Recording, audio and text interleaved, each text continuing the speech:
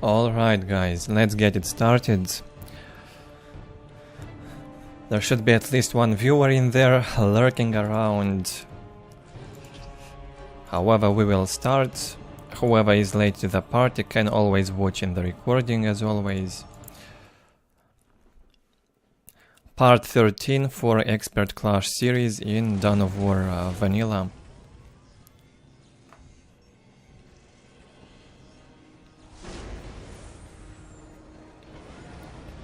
Today we'll see replays from Benji mostly, Charlie and Left. Space Marines, Orks and Eldar. Not so much Chaos, maybe a few Chaos games as well, we'll see. Well, hopefully. First game on Meeting of Minds, Team Extreme Benji with Space Marines. Scouts awaiting orders. 4 squads of scouts and only 1 servitor for now. That will be sufficient to build the listening posts. Playing versus one guy, Eldar. One guy maining Chaos, by the way. Often he will play also Orks and Eldar. Sometimes Space Marines, but this is a main Chaos player.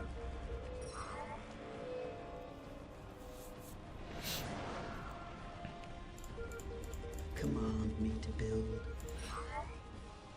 Gets 2 squads of Guardians out, gets the points, and he also started with a double aspect portal. Something Select would do. 1 second. Okay, just wanted to check if the stream is live. Looks fine. By the way, let me know about the sound quality. YouTube is telling me that the sound quality may be lower than usual. I cannot check that during the stream, unfortunately. Mind War gets cast on the scouts. Scouts awaiting orders. Kills only 1 scout in the squad.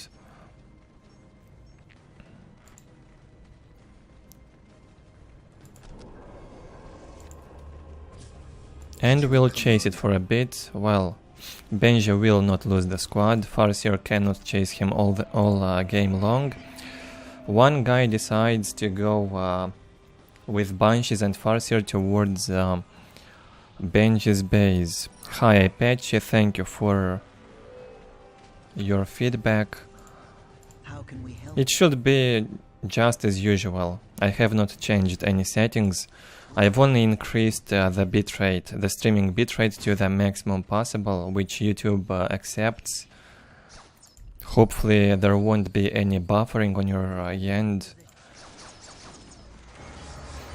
The video quality should have increased slightly, however it's probably not a noticeable difference for you.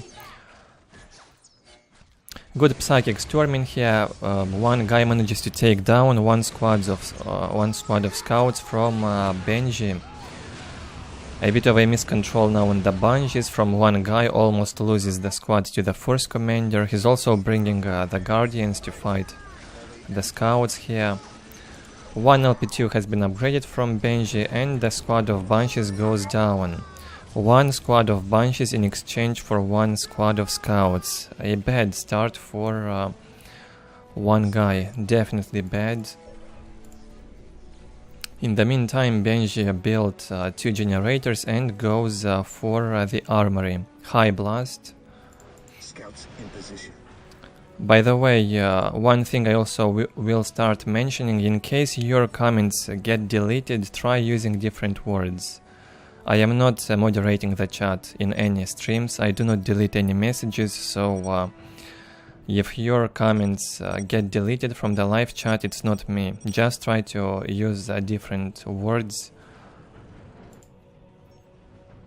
Another thing, hit that like button if you haven't done so yet, or dislike it, I don't mind.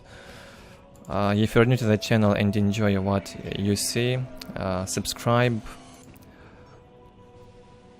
and click on the bell. You will get notified when I go live or when I upload a video. Scouts awaiting orders. Beware the alien. Something happened here. Probably one guy lost some squads.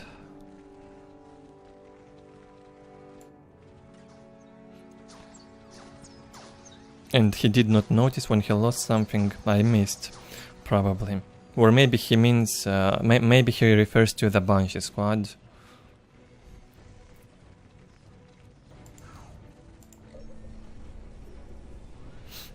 What's your order? A squad of assault marines coming out. The sniper rifles have been equipped on the scouts. 2 squads of scouts also have been killed, sadly for Benji. Good map control, however. All the points under control. Very good economy. He floated a bit on requisition, probably saved for assault marines. And maybe he is going tier 2 also. In the meantime, one guy also hits tier 2 already. And will decap a critical location. Good macro from both, a bit of a float in here from one guy. I hope he will deal with this float very soon.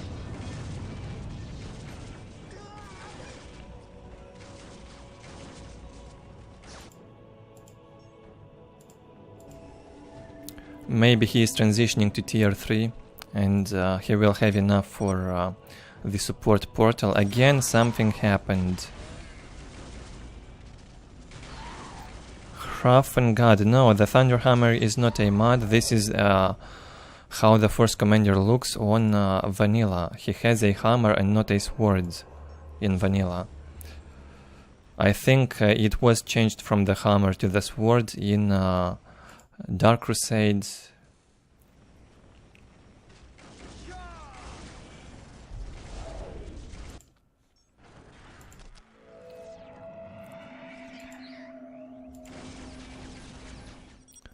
Still terrific floats here from the Eldar. He is not tier 3 yet, but I'm sure he's going for it, otherwise he wouldn't save so many resources. One guy is not investing at all.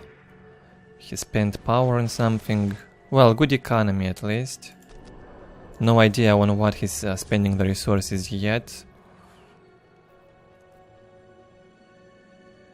No problem at all, Pierre, you can watch at any time, any day later. My streams are always saved on YouTube. Everyone can watch them.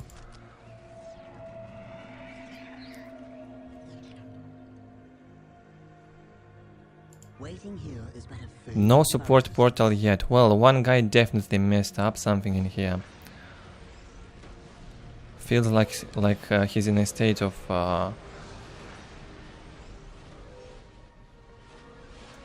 maybe too sleepy, I don't know. Floated for too long. Only now builds the support portal. Loses a point to the Space Marine player. Does not have enough infantry to face Space Marines army. Machine cult placed by Benji. Oh yeah, good point, Apache. Well, Select is to be blamed in this case. It's Select who does that build more effectively. One guy probably tried to repeat after him. Turned out terribly bad. Strike quickly. Okay, no more floats on the Eldar. Good to see that. Probably researches the Fire Prism Stone are done, and then we'll get Fire Prisms. Fast tier 3, a sort of fast tier 3 from one guy in this game. Some turtling from the players. Both of them will have vehicles soon. Both of them above 1800 MMR auto match points.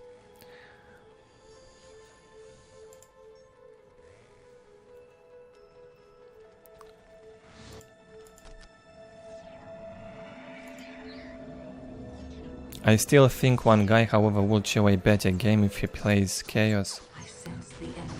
They are closing in. But it's good that he's trying to play other factions as well.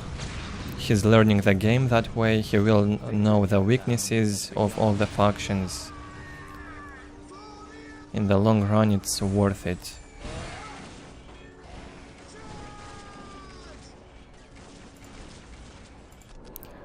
Take and hold countdown for Benji. 7 minutes to go. Can't rely on that now. Plenty of float on requisition. Looks like one guy does not have enough power to use that requisition. Getting infantry also costs a bit of requisition on the warp spiders. I guess he can still produce dark creepers and banshees with this huge float. Those units probably cost no power at all, so I still don't get why he's floating so much. Or he should try and build a big generator. Well, when you see a player floating like that, usually I'd say he's not playing his main race, which is exactly the case in this game. Not playing his main race, he has to think on what to do during the game. It's not a routine. If he'd play his main, he doesn't even need to think on how to spend those resources. Everything is being done automatically, almost. Benji decides to go in. He's got a dreadnought in here. Only one squad of warp spiders from one guy, and finally he brings the fire prism. Yeah, it takes about 2 minutes to get a fire prism out after the support portal is built. A lot of time for the support portal to build, a lot of time for the stone to be researched, and then takes time for the fire prism. So any faction will definitely have anti-vehicle by the time this thing gets out. You can't really rush fire prisms. Still take a while to produce.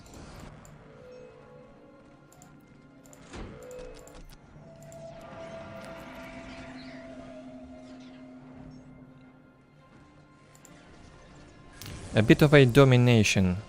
Benji is in full control of the game for now. Huge float, however, still from one guy. Decides to build a big generator.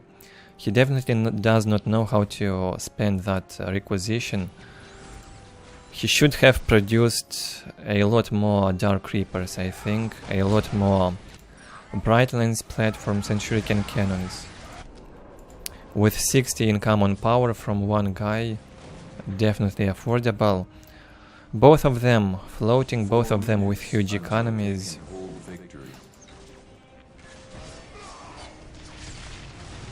Eldritch Storm has been cast. They follow the Assault Marines, apparently, in vanilla, or what? The Eldritch Storm changes position if it's cast on the squads. Yes, my lord. Not sure how this worked. While the enemies of the Emperor still draw breath. Even the animation followed the squad. That's the first time I see that. 2 squads of Space Marines from Benji with missile launchers equipped will have enough to destroy a fire prism. Also the Melta bomb from the Assault Marines will help with that.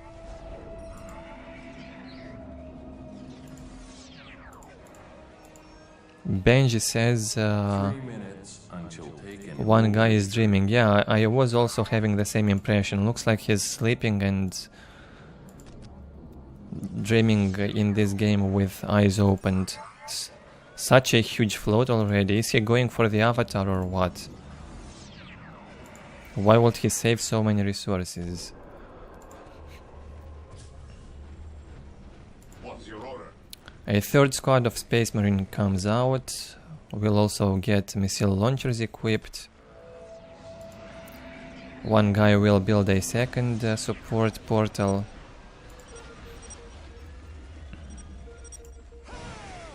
What would you have us do?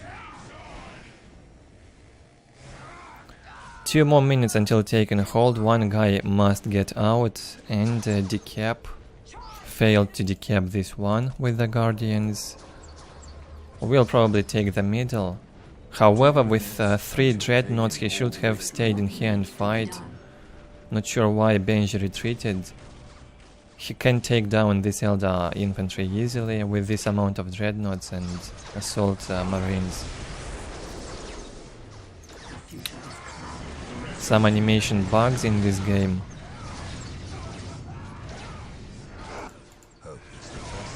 A librarian comes out, still tier 2.5 from Space Marine, but he's got both vehicles and sacred artifact. Support for infantry from librarian, and hopefully apothecaries will join the party soon. Attaching apothecaries to the Space Marine squads for regenerating the HP. A very good support in all Dawn of War 1 games.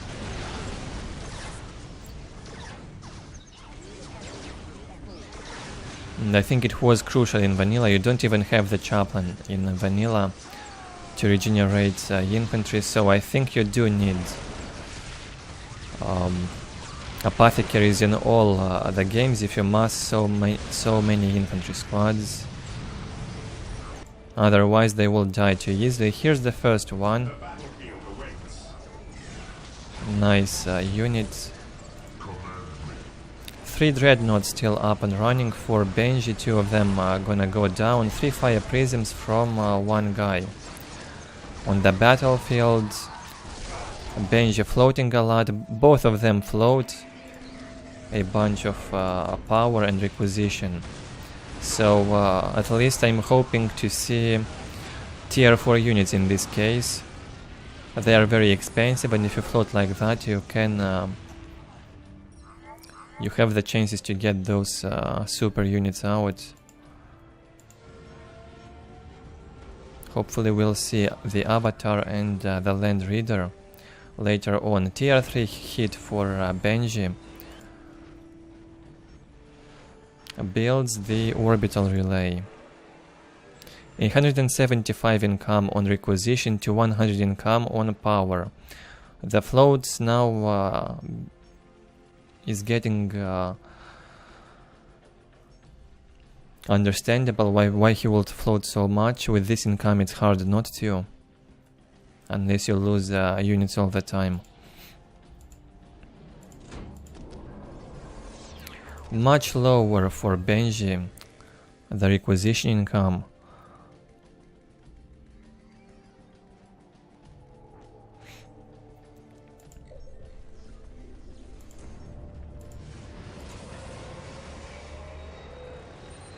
And one guy wants to take the second big generator. Benji sees that, he should not allow him. A mistake, another mistake from Benji in this game. He did not check on this slag deposit. He doesn't know that one guy has a big generator in there. He should have destroyed that long ago, ideally. And here the next battle begins. One guy gets in the middle, engaging with 3 fire prisms. All of them under heavy focus from the tactical Space Marines. Also, the orbital from Force Commander was cast not in a very good position. I'd say you must always cast it on buildings. Buildings cannot get out of position to avoid the damage, unlike infantry and vehicles.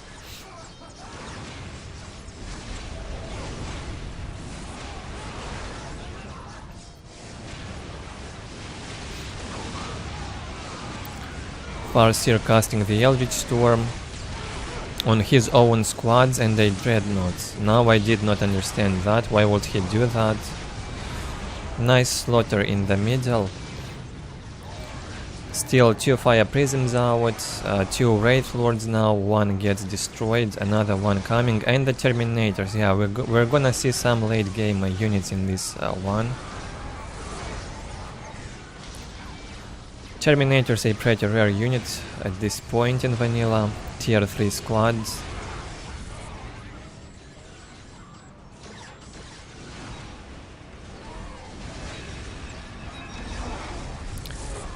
The Eldar infantry is losing, however the vehicles, looks like the Eldar vehicles are gonna win this fight.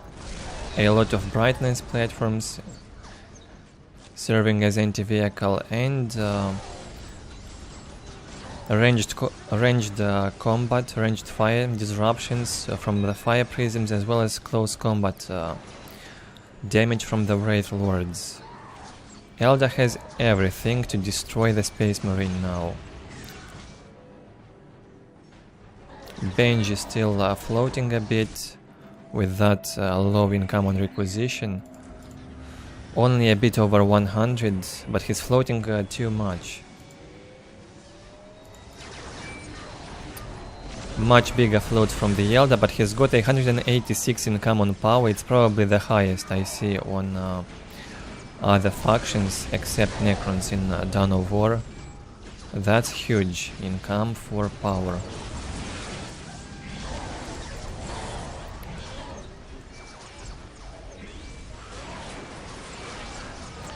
A second squad of Terminators joining the battlefield.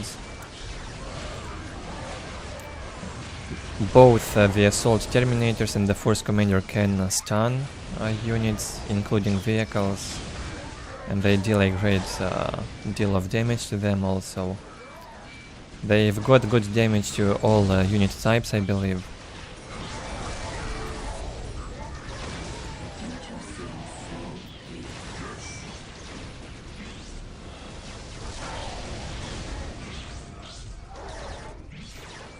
Hi Shag. Well, it's a bit later for me. I cannot stream later in the day if I start later, and the streams are long, so I must start early.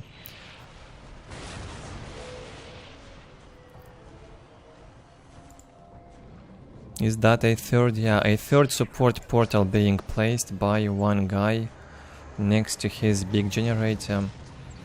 Good position. It will also block the path towards the big gen. Harder for Space Marine to destroy unless he deep strikes in there.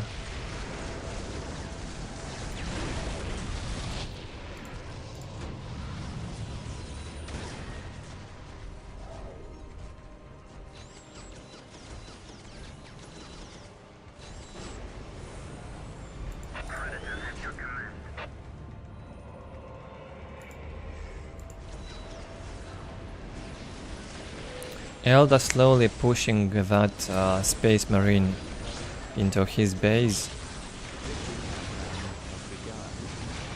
With his economy domination, I'd expect Eldar to win, but a comeback from the Space Marine is also possible if he destroys everything Eldar's got in here and goes for a quick counter-attack, not allowing the Eldar to recover quick. He can still win this, even with such a low economy now. I guess the Eldar's economy is now at least twice as higher than that. Yes, it is. Basically, Eldar doubling Space Marine's economy in this game. Very difficult to lose when you're in such a position, economy-wise. You can right-click on those units in the production buildings, get the strongest ones out non-stop, set the rally point, and keep pushing. The Terminators keep jumping into the middle of the map. They want to push back the Eldar.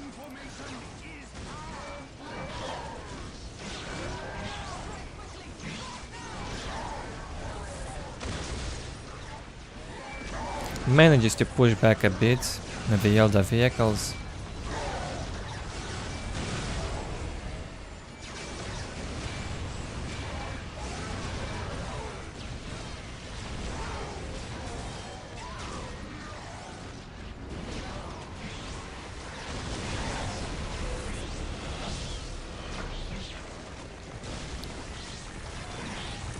There goes the second orbital bombardment from the Force Commander. For a second I thought it will fail. Oh wait, and it got cancelled. The Wraith Lord manages to kill the Force Commander, and the ability ends as soon as the unit which cast it dies.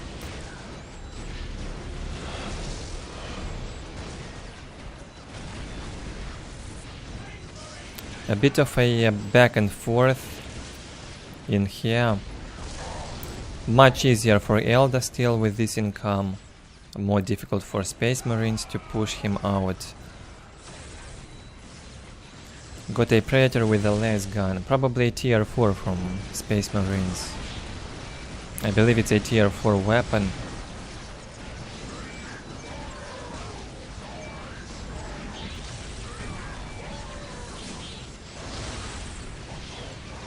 Marines badly outnumbered. Even the Terminators won't help him win the game. One guy keeps pushing with this economy. Makes good usage of the resources now in late game. Gets those expensive vehicles and units out non-stop. Can't really float too much when you do that.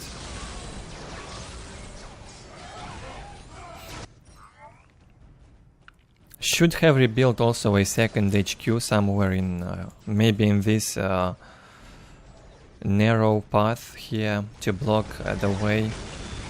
A new Force Commander comes to the battlefield, full HP now, he won't get killed. Casts the orbital bombardment. Look at the damage. It will take down that fire prism.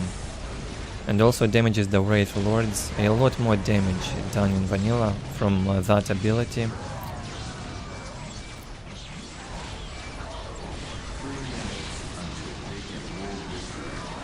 Farseer's turn to cast the Eldritch Storm. Also a good ability, however a lot less damage from that.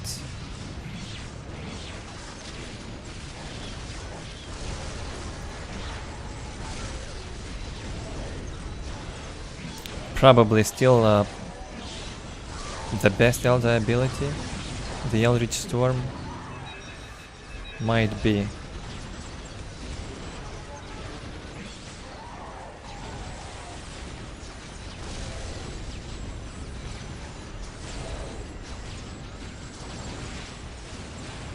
Under this heavy pressure, Benji cannot hold for too long. Even got out a usual Terminator squad, a standard squad in ranged, equipped the ranged weapons. They do also deal nice amounts of damage to vehicles even. I'm surprised. Well, they've got good damage to all types of units, just like the assault Terminators, I guess.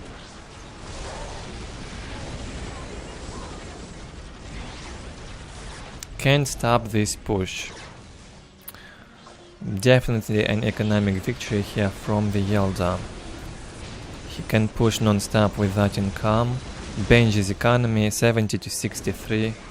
No way he can stop this assault. Early to mid game it was good.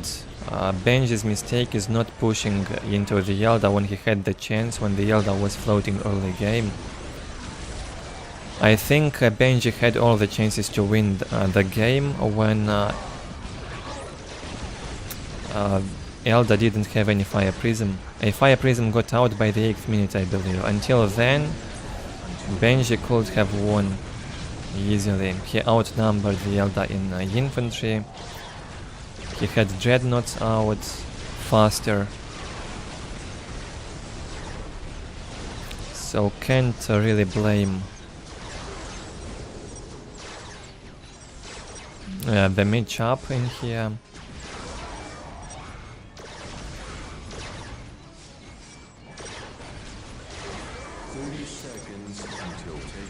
Taken hold, win by taking hold by one guy. He won't even get to destroy his opponent's buildings.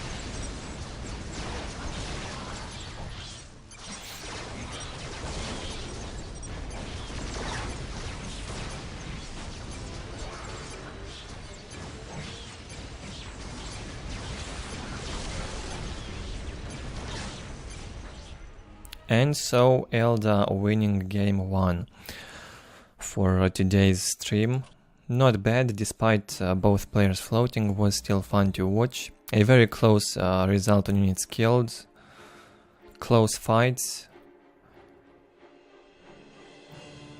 However, in late Eldar dominated, that's for sure. And gets 13,000 more resources.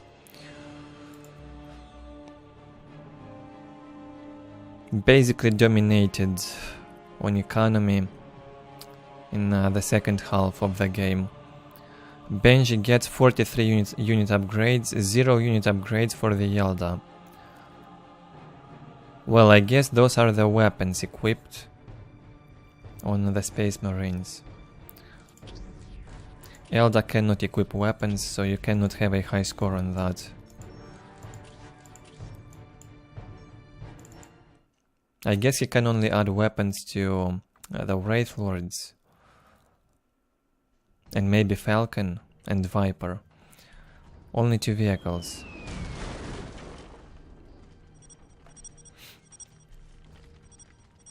Next game, the second one on Tainted pair, Charlie versus Select. 2 clan mates will be fighting each other.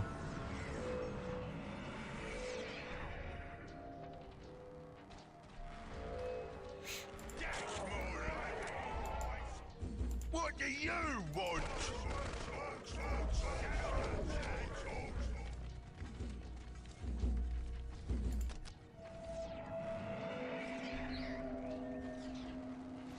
No double aspect portal from Select, I am surprised. Perhaps he is not doing that against Orks. And places a double generator instead. That smells like 3 squads of Guardians and Farseer. And maybe a fast Soul Shrine. Very risky, however. If he gets all in, he's dead, I think. Charlie builds a generator, a war banner, doing his standard stuff, 2 squads of Slugger Boys, and the mech will follow.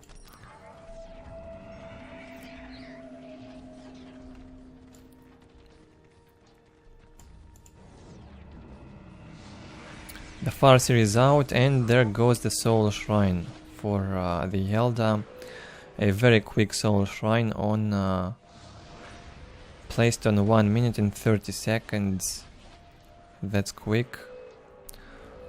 Quite cheap in vanilla, affordable, but still risky.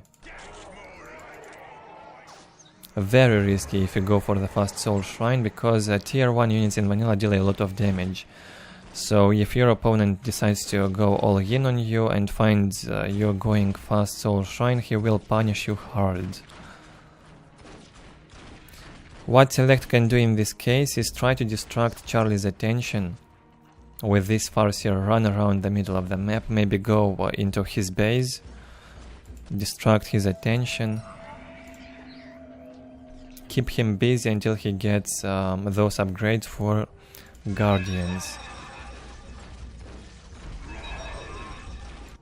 Only 2 squads of Guardians from Select.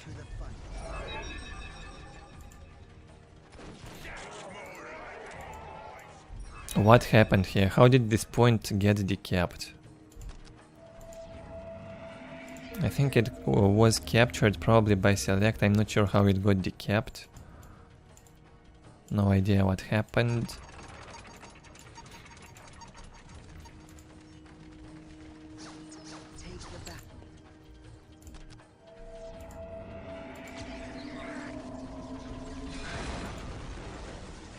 The Farseer is here, hitting those Gretchens, disrupting them away from the LP, and Charlie cannot finish building it.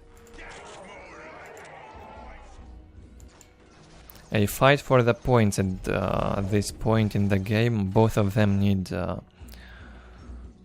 outer points, these 2 key points, both of them being captured by Charlie. Very bad for the Eldar.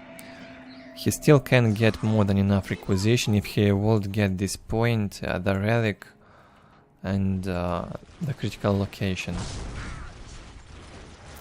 Here come the plasma grenades from the Guardians. I guess that also was a tier 2 upgrade.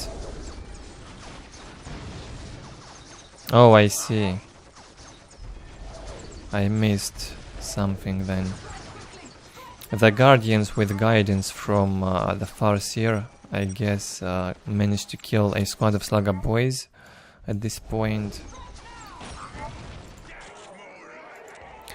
Again, select feels Charlie's lag, any issue when you play against Charlie. He will lag and you will experience the same.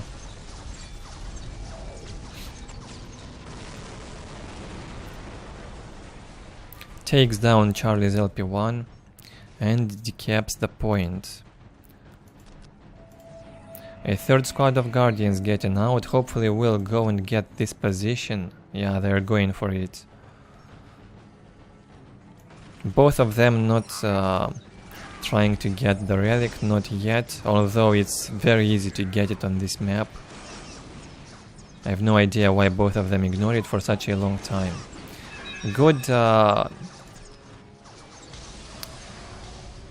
cast of entanglement from the Warlock. Stuns that big mech, deals a ton of damage to him, and Charlie jumps away.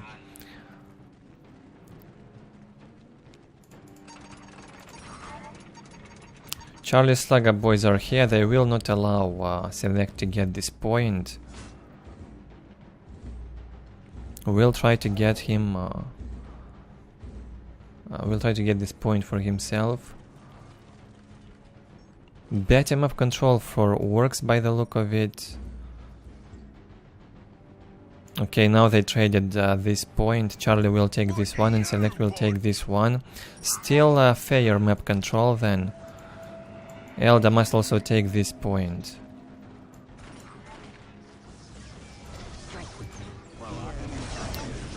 Upgraded the Warlocks. Very painful. Casts that ability on the mech once again. He receives also the Mind War from the Farseer and the mech goes down. That was very well executed by Select right here. Solid performance so far. Enjoyable to watch this. Pretty unique Eldar playstyle compared to the other Eldar players we see in vanilla. Select is doing something more unique, developing his own game.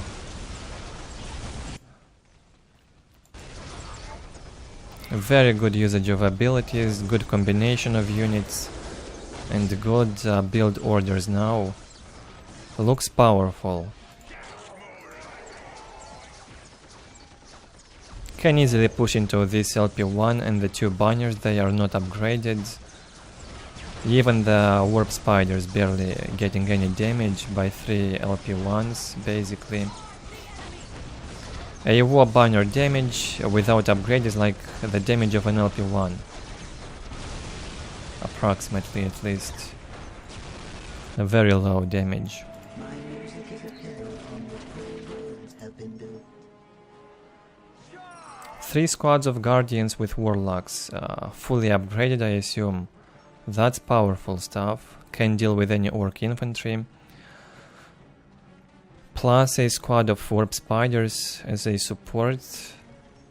No Warp Spider mass, like we see from Insane and maybe one guy and other Eldar players. Something different in here. 92 to 20 income for Charlie. 86 to 20 for Select. Pretty equivalent economies. I'd say a bit too low for work. They do still need more requisition income. If they want to mass those close combat boy squads, they always need reinforcements. Very expensive play style on requisition. Oh, I see. Now Charlie went for the fast custom blaster. With this weapon, he might actually manage to deal with all these Guardians and Warp Spiders. No, the mech will die in fact, but it still was a good trade for Charlie. He managed to kill a lot of Eldar infantry. The burden of leadership lies with us. Not any full squads have been killed, but a lot of models in each squad killed by that custom blaster. Charlie failed to keep the mech alive. Did not manage to keep the mech alive with the Mad Dogs, sadly. Did not get to cast that ability. Select keeps saying that the game is going too slowly. Heavy lag on Charlie's end. I know that from the forum discussions they were talking about that issue on the forum in the replay threads, so Charlie admitted that his laptop was lagging. This time the mech will deal a lot more damage. He can still shoot even when fought in close combat. Oh my goodness, and he's being kept alive now by the Mad Dogs. Much better usage of the mech the second time. And the Mad Dogs will deal a ton of damage to Select's infantry. That was unexpected. At least I did not expect this build from Charlie this time. Worked very well. The mech is still alive. And Select is even asking why the mech is not dying.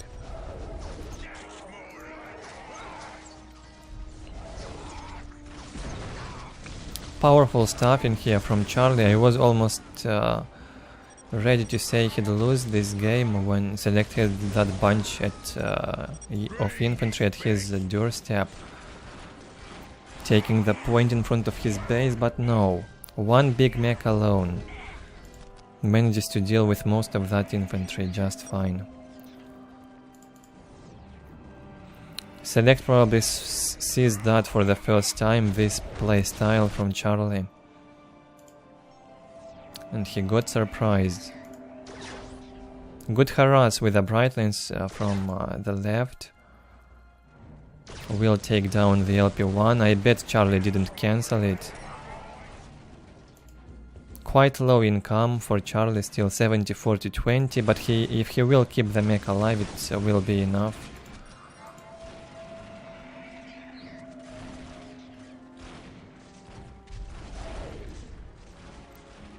More and more infantry getting reinforced by Select.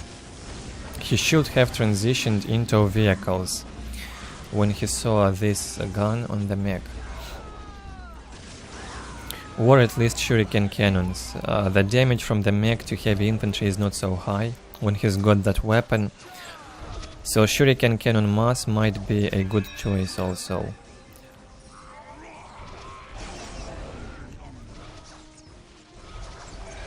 Four squads of Guardians.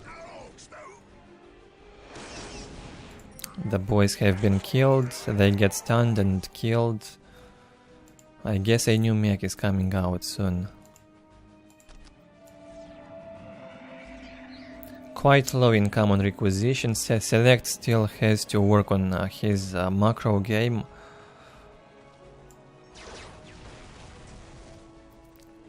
When he will start upgrading economy faster, he will probably become unbeatable.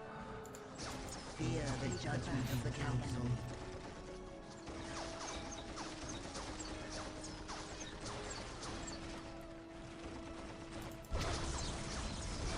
Will take down a war banner badly positioned once again by Charlie. The new big mech is up, and more Mad Dogs ready to aid him in the next fight.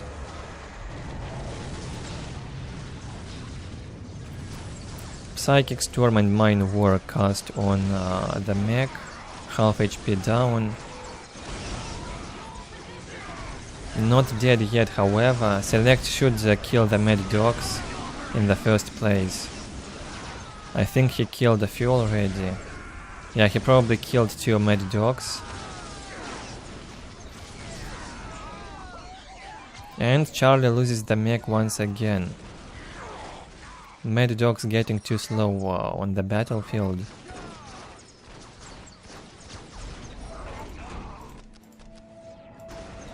Good hold by the Eldar.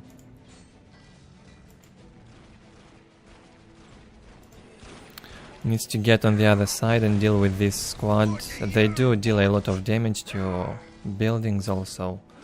Especially with the Nob Leader, they can take down even an LP2.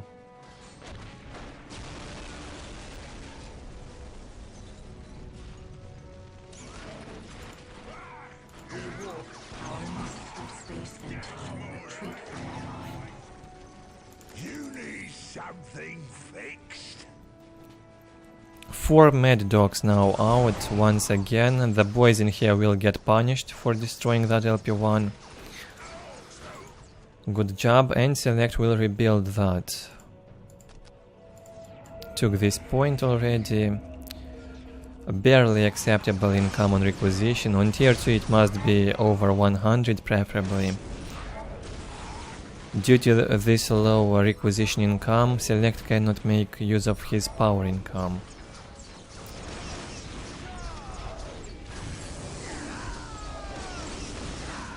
So when you start floating in power like that, either go vehicles, in this case Select cannot do that since they are tier 3 units, or start upgrading those LP2s, would be best. More and more hits by the mech, killing those pointy-eared gits from the Eldar. Another good exchange still for Charlie. A lot of Eldar have died in this fight.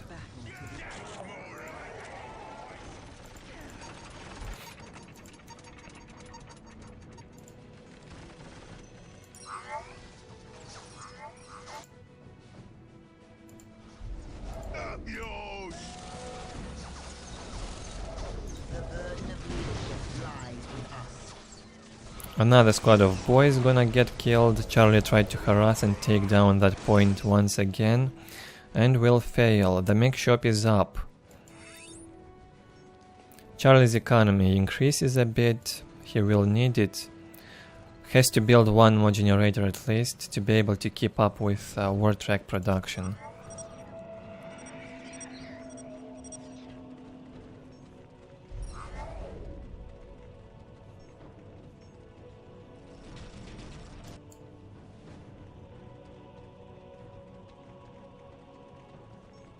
Hopefully this game taught Select something. More experience never hurts. He did not expect the mech to be that strong. Probably seeing that for the first time. The mech with custom blaster supported by Mad Dogs. Very powerful stuff. And there Charlie goes again.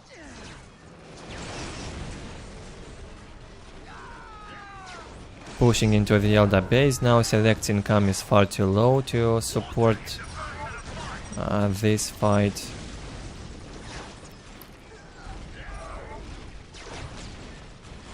Has to run back. 3 war tracks in here would also deal easily with all this Eldar infantry. And a full HP big mech is still alive.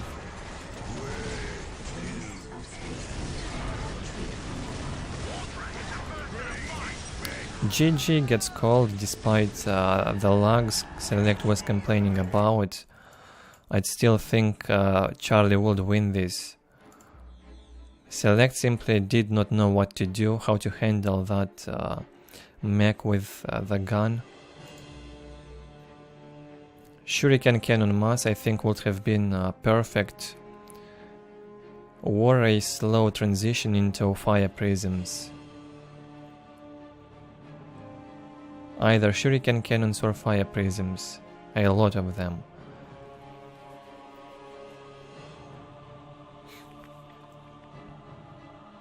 A very close score on economy. On military, Charlie gives no chance to Select in the end. Still lacks some game knowledge, but early game was very good from Eldar.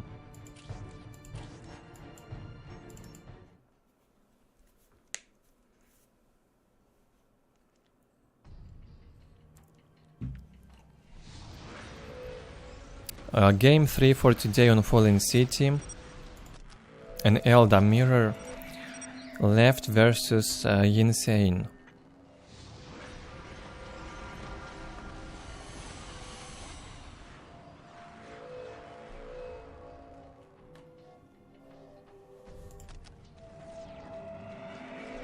Both of them very experienced and with a high rank, expecting a good game, although Eldar Mirror can be a bit difficult to watch at times.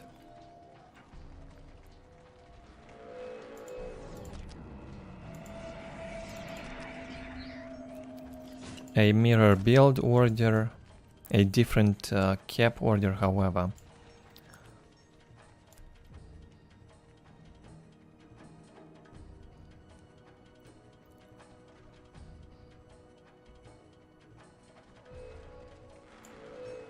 Good one from left, I'd say it's super safe. Same from Insane. He's getting this point, the outer point first.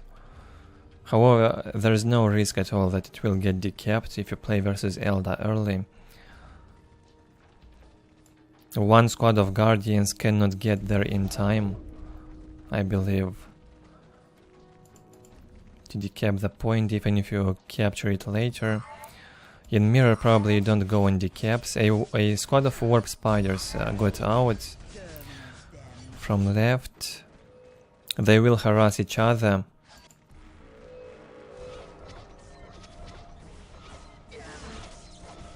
Bone Singers will go down. And maybe these Guardians, they cannot escape anyway, so Insane decides to fight those Warp Spiders in close combat.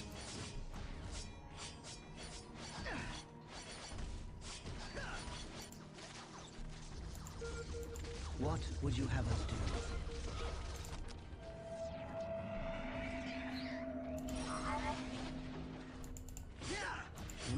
do? Wins Insane a lot of time if he fights like that.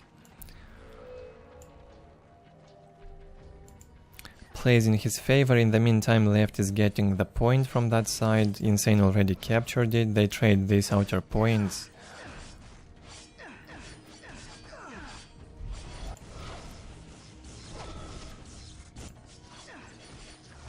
And left will now try to take this one point as well.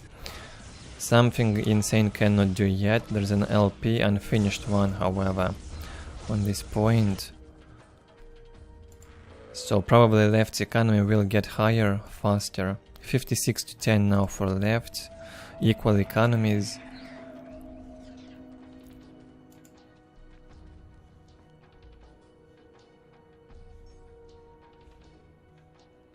Insane decides to take these 3 points from left side. Good decision. Get them quick. And the same is being done by left on the other side.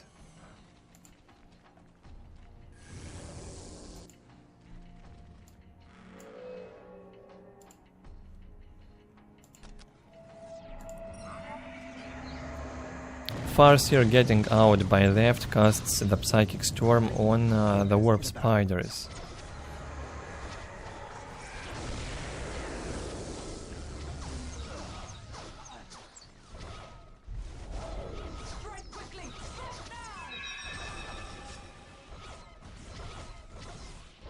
Easy winning here for left in this little skirmish.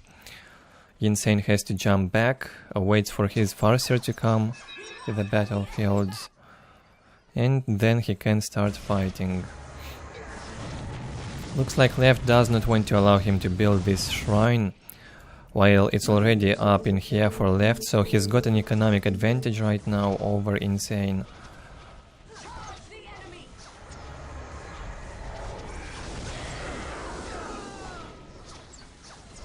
And feels like Insane is gonna lose this fight anyway.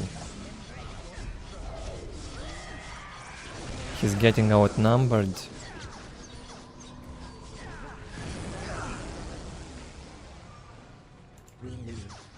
Now I did not get this jump. Why would you jump like that and go right into the Farseer? Also in this fight, a squad of Guardians to help would be very welcome. This squad, instead of getting the critical location, getting in this fight and helping the Warp Spiders deal with the enemy would be wise. Left also adds a squad, a second squad of Warp Spiders. Now he has more chances to win. Insane in this fight. Insane will need to retreat. His squad of Warp Spiders is far away from the fight. They will jump into the LP2. Bad jump. A blind jump in here. Surprise for Insane. Jumps for the second time and will take down that LP1. So far looks better for left. Left will not allow those Warp Spiders to deal damage to the LP1. He sends the Guardians to deal with them in close combat and builds the Soul Shrine very far away from the base in a risky position.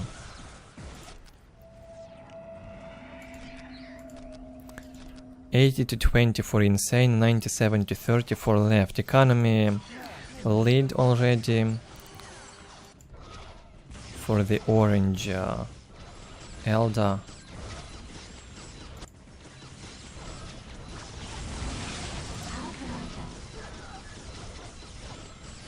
Looks like the Guardians in here got killed by the Farseer.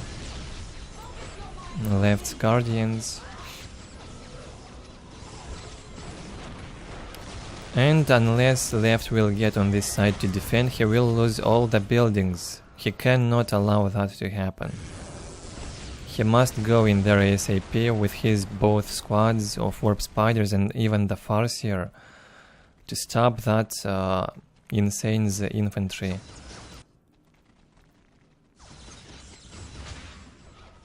Losing 2 LP2s and 2 generators, that's big. And will hurt even more if he loses the Soul Shrine.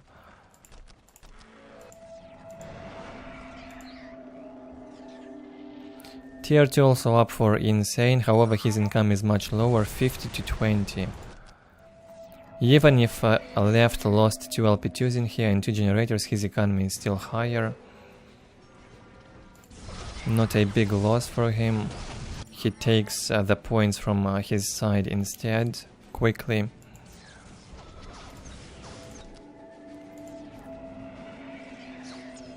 And will continue harassing Insane's economy in advance.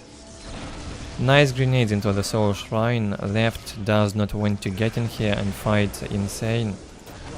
3 squads of Warp Spiders now from the blue Eldar. And the Farseer. 3 grenades. Take down that Soul Shrine easily. Easy target.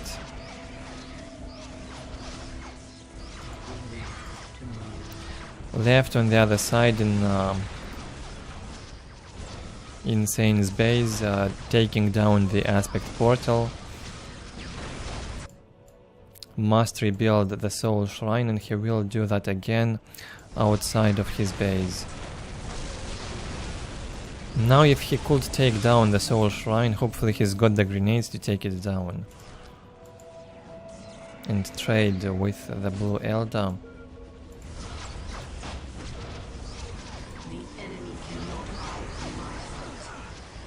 Nice disruption from the Farseer. She will go down. And expecting Insane to win in this fight, now with the full HP Farseer and 3 squads of Warp Spiders, he outnumbers left. Should be able to hold and push him back. Jumps into his Warp Spiders, Insane still outnumbers left. Left is losing morale on his squad. And he does not even react, doesn't even try to retreat. probably waited for the jump, saved the squad of Warp Spiders still, but lost a squad of Guardians. Good economy for left, 140-20, almost doubles Insane's economy at this point. Still in a much better position, even after losing that Soul Shrine. Now it's bad that he floats like that indeed. Needs to deal with the float ASAP.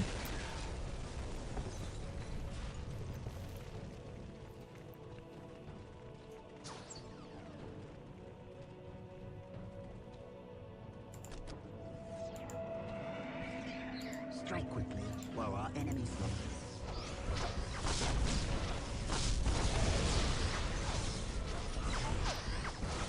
Two grenades from Insane cast into the Aspect Portal, takes it down.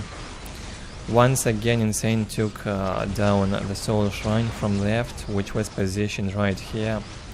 Bad positioning from left. Had to build it from the very beginning in the base. Build 1-2 Bone Singers at home and build it here behind the HQ. Build it once and be done with it.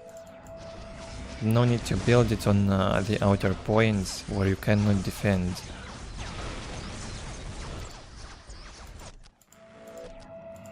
And so left's economy is getting lower now too. 68-20, he still has some good bank on requisition.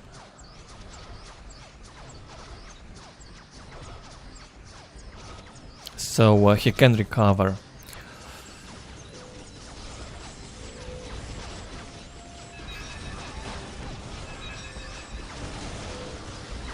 Two support platforms also built by left in the base. He does not want these Warp Spiders to take down everything in here. I'm afraid the support platforms are too squishy. Warp Spiders almost don't care about them, they get destroyed way too fast. Even without the Warp Spider ammunition, they would go down quickly. 50-0 income for Insane, but much better infantry. More Warp Spiders, Farseer is alive, probably has more upgrades. His Soul Shrine has been up all game long.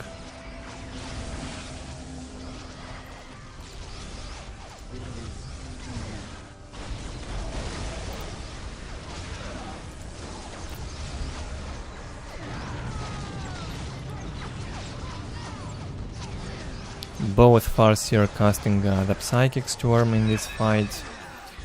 One squad of Warp Spiders from Insane losing morale and getting killed.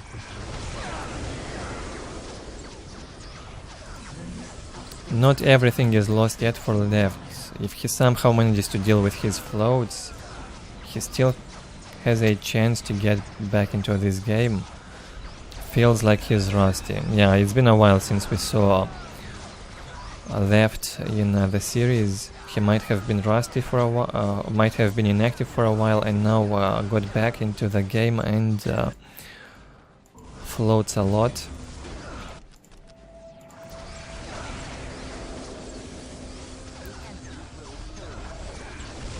Insane with a much worse early game. However, he's doing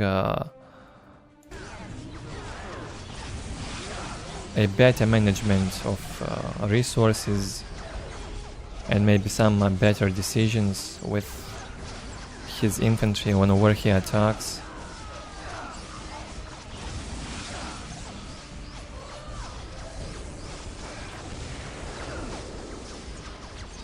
Confusing fight in here, still both players having two squads of Warp Spiders alive and both of them having a Farseer. Low HP for both. A very close fight right now. I cannot tell who will win yet. Left Farseer gonna die first in here. A nice fatality from that Warp Spider.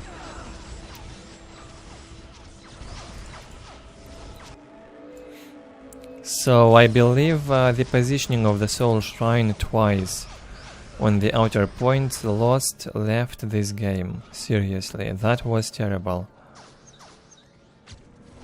He could not even make use of his resources properly when the soul shrine was down, when it was being built. He could have gone tier 3 or make a lot of upgrades.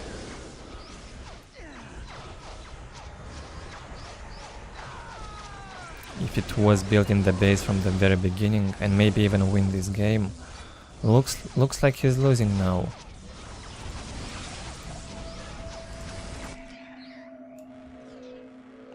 Insane's map control getting better and better. I did not expect him to win this game after seeing the first few minutes into this game. Very low HP for Insane's Farseer, goes down. Still fighting strong.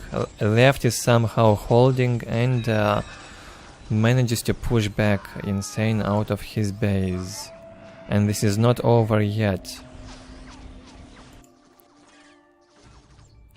Good bank on requisition, can recover, can rebuild.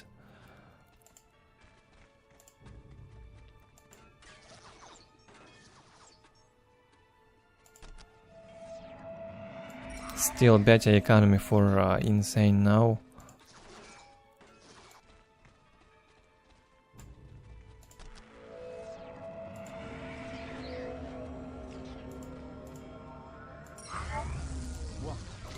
Sense the enemy. They are closing in.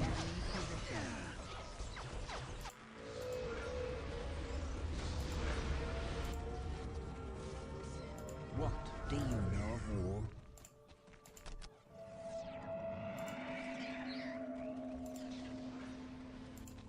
What would you have us do?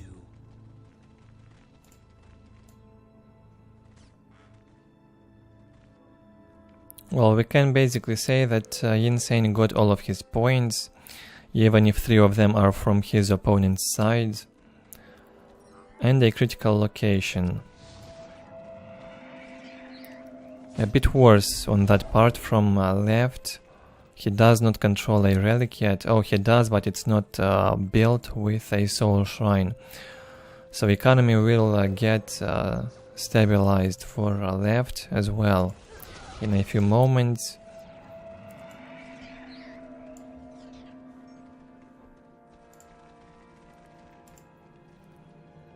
Nice build up in here. It's important that he will defend this. Now I believe if left will attack in here and if he takes down all that, he might have a chance to win.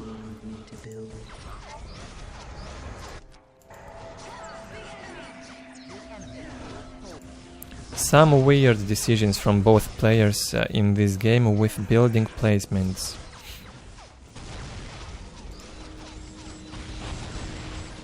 This might have felt safe a while ago, but if left will decide to perform a strong attack on this LP2, if all this goes down, it will be terrible for Insane, and maybe he will even lose after that.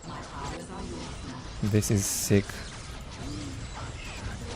A generator has been destroyed, an LP2 probably absorbed a grenade, and also goes down.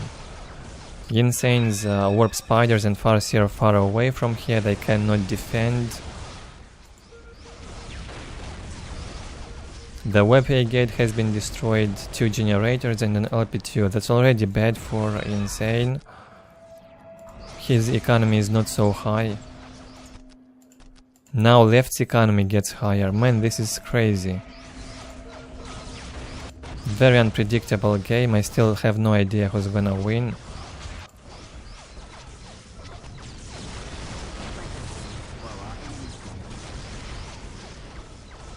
Four generators destroyed, a web gate, an LP2, and even the aspect portal will go down. That's huge from left. Good job with this attack.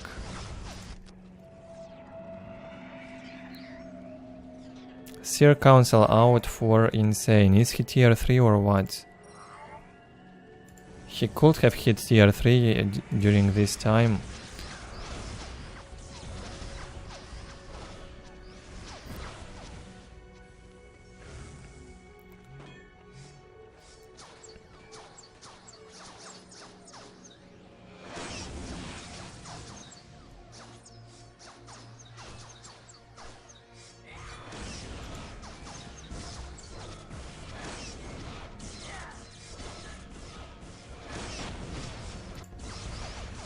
Aspect portal almost destroyed also.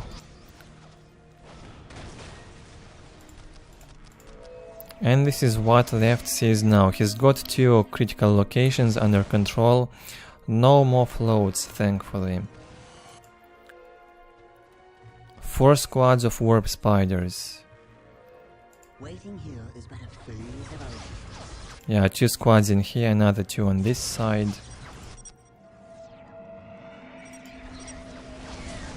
77 to 0 income for Insane. He's got 3 squads of warp spiders, Seer Council and Farseer. If they would end up fighting each other, I'd still bet on Insane to win. With 2 units which can tie up in close combat, Seer Council might be a pain. For the warp spiders, I guess we'll see that fight soon. Fear the judgment of the council.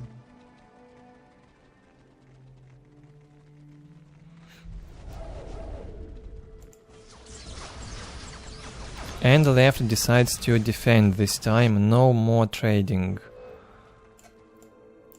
Didn't even decap that relic in there. Must get back home ASAP and defend. Insane manages to kill left's Farseer. That was terrible from left. And he's also getting the Seer Council out. Goes into those warp spiders to tank. Ties up a squad.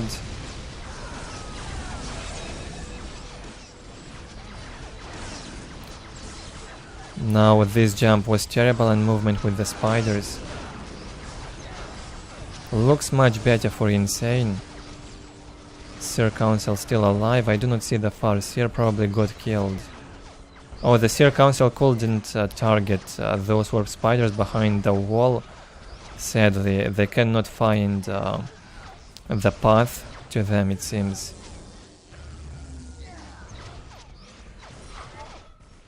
Left wants to finish it off. Has some resilience to ranged combat, not easy to kill.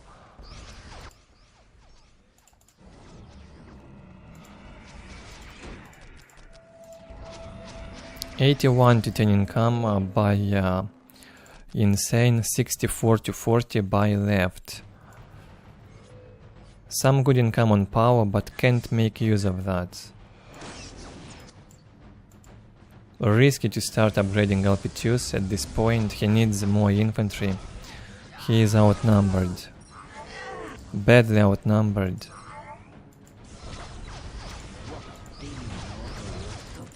A new Farseer comes out.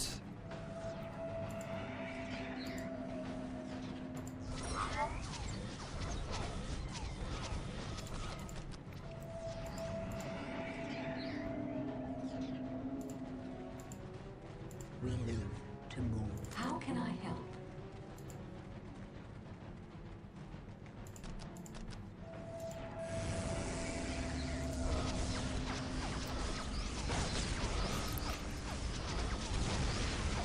A pretty unique mirror matchup.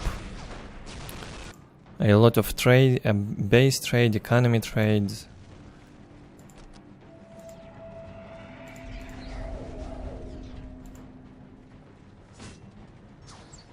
Players avoiding fighting each other for over and over again.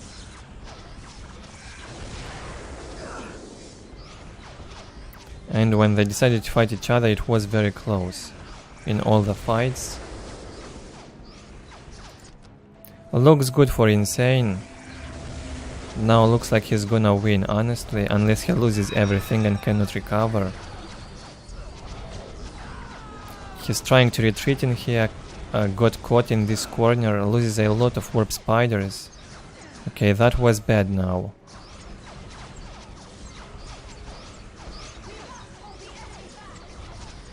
Loses a lot on the retreat. Recoverable, however, with this economy now, he can easily recover. Much better, much worse for left. Only 42 income on requisition. nightmarish economy for tier 2.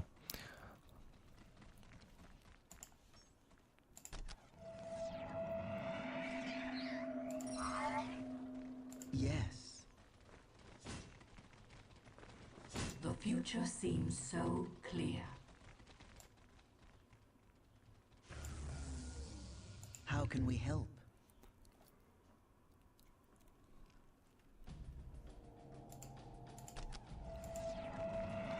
Insane will not give too much time for left to recover.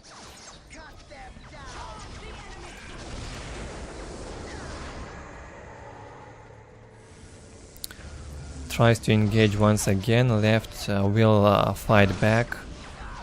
Won't give up easily.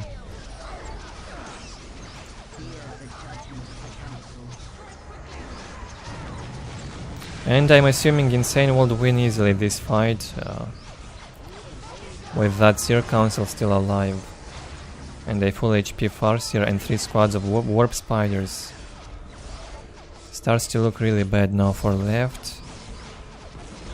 And if you lose a lot in the fight with such a low income, almost impossible to recover. 50 income on requisition. 1000 float on power. He built too many generators.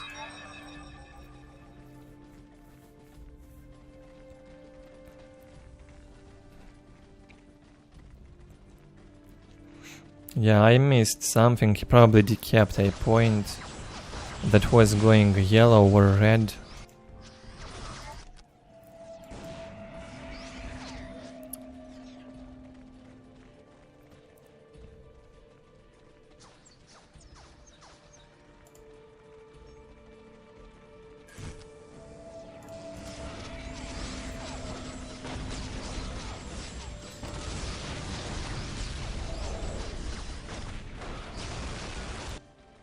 Insane goes in once again into left's base. Left not at home with his infantry, far away.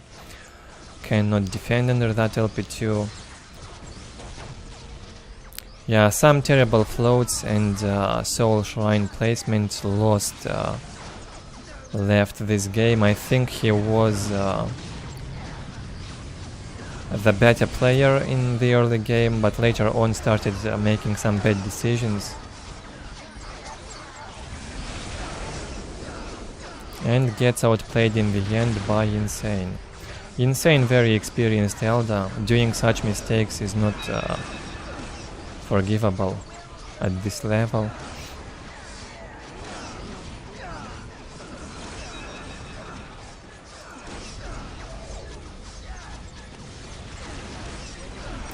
GG gets called by left.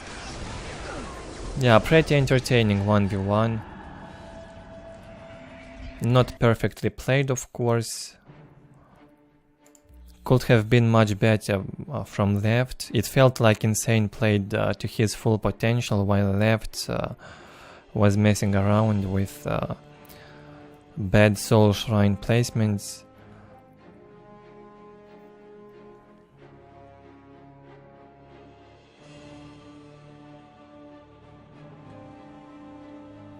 A very close result on units killed. Left killed a lot also. In the end, he lost that fight. And even on economy, left wins. For the most part, he had a very high economy. Only after mid-game, he started to get worse. Slowly. If he wouldn't place and 2 Soul Shrines on outer points and lose them, and if he wouldn't float 1k on requisition, he would have won. My honest opinion.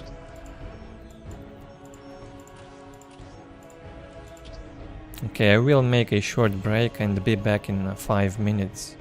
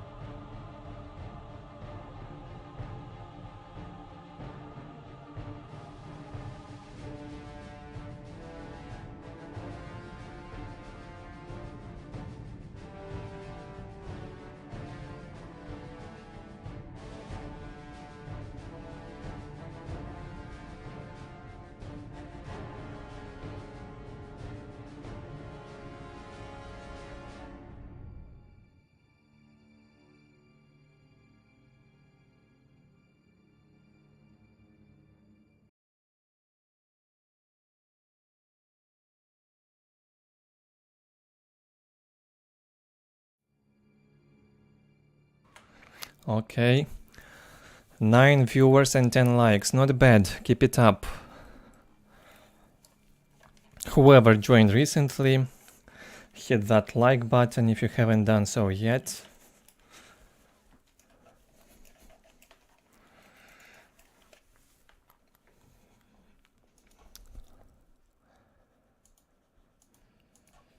Okay.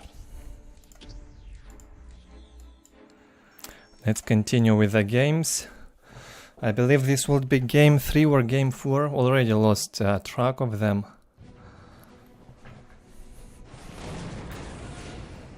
On outer reaches.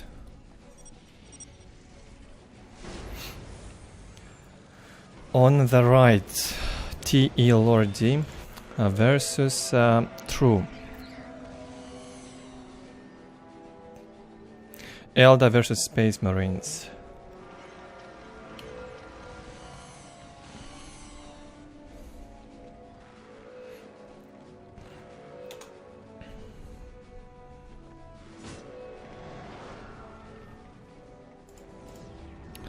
Okay, this looks familiar. Double aspect portal from True.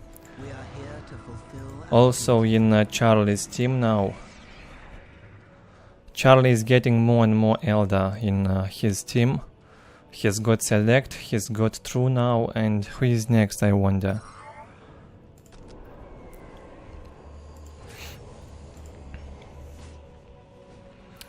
From Lordy, 4 squads of scouts. I believe we saw at least one game from Lordy in a previous part. The founder of this team.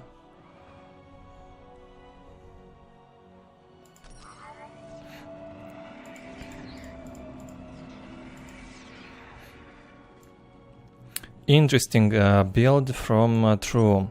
Only 1 squad of Guardians and a squad of Banshees. Both aspect portals still producing. The Farseer gets out of one, gets deleted, and True receives about 50 requisition back. Not bad. I believe he is expecting Marine to mass him with scouts and Space Marines early game, so he gets 2 Banshee squads very quickly. This might work for the Eldar. He just has to keep that squad of Guardians busy at all times and keep getting those points. By the way, let me know if the sound is fine. YouTube tells me there might be a sound issue. Is the quality as good as ever, or have you noticed any issue with the sound? I'd like to know. We are the messengers of doom.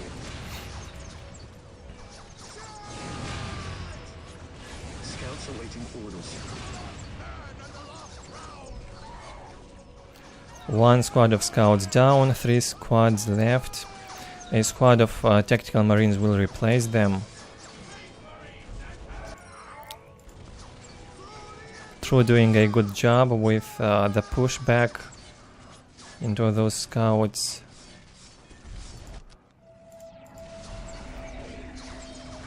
Banshees now will switch the focus to the tactical marines, and Farseer will tie up the scouts one by one in close combat, not allowing them to deal a lot of damage in range. Well done in here by True. Just has to ignore that force commander, no need to focus the commander, ignore him. He will easily destroy a squad of Banshees in close combat.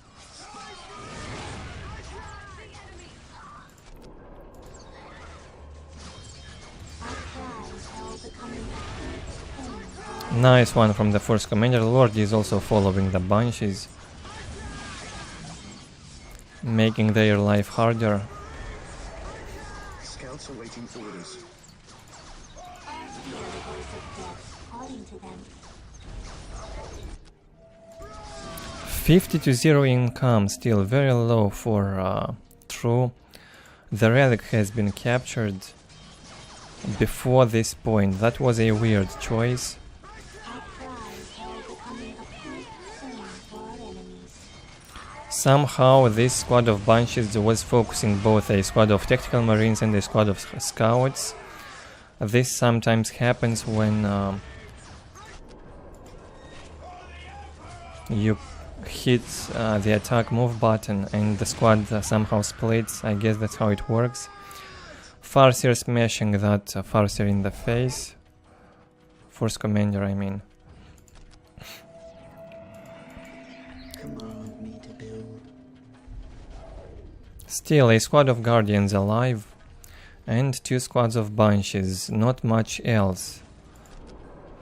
Lordy's economy is also very low. He's doing a sort of all-in most of the time.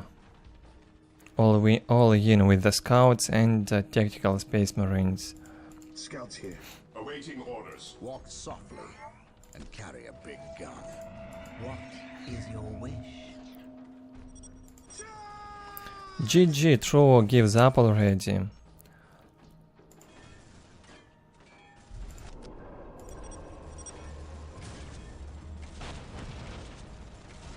Scouts in position. If he would get in here and fight this amount of scouts, he'd get slaughtered. Only 2 squads of Banshees cannot tie up so many ranged units, they cannot deal with the Force Commander, so yeah. This is over for the Eldar.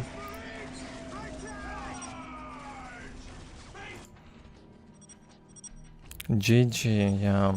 Well done, Lordy. Although it's a lot more difficult for the Eldar to stop this than for Space Marines to pull off such a build all in. Not sure how Eldar messed up. Probably losing the Farseer was too bad. And I think he had to focus the scouts early.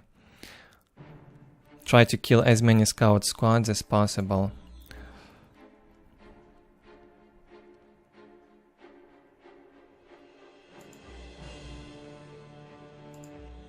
A very close result on economy and tech and even on military. However, in the end, True did not even try to fight, he simply gave up. He'd lose the fight, however, anyway.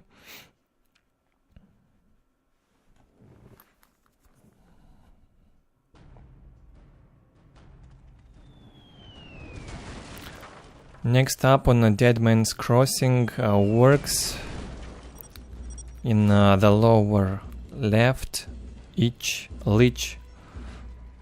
the familiar Ork player to us. Lich versus Estel, another familiar name. We saw games from both of them.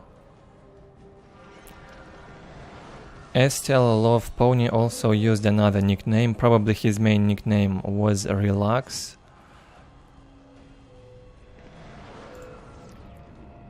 So we might see games from him also under that nick.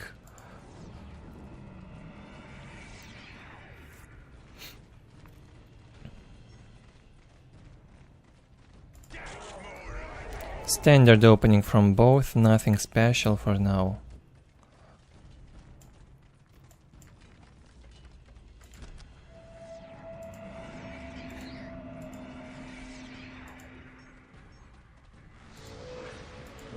Shaped by fate, just as we shape it. Guardian squad. My music is a pillar upon which 2 squads of Guardians aspect portal generator. Hopefully the Farseer will follow. No Farseer, a squad of warp spiders.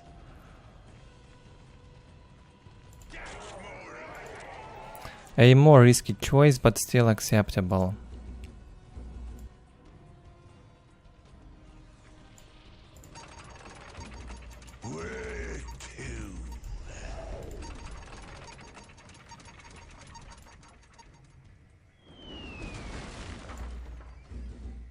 From the Ork, 2 squads of Slugger Boys and the Mech. Mech can follow and hunt those warp spiders for a while.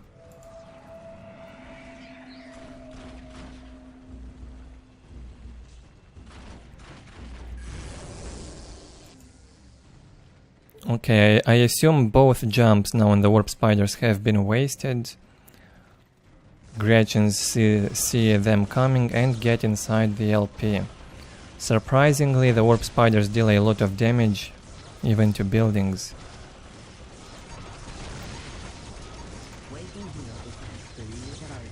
Lich will repair it.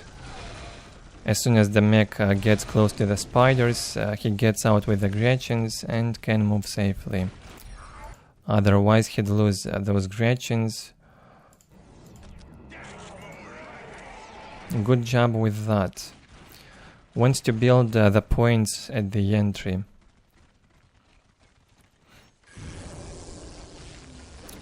Another jump. The Saga boys should just fight them in close combat and reinforce a bit. They can chase. Big mech also warps into those spiders. And kills 2 of them on the move. Very good job with that.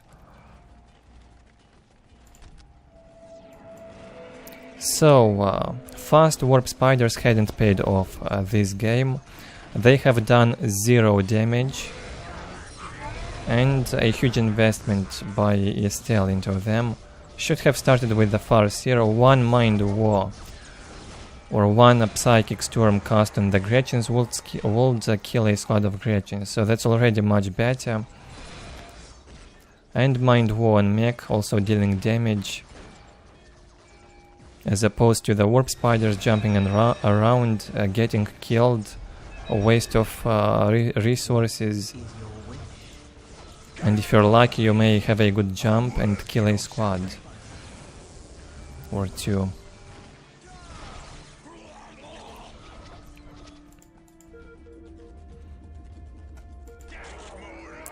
Much better economy for the work.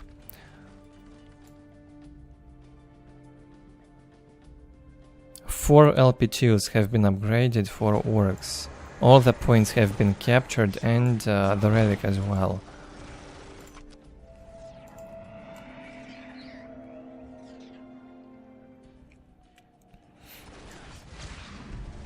Nothing is hidden from my sight. To move.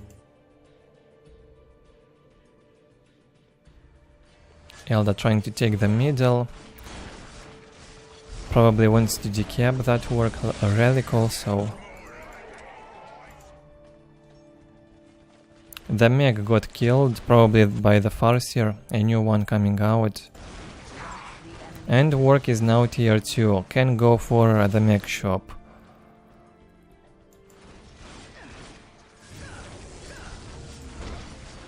Very good hold so far from the work. Looks like finally he might lose a squad of Slugger boys.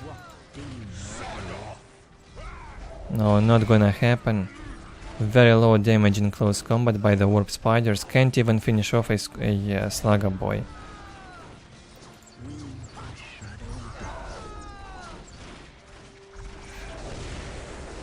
Hi Edward, and welcome.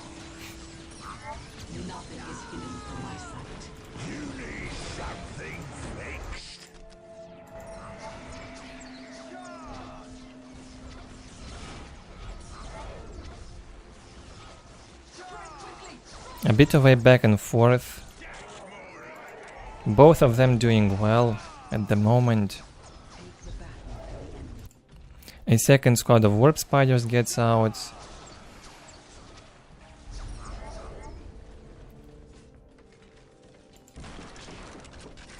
More and more generators being placed by Lich.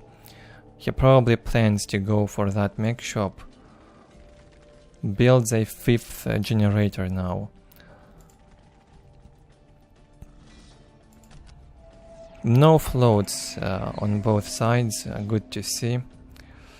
Unlike the previous games, these two manage their economies much better.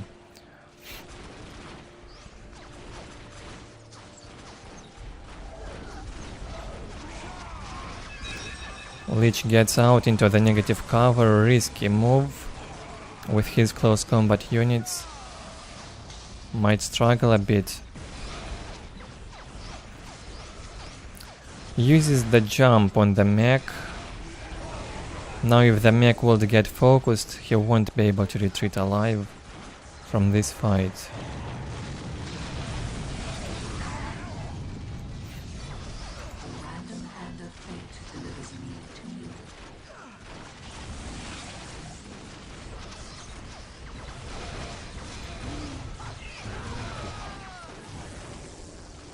Difficult to focus the mech, both warp spider squads being chased.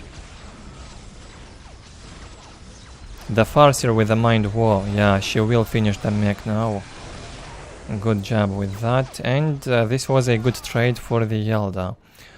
Losing a few models in exchange for a mech, very good. Mech shop has been placed and will be finished soon. And a 6th generator. That would be plus 16 common power for Orks.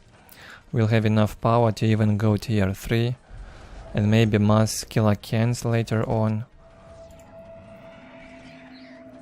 3 squads of warp spiders now, that's scary.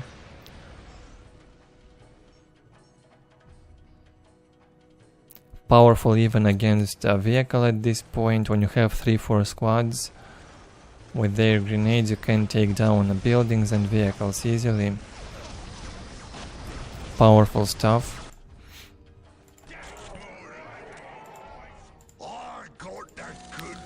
A new mech is out, the boys are still alive, holding back for now, cannot risk going into those warp spiders, could be a trap from the Eldar.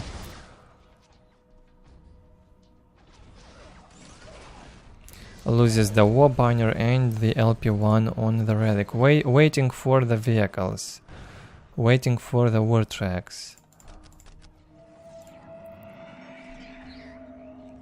No bright lenses yet for the Eldar, no anti-vehicle. Hopefully he's got those grenades on the spiders at least. Lich is getting out and will go into attack now with 3 war tracks. And more coming.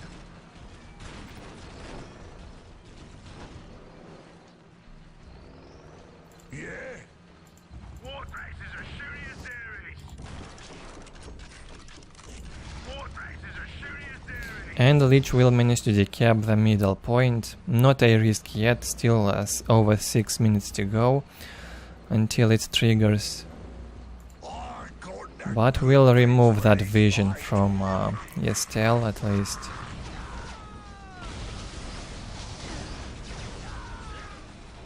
Only 1 brightness platform is out, it will get focused by 2 war tracks and killed. Now even 1 war track will finish it.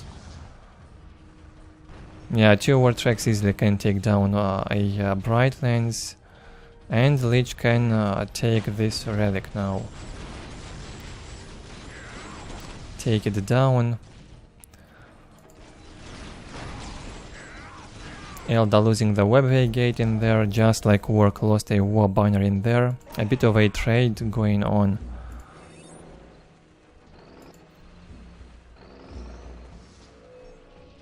Looks good for Orks. Tier 3 up for Eldar goes for the support portal. Still about 2 minutes to go until that fire prism gets out. Ork can deal a lot of damage until then. Nice one with the Eldritch Storm, will disrupt those Gretchens. Thankfully they have not got killed.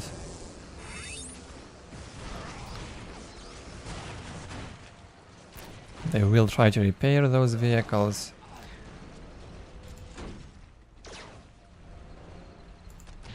And Lich cannot really push in, not yet. Although he could have tried. Ork also hitting tier 3, now that's good. Hopefully we'll see those knobs. Builds more war banners, very good income. Expecting the custom blaster also.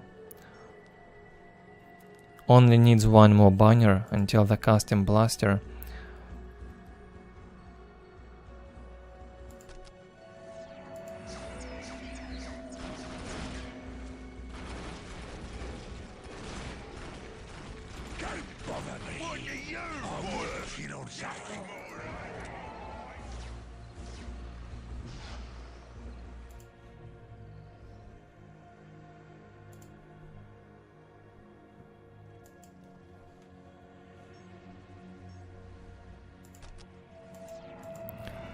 And looks like a fire prism is in production for the Eldar. Now with 3 bright lances. Wait.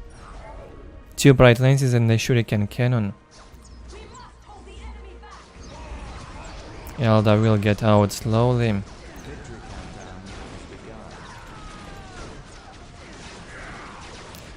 No problem for the Orks. The squad of warp spiders already has been killed. The boys can push in. If only Lich would have done that a bit earlier, he'd probably win by now.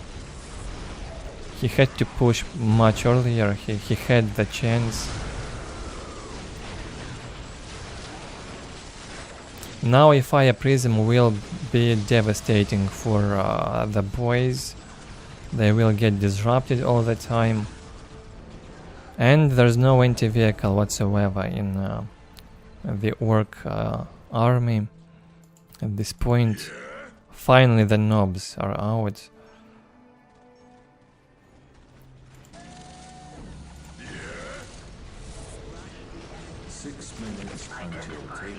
And the war boss is here.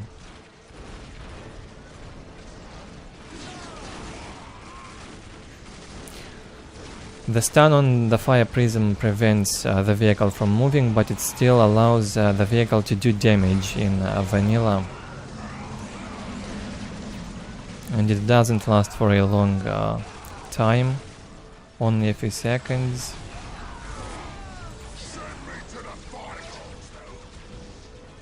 A bit of back and forth here. Ork will hold the middle on the critical location. Surprisingly resilient war tracks, even in the negative cover. Oh, a killer can gets out. Now that's sweet.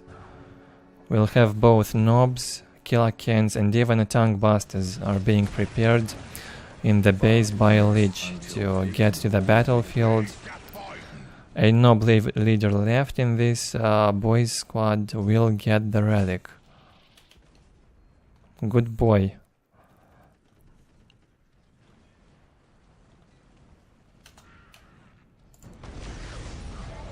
Take the battle to the enemy. Ork cannot hold in the middle, not with the knobs in there, and the tank busters was not grouped together. 3 squads of tank busters, this should be enough. Looks like 3 squads.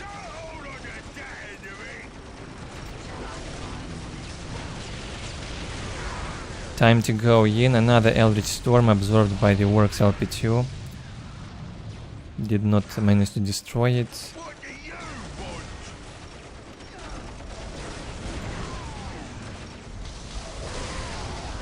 And Lich gets out with this amount of boys, killer cans, war boss and knobs. I expect him to breach through those LP2s in there. The perfect combo from the Ork to tank in there. However, he must send the tanky units in front. Send the knobs and the killer cans in front. And the tank busters will follow. Also war boss in front, of course. 3000 HP. The fattest commander in vanilla, I assume. The war boss.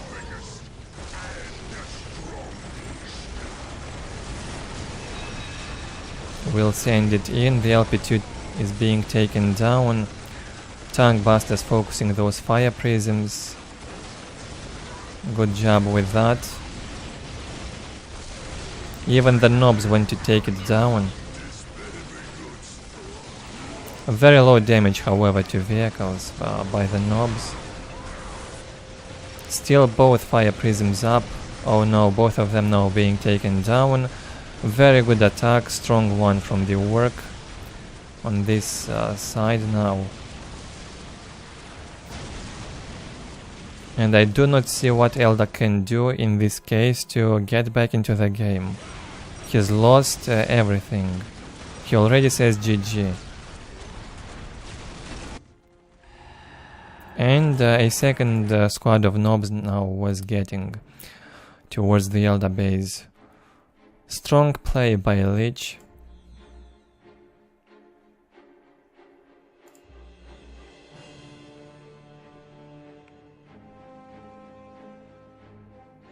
$4,000 economy ahead of his opponent also, and ahead in tech. Well played.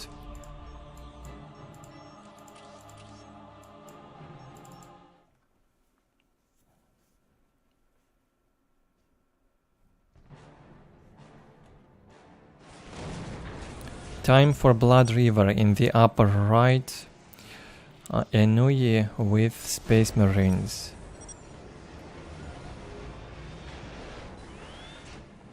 Versus SpartaN.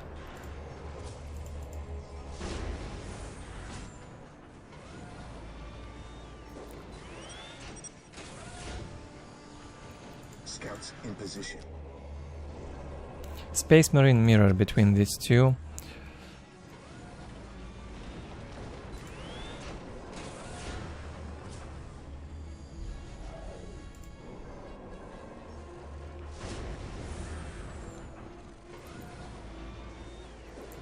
Four scouts, yeah. 4 scouts from SpartaN. Same by oNEgUY being done. Expecting harass.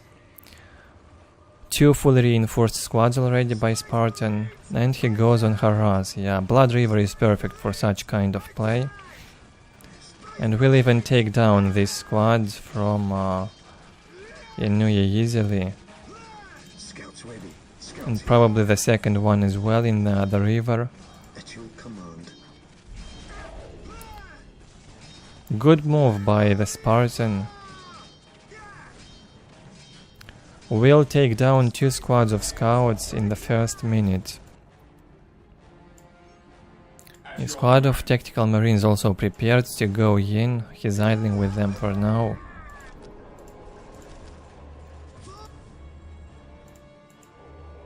I assume not enough resources for the force commander yet, since he made that squad of tactical marines. Won't have enough for the commander. Brothers, the enemy must be nearby.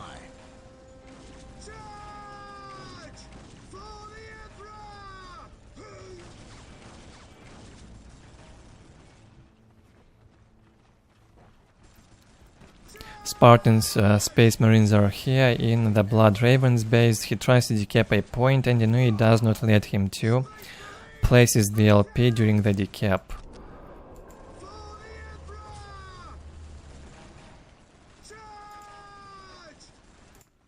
Without a force commander on that base, he cannot keep fighting. Will have to go back.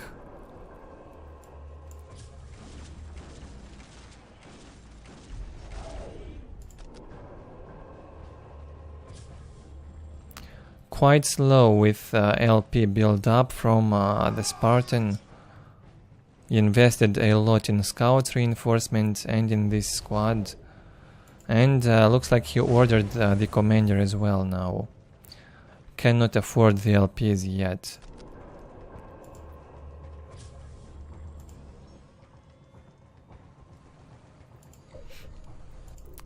We are the Emperor's chosen.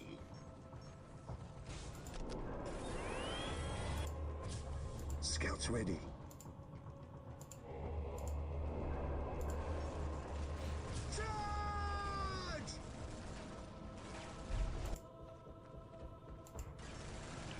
SpartaN sending his infantry once again towards his opponent's base. Now the force commander is out.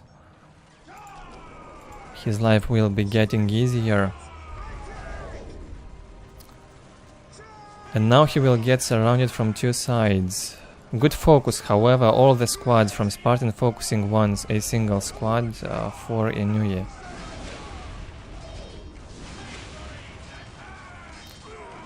Force commander tying up the squad of tactical marines, not a squad of scouts, knows how to prioritize. And SpartaN now getting outnumbered. Expecting him to lose this fight, he must retreat.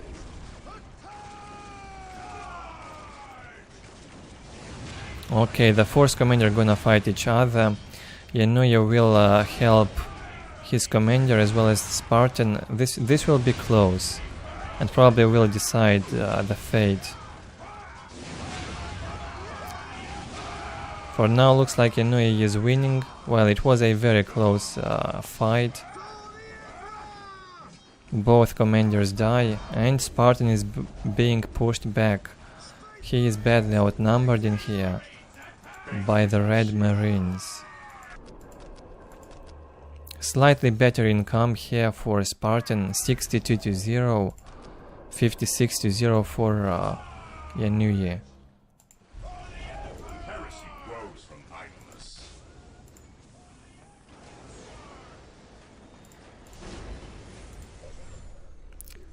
Oh boy, another one of those games with the deleted stronghold. SpartaN decided to delete his stronghold when he saw this mass of infantry coming from oNEgUY. However, that is a mistake, I think. It only gives you like enough resources for one squad, and that's basically it. And if your opponent overextends, he can still win, as you will have a much lower income without the HQ.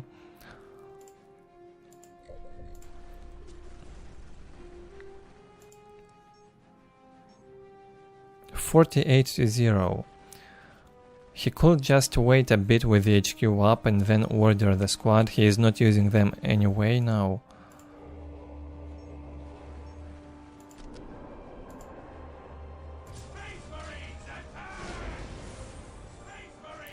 oNEgUY only needs to overextend the game by a few minutes, and he'll have huge advantage over his opponent.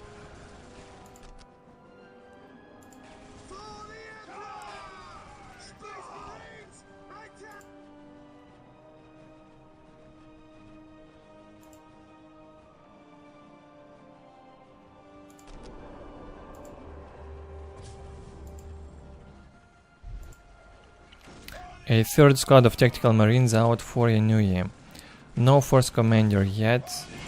Okay, so the deletion of the HQ gave SpartaN the chance to rebuild the force commander and a squad of tactical marines a bit faster. With the HQ up, it would have taken a bit longer to build all this infantry.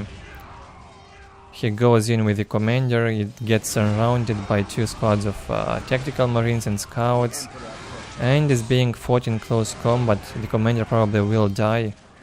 He definitely will. On the other side, a squad of tactical marines getting slaughtered. The Blood Ravens. They still should be able to hold, however, with a better economy, not much better, however. We stand ready. A third squad from SpartaN coming in.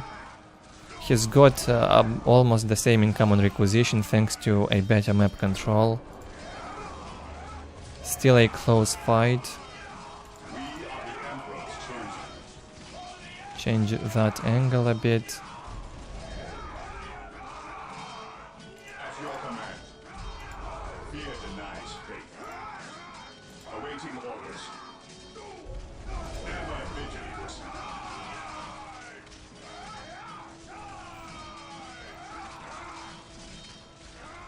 No idea who's gonna win this fight, but looks like there are more and more Black Marines.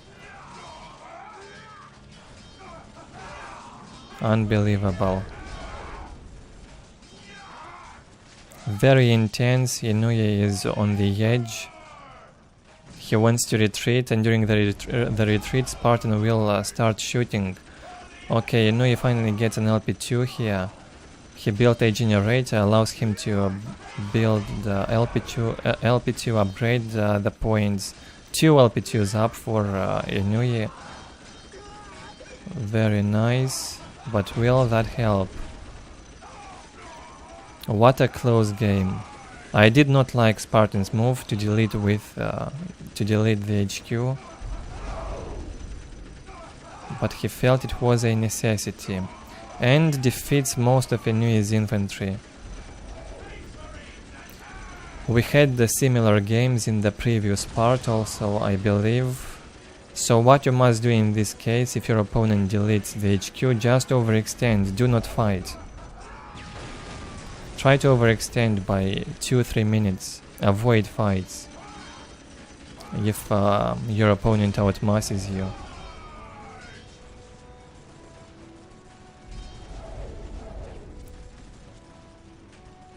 Unexpected. I did not expect SpartaN to win after deleting the stronghold, but looks like it works for him this time. A big risk. His opponent didn't know how to handle.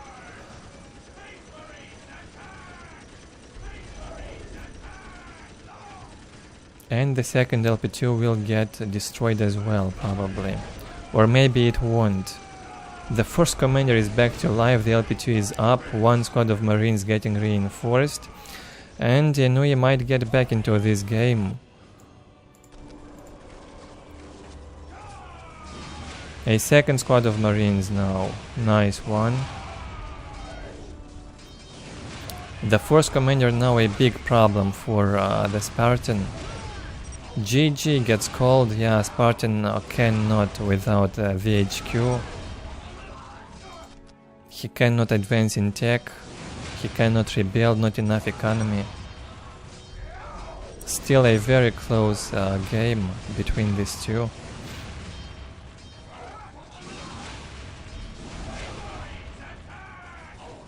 I almost thought oNEgUY is dead at some point. GG, well played, nice game, nice mirror. Probably one of the best mirrors I've seen lately. Very close.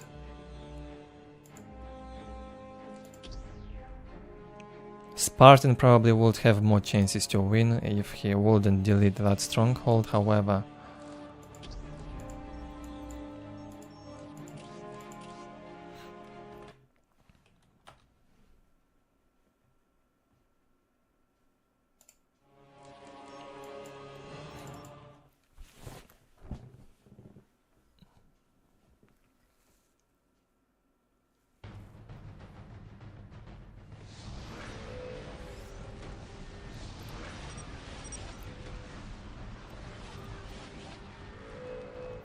Next up on outer reaches, left, with Eldar in the left hand side versus Charlie.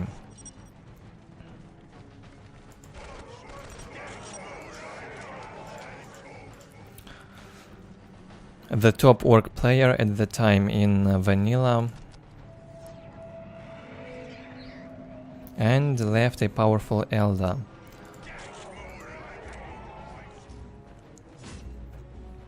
The first squad of Slugger boys being sent to capture the middle position in the first place. The Gretchens followed to build the LP on it.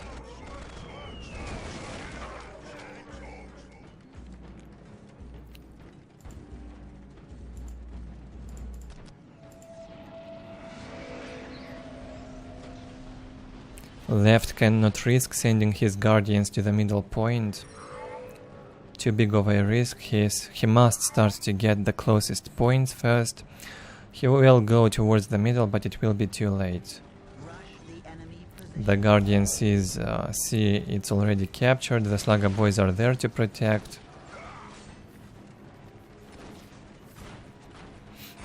The future is clouded and uncertain. And Farseer follows after the Guardians. No fast warp spiders. Good to see that.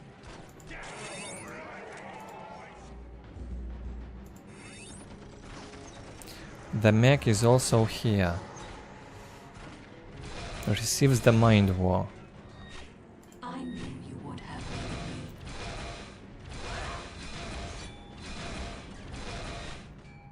A close fight in here, thanks to the Mind War. Farseer might actually manage to defeat the mech, but still very close. Oh boy, what a close fight. Still Farseer loses. Terrible fight. Now Left must kill that mech as soon as possible, or he might lose the game. That was terrible. If the mech will regenerate and keep fighting later on, Eldar will be in a terrible disadvantage. Hopefully a new Farseer will be made, and one Mind War will kill that mech in the next encounter.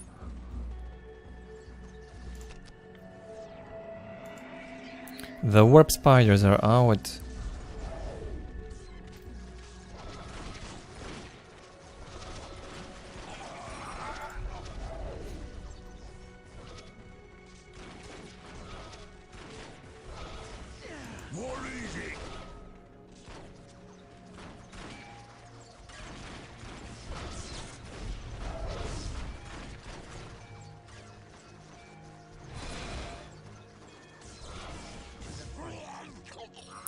Manages to kill the mech. Charlie could have saved the mech, no need to fight like that. Attach him to a squad and save it. Builds the payload guns in the middle.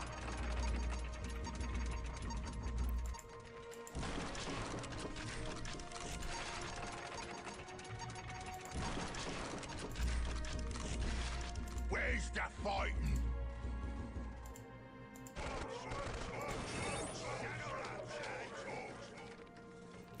LP2 upgraded payload guns up and builds a banner as well. Not bad at this point. Will be a bit of a risk later on, however. Still can be taken down by the warp spiders with grenades, so must be careful and defend. Now this banner's position is much worse. Can get outranged by bright lances in tier 2.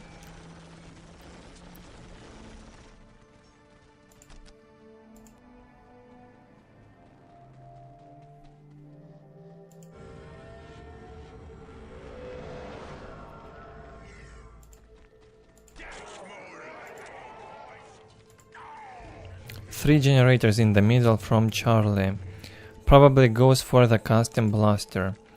Already 60 resource, war resource for Charlie.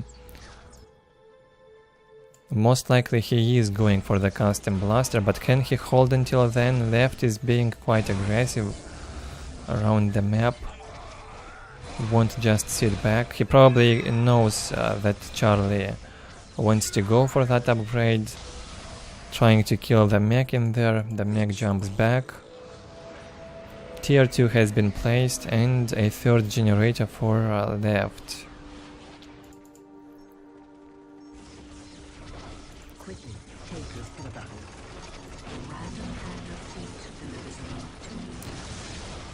Some of these 1v1 games are also were also played in tournaments back then. So they are basically all in one. Custom games, ranked games, tournament games.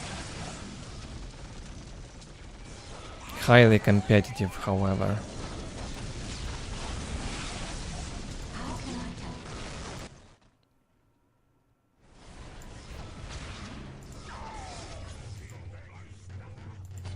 Tier 2 up for Left, the web gates are being placed. He will get those bright lenses, hopefully. Not sure what Charlie means.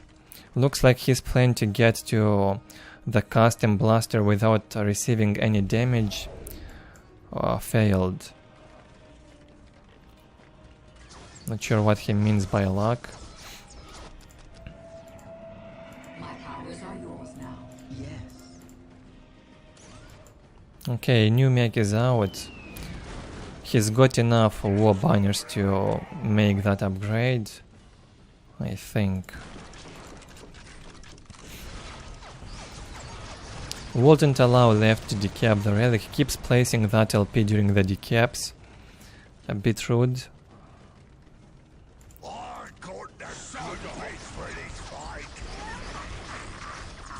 Still no weapon for the mech. Goes into close combat. A risky move in here by Charlie.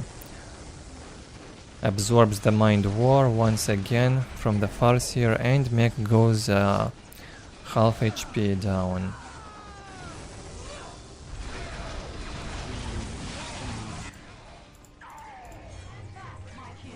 How can we help? What would you have?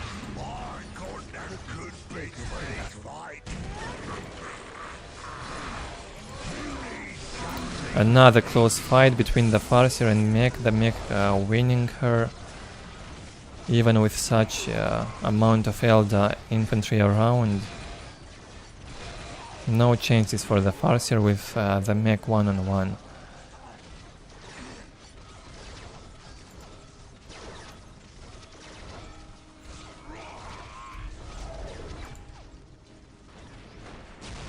Okay, 2 bright lenses in here. Left has control of the critical location. He's got nice vision, and 2 bright lenses easily can take down the Ork buildings. They outrange the Ork buildings, receive no damage from them. Well done by left this game. Much better than what we've seen on Fallen City. In that mirror, left was floating too much.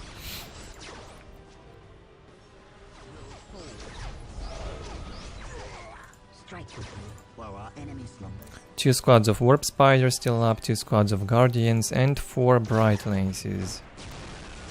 Has counters to everything. The mech is not happy with those bright lenses and gets in here. No big gun for the mech without the pylo guns. LP2 also being taken down. Charlie says it's luck for Eldar that won him this game.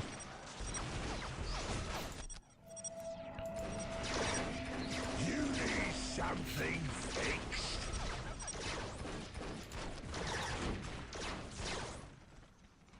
Charlie means the pylo guns. Left was German, so maybe the abbreviation is not clear. What would you have? I believe Charlie would have lost this even with that gun upgrade. He lost all the map to the Eldar. He lost Strike quickly while our enemy. all the banners and pylo guns in the middle. The mech alone against this huge mass of Eldar wouldn't do anything. So well played by left. Good job. Ahead in economy, has won in the fights. Decisive victory, I'd say.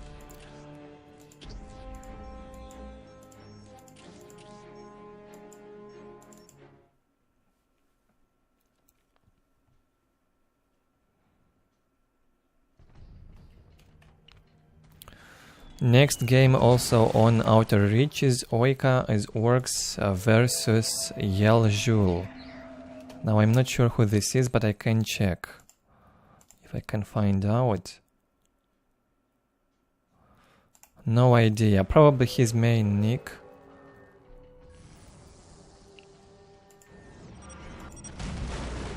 My music is a pillar upon which whole worlds have been built. Which way?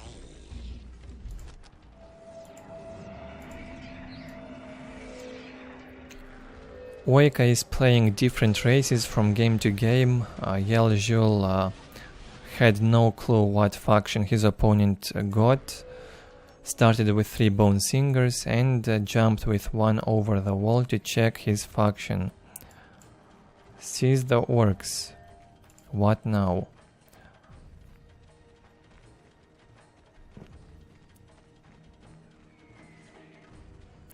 Warp spiders on this map might be good, especially if you have a Bone Singer roaming like that.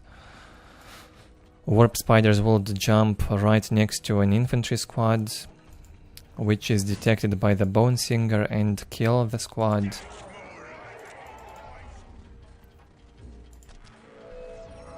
Farseer will be safer still, I'd say. We are shaped by fate just as we shape it. Yel'Zhul, this is such a Warcraft nickname. A lot of players back then were playing Warcraft 3. A lot of them transitioned to Dawn of War from Warcraft 3, in fact.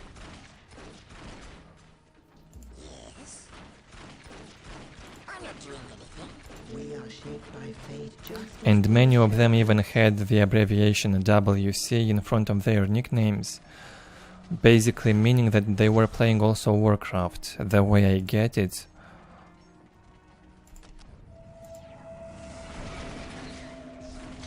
Now that was a terrible jump, too close to the boys.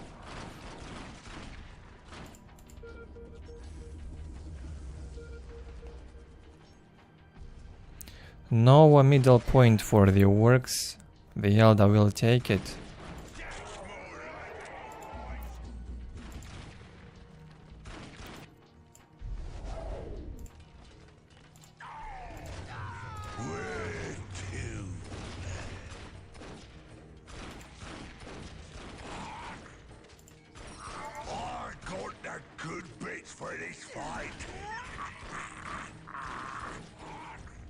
Nothing to stop that mech yet. The warp spiders cannot, the guardians cannot. He needs the Farseer desperately. By the 4th minute a Farseer should be getting out.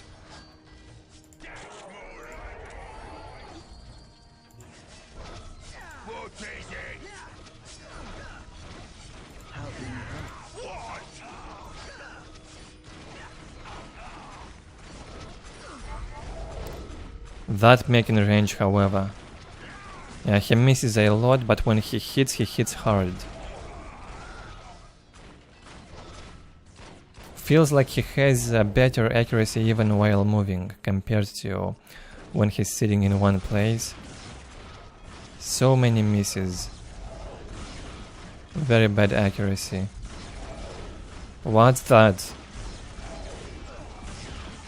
Yeah, that's terrible. He has better accuracy while on the move. With the ranged weapon, it seems. Another nice Mind War here from the Eldar. Drops that HP to below half on the mech. 2/3 of HP down for the fat work boy. Must jump back and stay safe. Hide behind the Gretchens like that. Oh, that's a good one. A Psychic Storm that won't kill... Sadly, it was cast on the area and not on the squad. Could have killed the full Gretchen squad.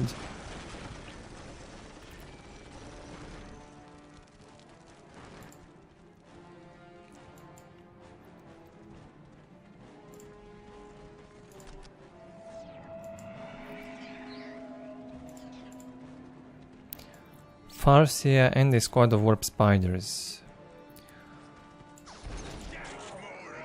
A very low army size for both players still, no idea what they are doing. OjKa's upgrading the economy slowly. 2 LP2s up. Terrible banner placements, however. This one is upgraded.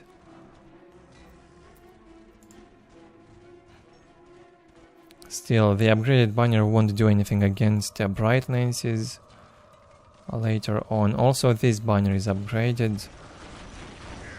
Probably upgrading banners to defend against infantry at this point.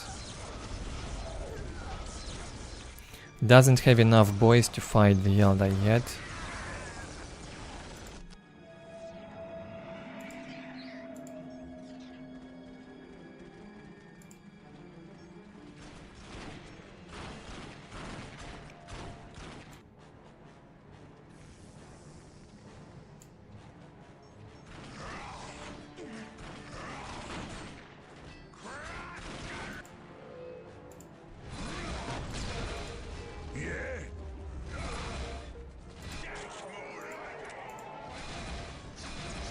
Here goes the next Mind War and the mech will go red. could even die in that fight. OjKa decides to jump away. A second squad of boys is here to help. Now under the LP2 and the upgraded banner, the work is safe. 3 LP2s up now and a pile of guns. Good income. Can go for the mech shop.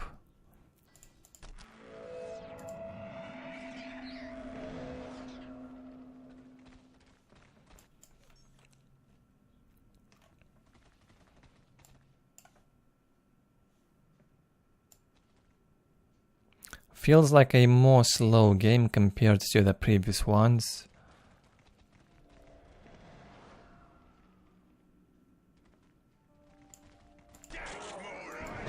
Both of them with very small armies still at the 7th minute. Victory countdown has begun. They're investing in upgrades and economy. Much better map control for the Eldar, now with 2 critical locations controlled.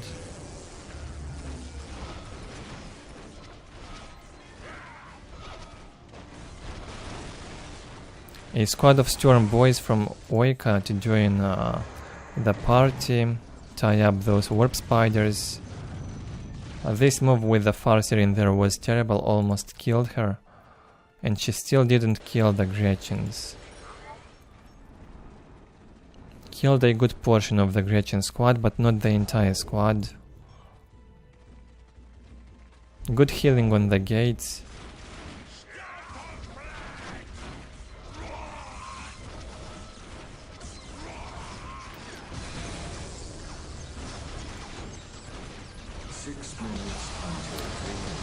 OjKa decides to go deeper, terrible jump, another mind war cast into the big mech, and he will die. The boys are gonna lose morale, and the squad of storm boys will not win this fight.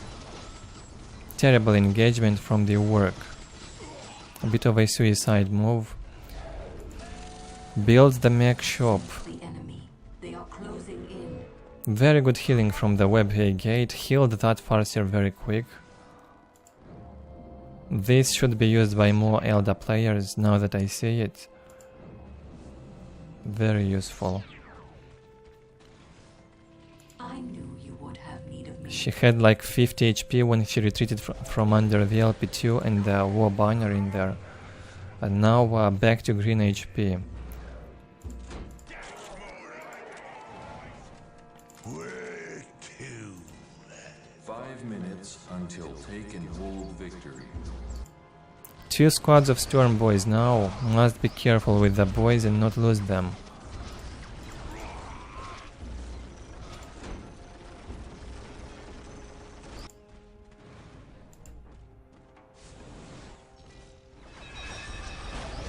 Not enough works in here yet to stop all the Eldar. The war banner almost down, goes down now. OjKa decides to put up a fight, and he will manage. He's got the nob leaders on the boys. Can fight the warp spiders, the war tracks are coming to aid them. And Eldar will be forced to retreat. Even the rangers. Is this the first time we see rangers in 1v1 vanilla games? Might be. Good to see them. 4 minutes until take and hold victory. Yeah, probably the first game in this series we see the rangers in action. They probably were much worse in vanilla, even they look different, and the animation when they shoot is different. Probably became a more popular option in Winter Assault.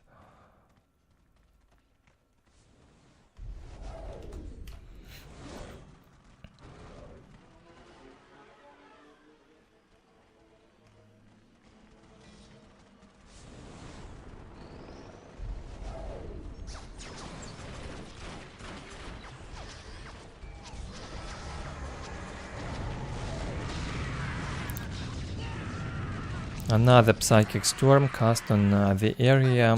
Both Gretchen squads will survive, however.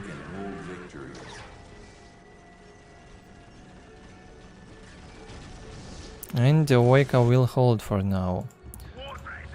Keeps gathering more and more orcs slowly.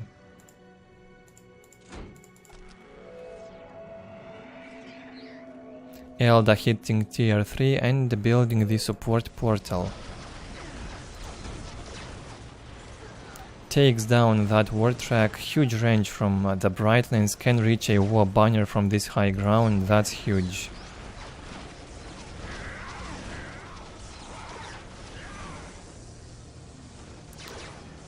Definitely broken range on the Brightlands.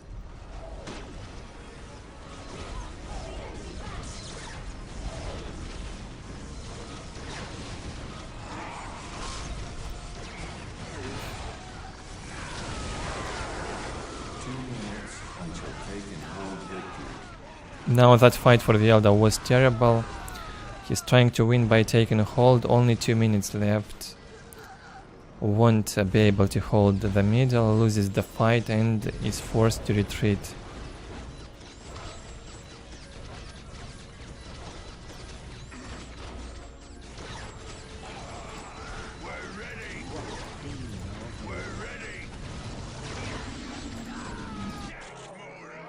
Good income for the work, no floats.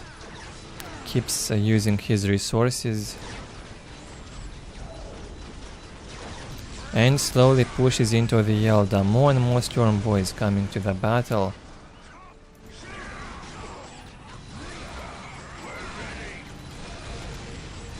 Storm Boys is ready for a fight.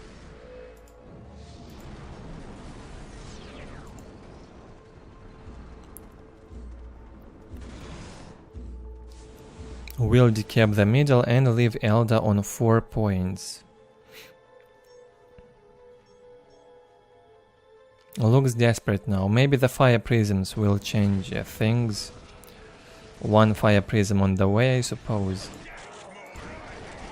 Much better economy for the orcs. Good job from the orc player. 3 squads of Storm Boys can now follow the warp spiders easily.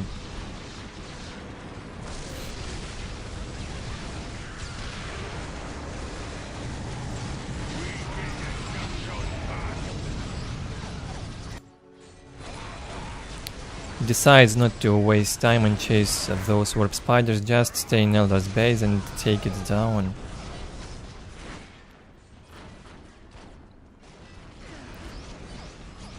Not enough anti-vehicle.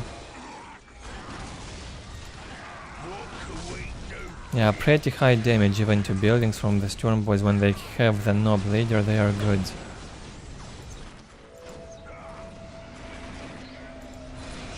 One fire prism is out. Probably too late. Took a while.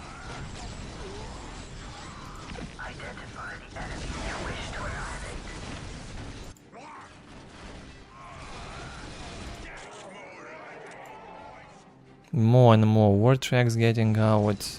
They need those weapons equipped. The anti-vehicle weapons. Green skins taking down the Eldar base slowly.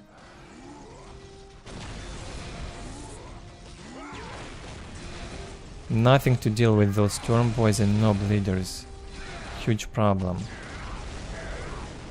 Warp spiders are very terrible at that.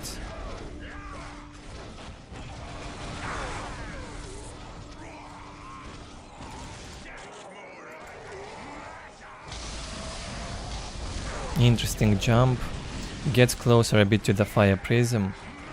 And we'll fight it in close combat. The fire prism cannot jump, it seems, cannot retreat while under that stun.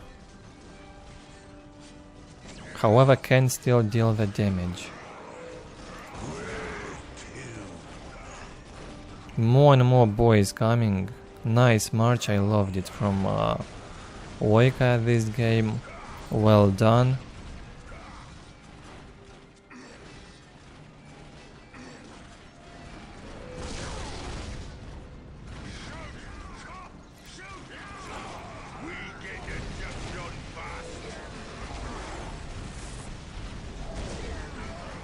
Slugger boys with the rocket launchers equipped.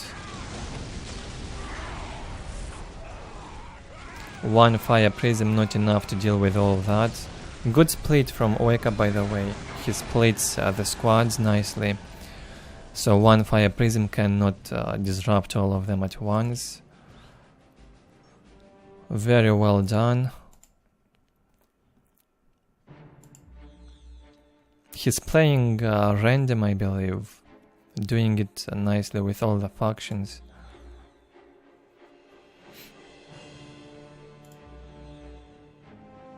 Eldar doesn't even say GG and quits.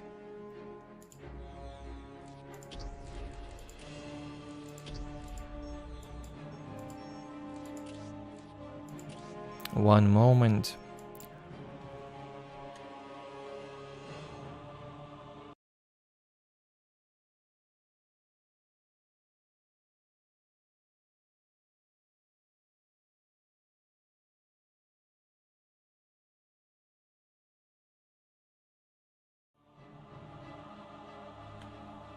Okay, hi Yoshi, welcome.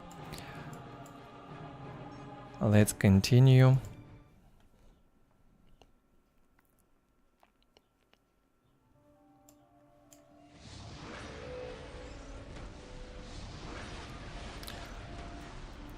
Like the third game in a row now on Outer Reaches or what? Yeah, that's it. Left in the left once again, playing Eldar versus Select on the right. Another Eldar mirror and it will be intense probably.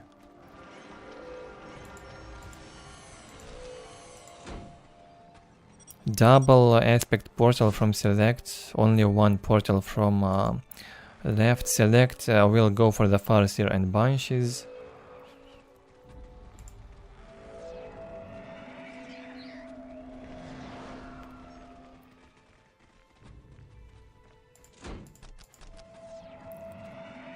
We are shaped by fate just as we shape it.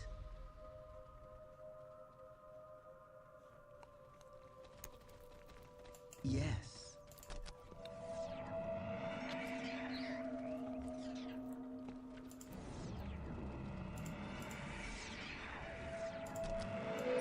And both of them with 2 squads of Guardians.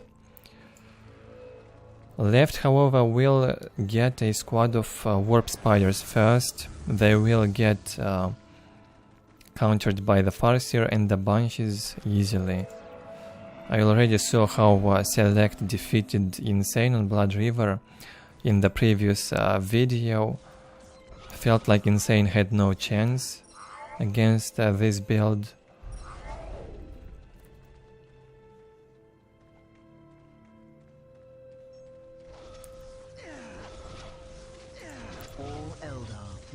Still, Left manages to kill a squad of Guardians with the Warp Spiders. Good jump.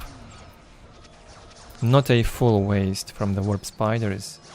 Now good luck dealing with those Banshees. Both jumps from the Warp Spiders on Left squad have been used. So they can only move slowly like that now and will suffer from the Banshees.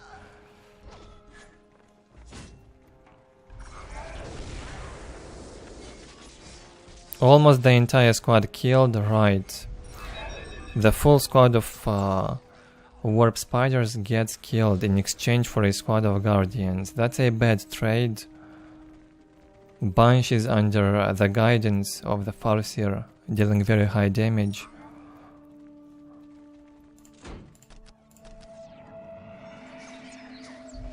Here comes the enemy Farseer, Left Farseer. She has no support whatsoever. His Guardians are busy taking the map.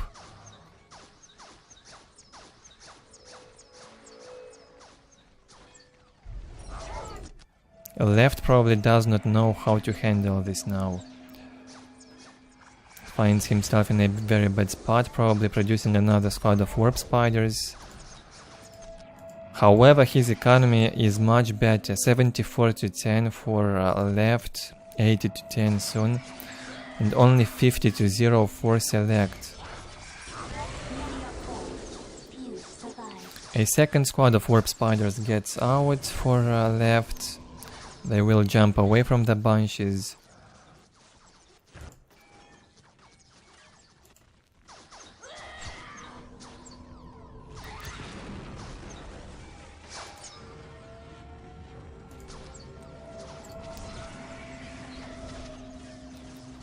Left will not fight the bunches and the Farseer, instead he goes to harass. Select economy.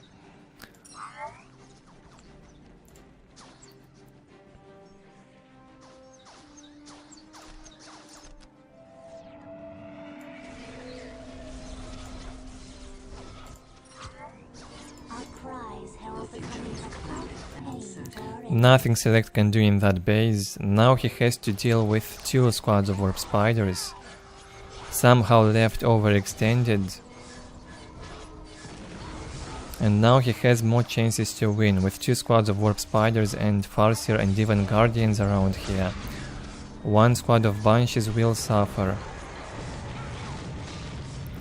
Good psychic storm, probably cast by Select's Farseer. Bunch is losing morale, badly outnumbered. And Bunch is almost dead. 3 left in the squad. Most of Select's requisition going into a Bunch reinforcement. He cannot afford anything else.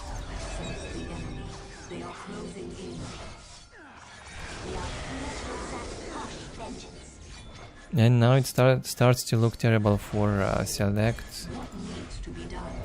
His Farseer is also losing to the enemy.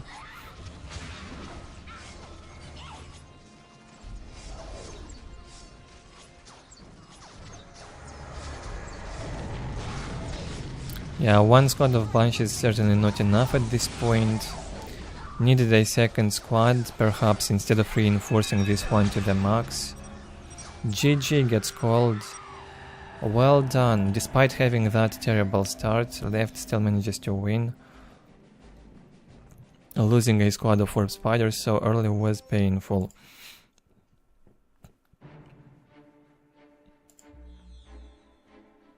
Still close.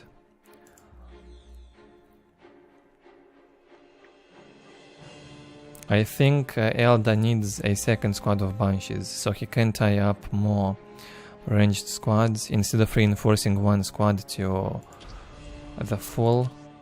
Just make a second one.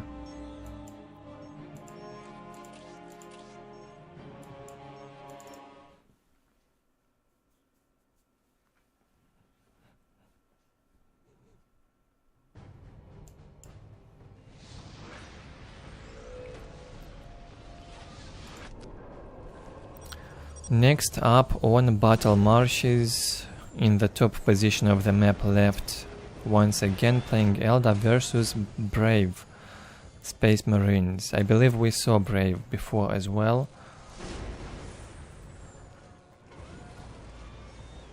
That guy which used Assault Marine Mass with Melta bombs, I believe. That was him.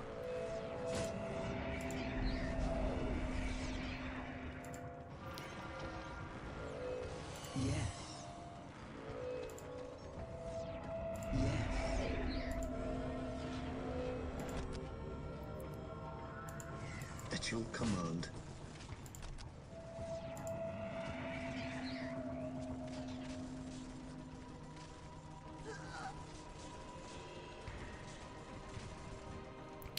A bit of a harass here early with the scouts, will not allow the guardians to take this point quickly.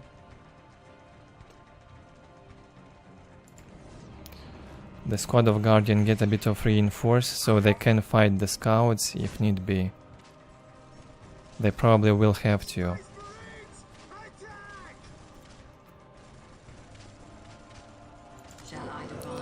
Left will try to get the point. The Farseer is here ready to fight the scouts.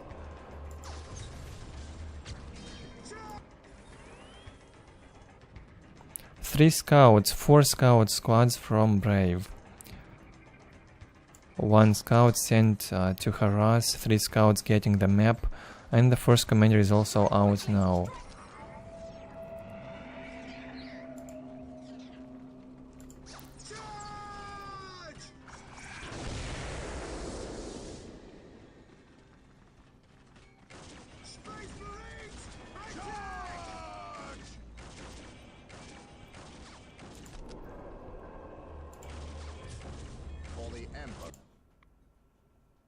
What would you have me do? No chance for the Farseer one-on-one with the commander. She must run away. She can't even deal with the mech. With the help from Banshees and Guardians, might stand a chance actually. Must try and fight that commander. Activates the ability on the Banshees, they would deal more damage. Casts the Mind War. And will fight the commander. Will probably win the fight. Commander goes red before the Farseer. And low on morale. Still manages to kill that Farseer first. That was close. Left underestimating the Force Commander's power.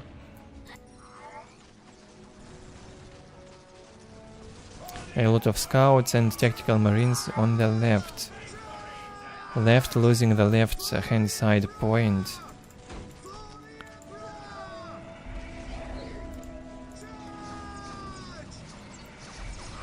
Painful for the Eldar, already losing the Farseer and a strategic point from the base.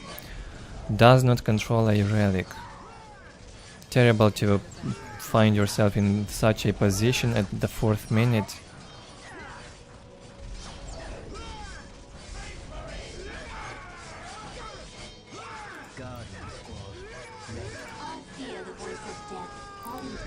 Banshees in here will save the day, apparently.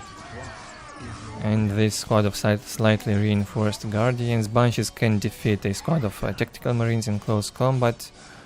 And Guardians can deal with the scouts. Yeah, look at that.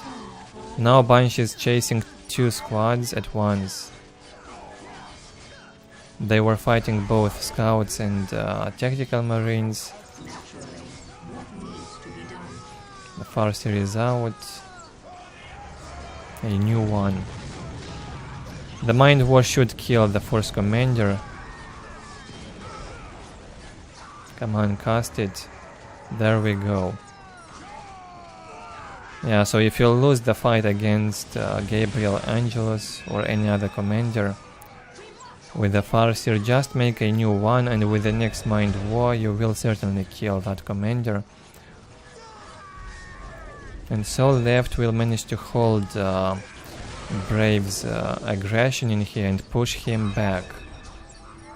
Well done.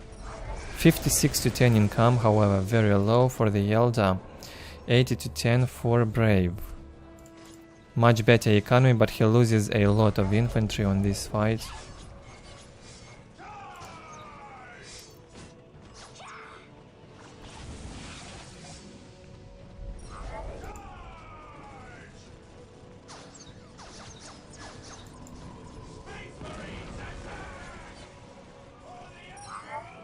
Another squad of scouts getting killed by the Banshees.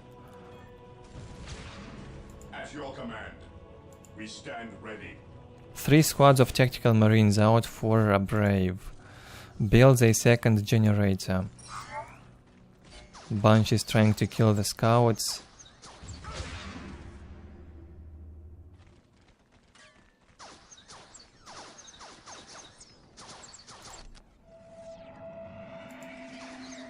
Left now also has enough for tier 2, floats a bit.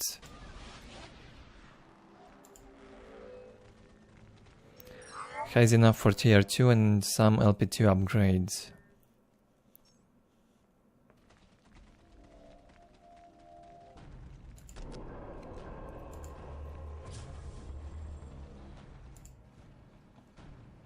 Armory has been placed for Space Marines. A new Force Commander hopefully is on the way. With the Tactical Marines alone, even if they have the armory upgrades, won't be enough. The new Force Commander is out. Very much needed in this fight. Easy hold in here for left.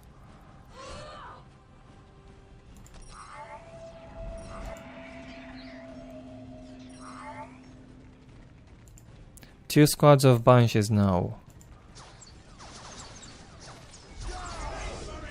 We'll get on this side soon, the second squad.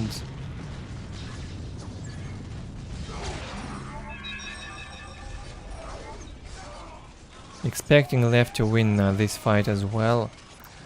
Just make sure you don't lose that Farseer. So he can tie up all the Space Marine squads easily. The disruption from the Farseer is sick. Even the Force Commander gets disrupted so much when he's far away from the Farseer. Surrounding here from left, good one. Catches the Commander. Unless he disrupts a bunch of bunches around here, he will die. Heavily focused by the bunches, losing morale. Fights the Farseer all this time in close combat.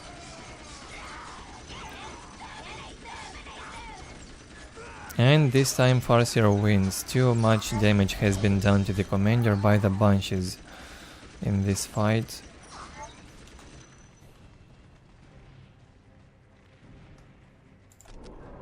Some back and forth already. Good economy for Space Marines still without any relic. We are the Emperor's chosen. 86 to 40 soon. Hopefully he goes tier 2. Otherwise no need for so many generators.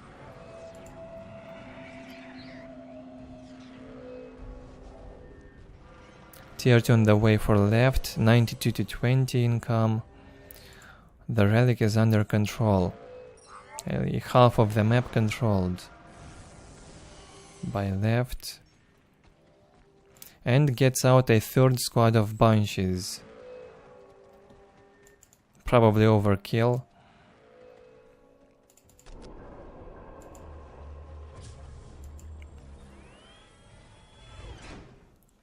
Brave hitting tier 2. Ideally he must start producing dreadnoughts. Will be perfect against the bunches.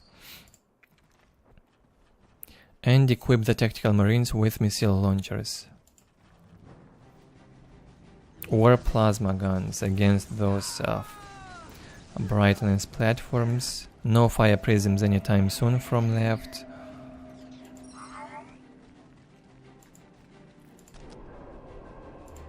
Machine cult has been placed.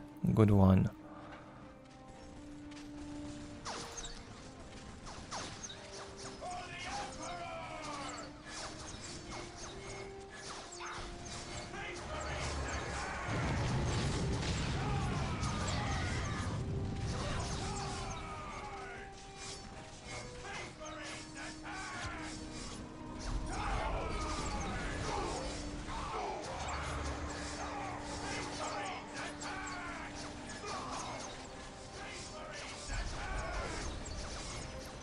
A nice slaughter in here, easy victory for the bunches. Raw Space Marines, even without any weapons, cannot do anything in this fight. And so left pushes them into the base. He can now take control of this relic safely.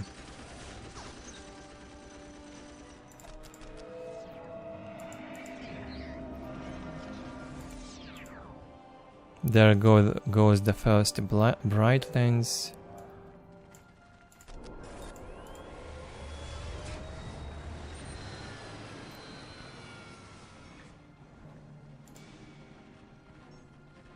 No weapons yet. While the enemies of the Emperor still draw breath, there can be no peace.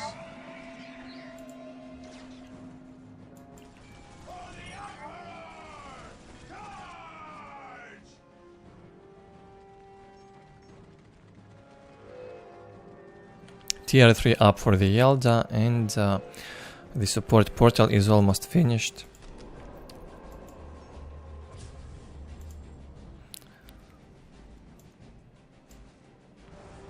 Land speeders from Brave. 2 land speeders. Easy for a Brightlands to take them down. No threat at all in this fight. The Marines getting surrounded by the bunches. Another good fight for left, killing a lot of Marines. Brave is basically locked in his base, he can't really get out. Rise hold the coming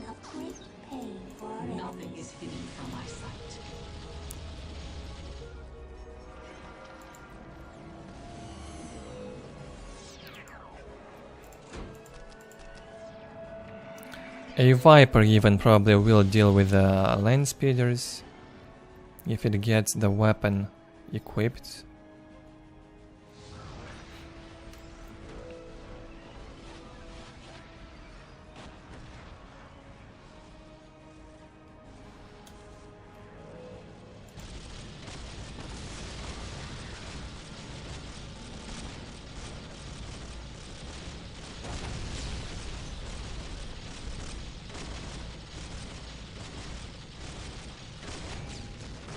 And 3 land speeders in here taking down an LP2 from the Eldar. They traded the outer positions now. Brave will lose his one as well here. And his requisition income getting lower. Left goes in, wants to put an end to this game. 3 land speeders, however, not to be underestimated. They must be focused with that Brightlands platform or the Vipers. All the Vipers now with the weapons equipped. They can deal some damage to buildings and vehicles.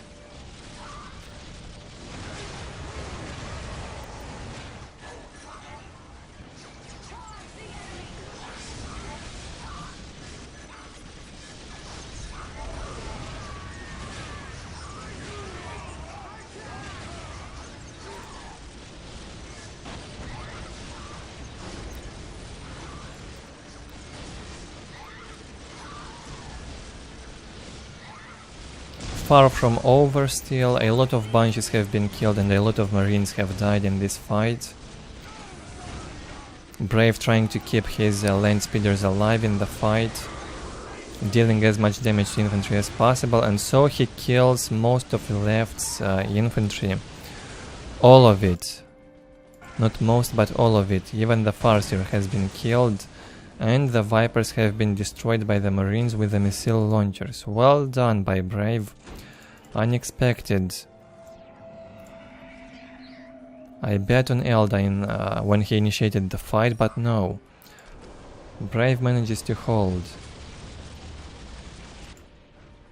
A Dreadnought now out, a Hellfire Dreadnought. And 3 squads of tactical marines with missile launchers easily dealing with those Vipers. No fire prisms yet. Although left can afford them also. Sweet base.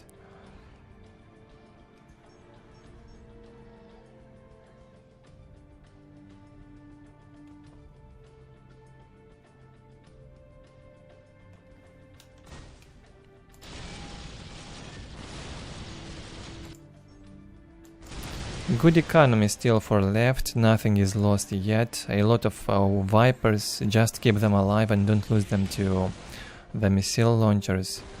Some base harass should be done with the Vipers. They should not go close to the tactical marines. Harassing the LPs on this side with the Vipers would have been nice. I knew you would have need of me.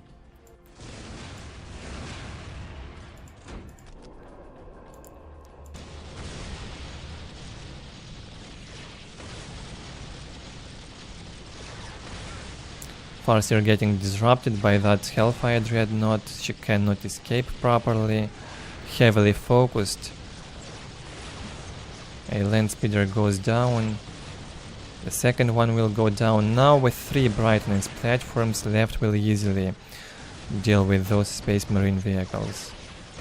Even the Dreadnought will melt. Powerful stuff. The Farseer half HP up. Time for those fire prisms, come on. Don't be shy, left. I guess he has no other choice but to start producing those fire prisms.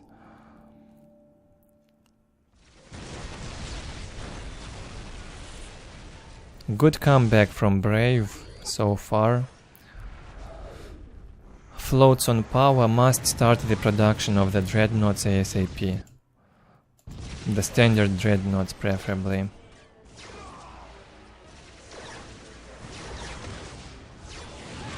and some anti-infantry to deal with these bright lances.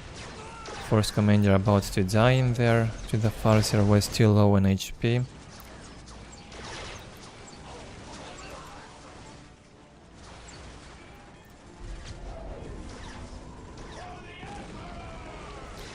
Bright lances in big numbers dealing a bit of damage even to infantry. Brave forced to retreat.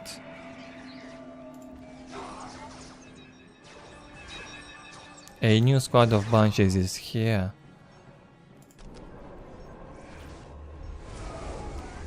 And a normal dreadnought, not a Hellfire this time. Still an easy target for the bright lances. It should have gone on this side and try to harass the Eldar base.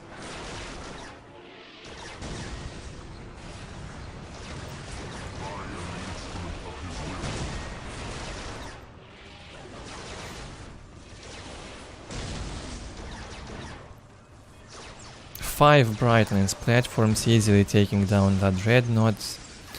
No anti-infantry from Brave, that's a huge problem. Needed to equip some plasma on a squad of marines. And there goes the first fire prism. Probably still can be taken down by that amount of missile launchers. Won't be easy, however.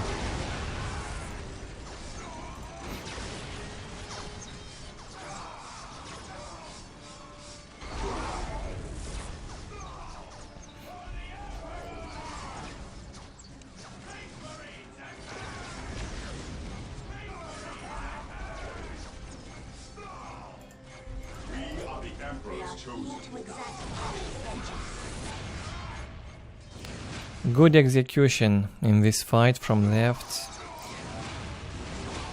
A lack of anti-infantry from Space Marines. Looks like he's gonna lose him the game.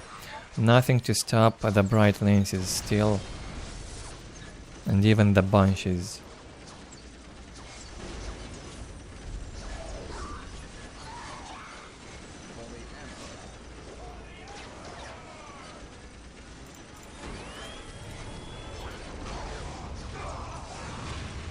Still good economy on Space Marines side, but no counter to what left is pulling off here.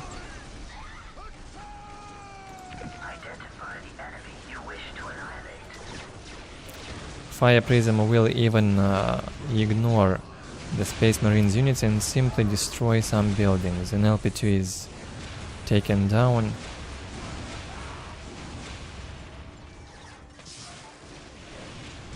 Finally, a normal dreadnought taking down more bright lances. Looks like a dreadnought was enough to deal with 4 bright lances in here. Probably some bad focus from left.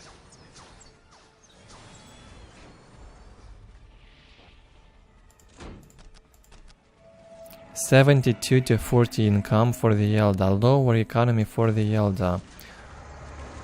It's now or never. Space Marine is still fully in this game. He's got enough income to make a comeback. A new Force Commander is out. He can still do it.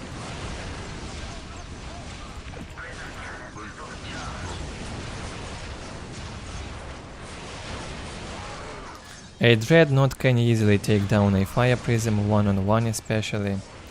Maybe even 2 or 3 Fire Prisms. Fire Prisms having very low damage to Dreadnoughts, Killer Cans and Predators. They can deal with light vehicles. However, like War Tracks and Vipers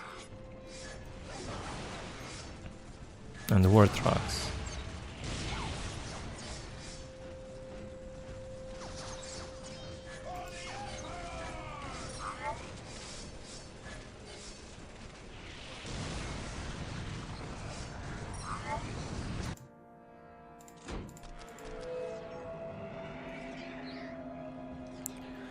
The low HP Fire Prism was sent home to be repaired. Left cannot afford to lose them. On such low income, he's got 2 of them. Low HP. Will recover. The random hand of fate delivers me to you. Awaiting orders. Yes, my lord. Heresy grows from idleness.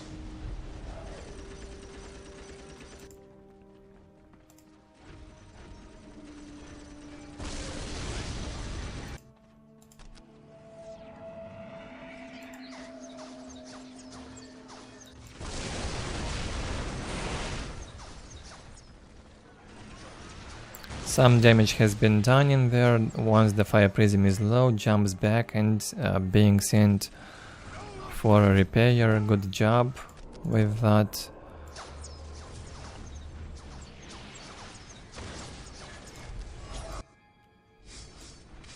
Still good hold and a good fight from Brave. He did not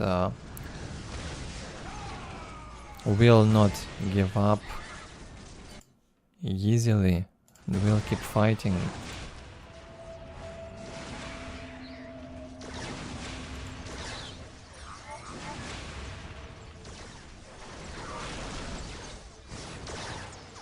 A bit of a bad move in here with the commander, definitely. We'll probably lose the commander soon. Has to get out of the way, cannot retreat properly because of this dreadnought. Come on, finish off that Farseer at least. Yeah, the Farseer is dead.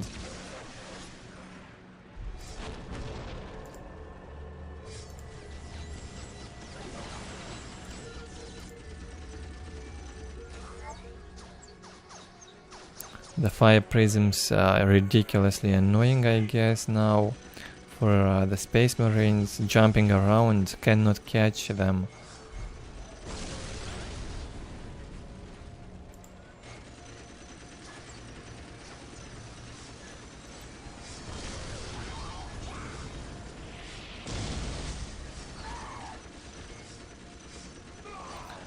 Feels like only 1 squad of Banshees won't be enough in here.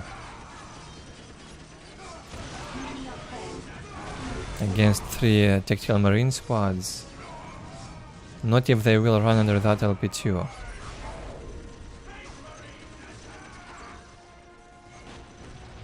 Very intense 1v1. From both sides, well played.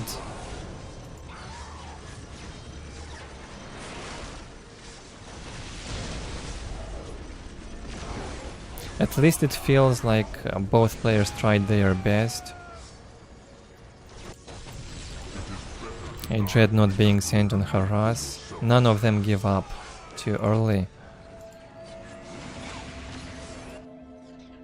Huge map control for the Eldar, but still low income. He lost some points, some listening shrines on 2 points.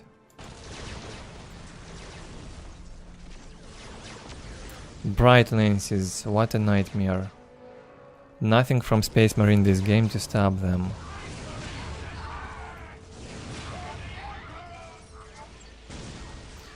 He desperately needed plasma guns on Space Marines, maybe some apothecaries and maybe even a librarian.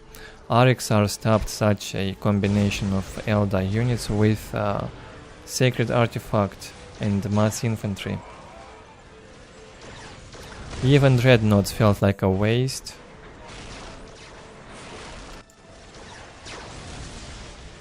But probably Massing Marines would be better in this case.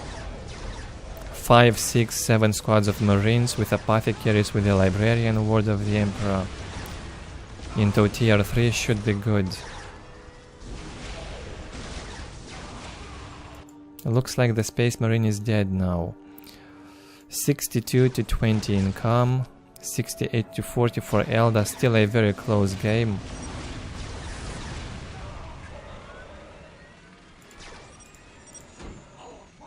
GG gets called.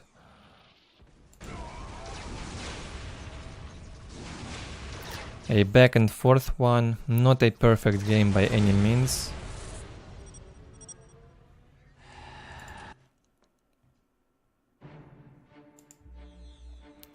Everyone still learning, but still a close and fun game.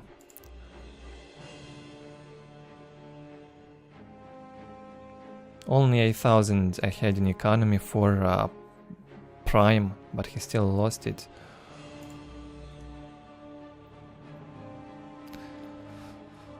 Left ahead on units killed. Fire prisms and bright lances were a nightmare.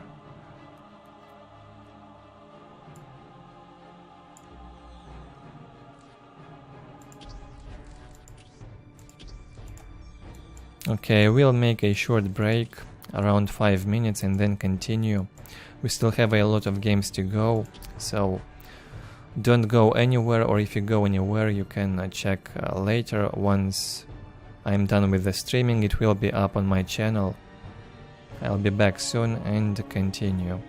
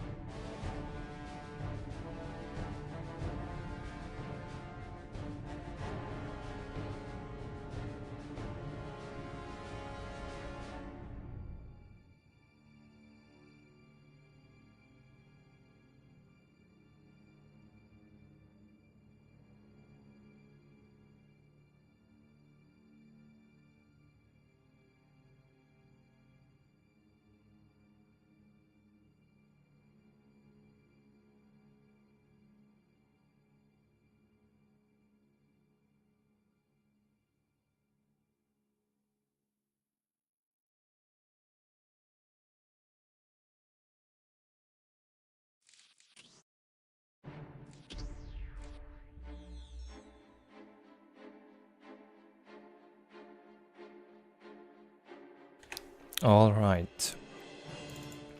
Next up, oNEgUY versus Charlie. The next 1v1. On Valley of Khorne.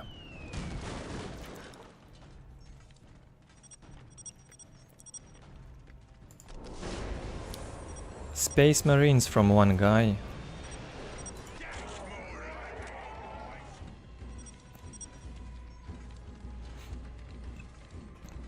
Orks versus Space Marines.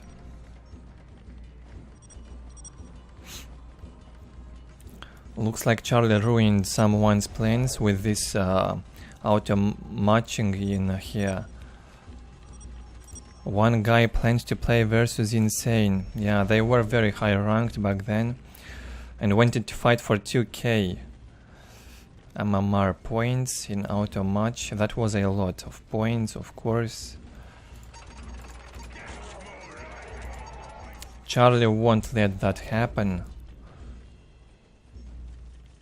Sneaky orc interferes with their plans.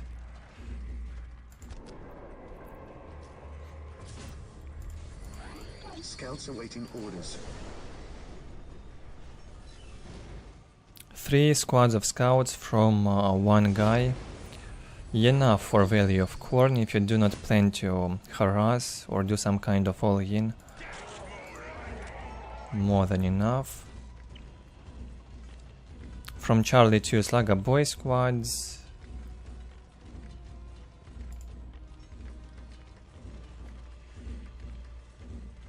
Very standard. His usual opening.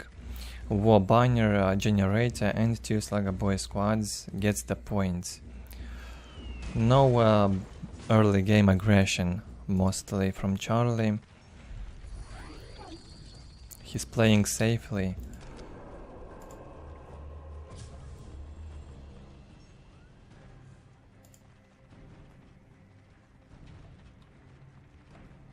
My faith is my shield. The first commander is here, ready to fight that mech. Let's see if oNEgUY can punish Charlie for messing up his plans. Stop chatting please and play, it's auto-match. Everyone has the right to play it whenever they want, so I would not complain here. Yes, Lord? Looks like oNEgUY misclicked and did not finish this LP1. Yeah, he's busy writing in chat too much. Command. Not sure why he did that. Green is best.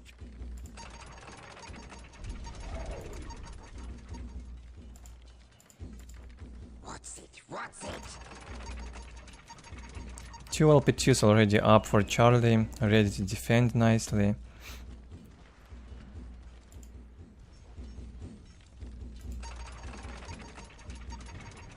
You need something fixed. Pile guns placed and the 3rd generator.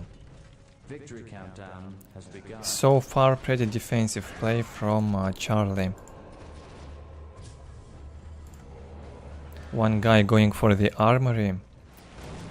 Today the enemy shall know fear. Where's the fight?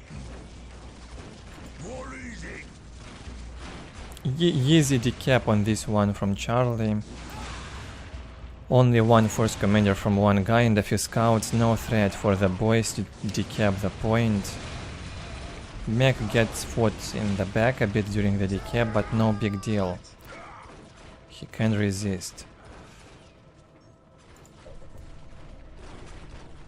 1 LP2 up now for Space Marines. oNEgUY's economy much lower.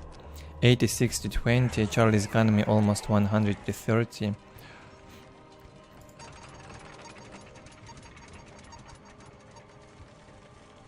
Orks will need this requisition advantage. Charlie can go for the mech shop after this banner, or he can go for the custom blaster. Something tells me he would prefer the custom blaster upgrade.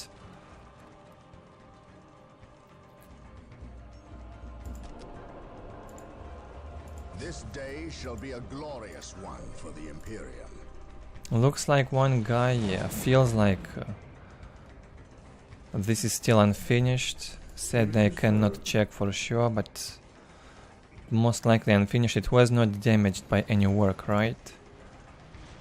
And he still didn't notice.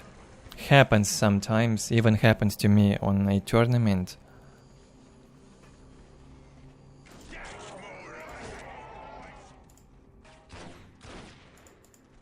Scouts ready. You need something fixed? The mech shop has been placed. Not sure why he built 5 banners then.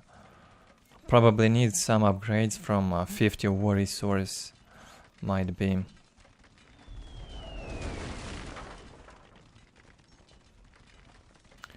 Or maybe he wants to go tier 3, he had some bank and somehow wasted it all now.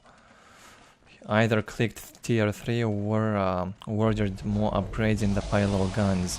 Decides to get out, finally jumps into the middle and will start fighting. Hit that commander in the face and push him back from here. Sniper rifles equipped on the scouts by one guy, has one heavy bolter turret in case Charlie would go for war tracks. He will have some anti-vehicle in the base and defend himself. Okay, finally he finished the LP. He noticed it. And his economy increases 98 to 40, machine cult almost finished. Almost equal economy now. And the same tech, both of them playing safe, not a much of action now.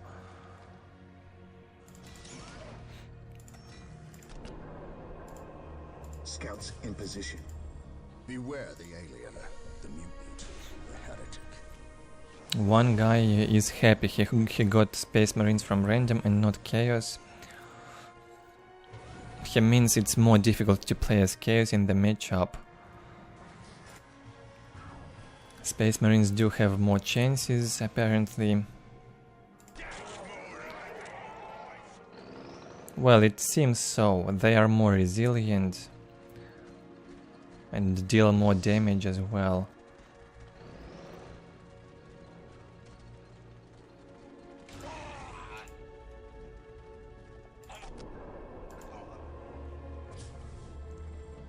I guess the best thing about Chaos in vanilla was those predators.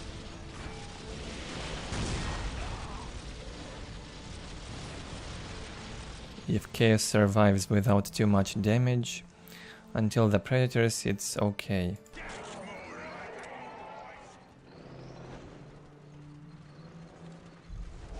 War tracks being produced way too late from Charlie.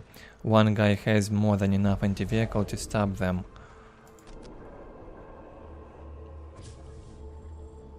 We stand ready.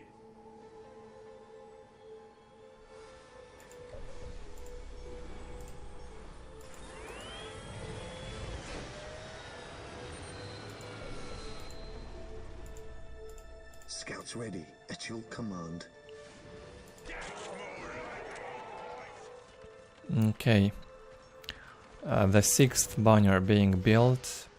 No tier 3 yet for Orks. He probably still needs 70 population cap for being able to go tier 3.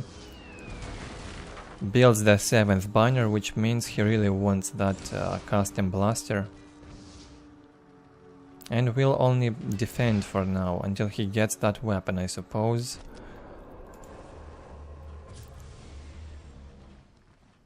One guy slowly getting closer and closer to the work base.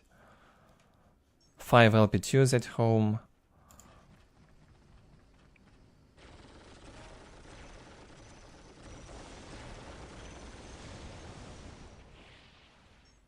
Not enough tanky units from Space Marines. All of that can be destroyed quickly in a bad fight.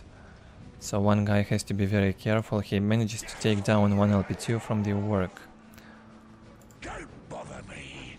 I'm working on The mech is probably getting his big gun by now.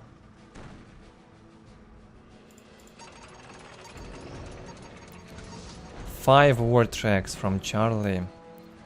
Ready to go in. Jumps in with the mech. Some pathing has been caused by the war tracks. Slowed down a bit with the engagement. Surrounds one land speeder. It still can jump.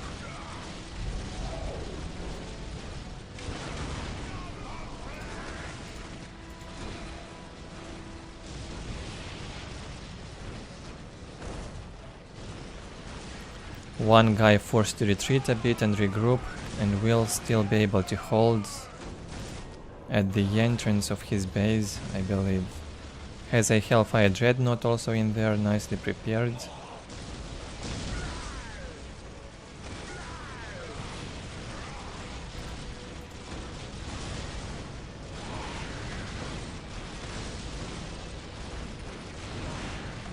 Against one guy, Charlie knows no need to be shy, just mass up those war tracks. You will need all the strongest units you can get against such a strong opponent. One guy builds a second stronghold. Probably floated too much at some point. Yeah, he definitely did. Had a huge bank, even now he's floating, maybe going tier 3 in there as well. So if the game will last for another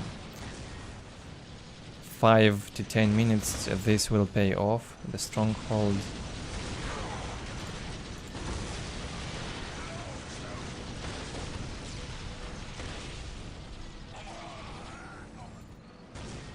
Defendable for now for one guy, no threat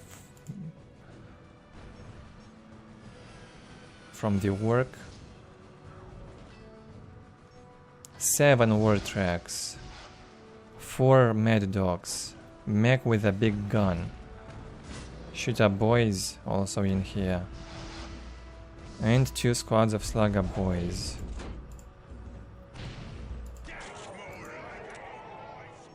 Charlie having a bit of everything in there, can go tier 3. Upgrades the anti-vehicle weapons on the war tracks, on 4 of them. We'll need that against the dreadnoughts, I assume.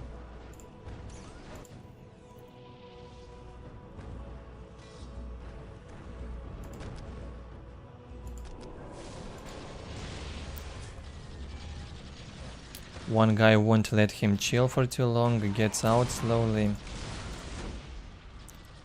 Will deny him getting that critical location so easily. If you want it, fight for it.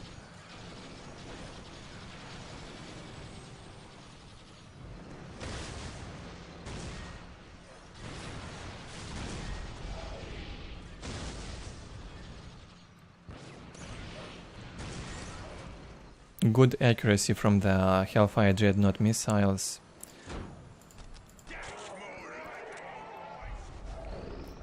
Feels like they've got a much weaker disruption, but better accuracy on the weapons.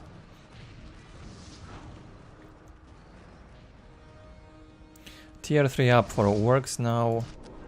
Not up yet for the Space Marines, however his economy is much higher, 163 income thanks to this second HQ, plus 20 from the HQ and some bonuses from the global upgrades. You get a good income if you build it.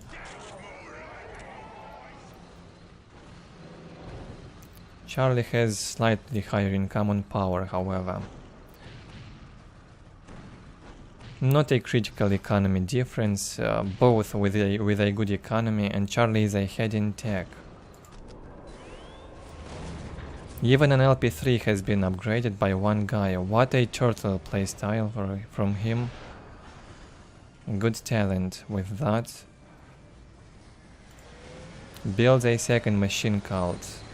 He probably underestimates the power of tier 3. Instead of taking up, he's building more strongholds and production buildings.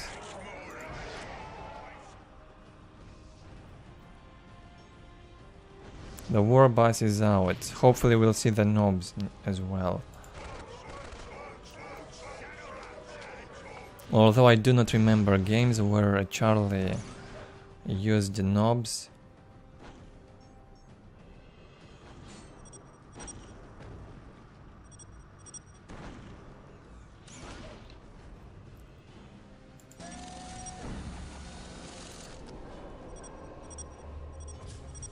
Very high income on both power and requisition here for Space Marines. Now almost, well, much higher power income for one guy, but it's about the same on requisition at least. With 2 strongholds, one guy can also build 6 more generators, which gives him a lot more power income compared to the work. I guess we'll only see one huge fight in the end. Hopefully we'll do. Otherwise a very passive game from both.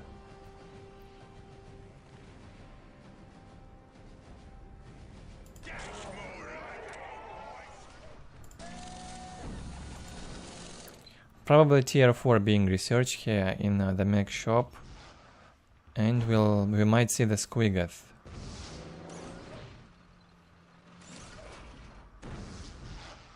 You need something fixed?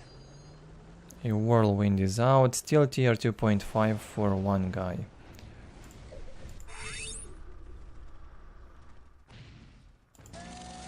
Eyes too big to be beat.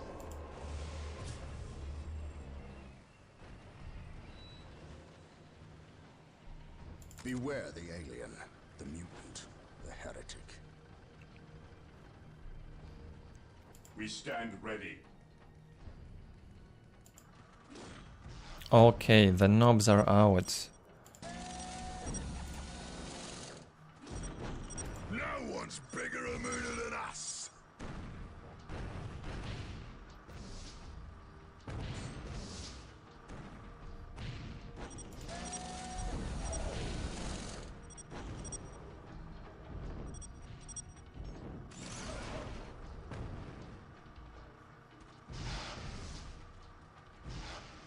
All of the war tracks equipped with the rockets, the anti-vehicle weapon. Charlie will need them. 4 Hellfire Dreadnoughts from one guy, 2 land speeders and a whirlwind. Oh guy, and here goes the Squigath. That will be painful for Space Marines. He's only tier 3 now. Probably will take a while until he gets those land readers. Maybe won't even have time to get them out. Heavy pathing in here, the Squiggy cannot get out. Come on, help him. And Charlie is ready to go in. Attaches that war bus to the knobs. Good job with that. The Squigath will go in front and tank a lot of damage, like it should be done, distracting the firepower of all those marines and vehicles. Good engagement from Charlie. A Hellfire Dreadnought goes down. A Killer Can is getting out, and the carnage begins. No chances for the Space Marines, honestly. One guy has been overextending it for too long, especially with that second HQ. The Squigath, however, almost dead. It's not over yet. Maybe he can still defend the base. About 7,000 HP for the Squiggy, must be repaired. 2 Predators out, 1 has been destroyed. Still very good economy for one guy. He can keep massing those vehicles. He needs 1 more barrack to produce Marines non-stop also. Good slaughter for the work. I'd bet on the works now, all of them still alive. More Killer Cans incoming. And one guy is in a bad spot, he cannot get units fast enough. Such a huge income on power and requisition, and he's not even floating. I assume he's producing in all his building stuff. Relied too much on economy boom, did not mass enough units when he had the chance, and you end up losing the game like that. Force commander trying to cast that orbital gets slaughtered by the war boss, cannot cast it. Charlie did not give him time to turtle up into tier 4 like that. The second stronghold was too much, and that LP3, a very expensive LP3s in vanilla, over 400 requisition if I'm not mistaken for a LP3, not worth upgrading them unless you float and have nothing else to do with your resources. Very powerful attack here from Charlie. Takes down one guy, no 2k MMR for him, yeah. Even Charlie mentions it at the same time.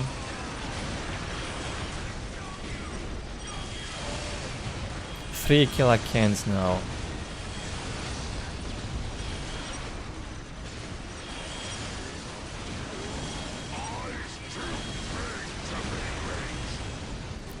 Charlie will not admit that he knew about their plan to play against each other. I mean, one guy versus insane. But even if he knew, what then? He has the right to play whenever he wants, in my opinion. I don't see any problem with that.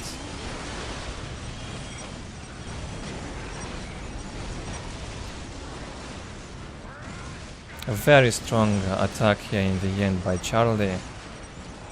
I guess the units fully upgraded the infantry. Good show.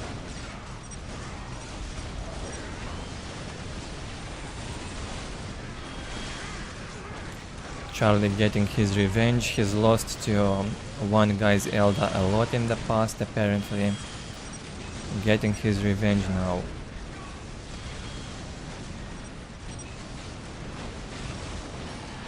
GG.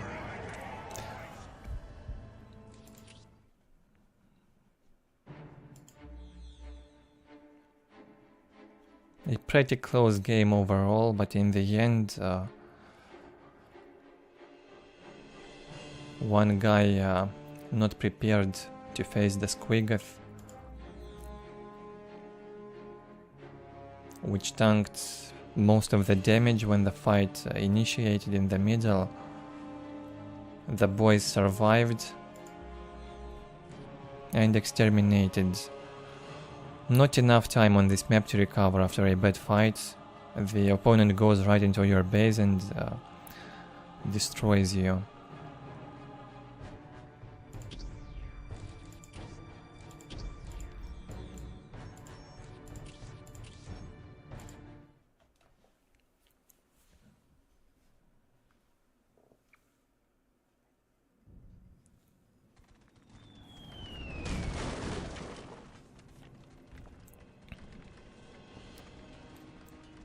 The most popular map today for sure, Outer Reaches, PuReBall versus ASURADA, a Korean Eldar player.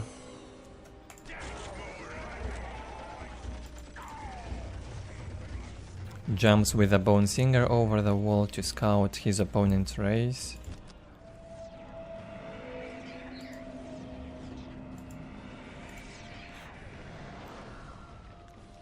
Looks like he's gonna send the Guardians towards that point. No, he will get this one. Would be too risky to go for this. Guardians very slow early, with both movement and capture speed, so taking this could get Eldar's plans messed up if the boys would go in there and decap.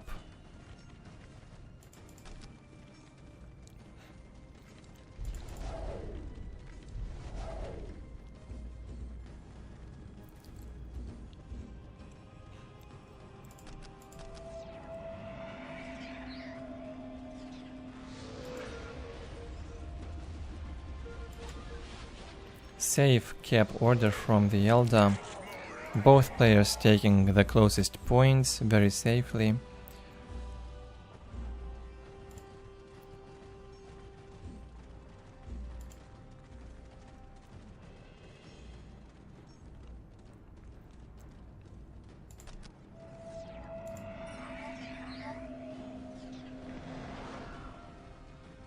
No warp spiders from the Eldar Far series here. Will not fight the mech yet.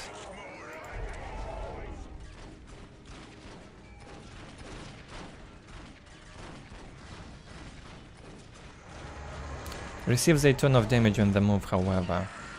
She casts the Mind War probably on those Gretchens. Either Mind War or the Psychic Storm killed the entire squad of Gretchens.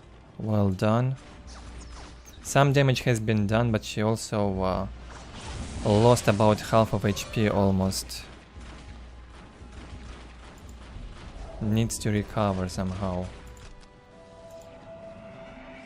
The warp spiders will follow.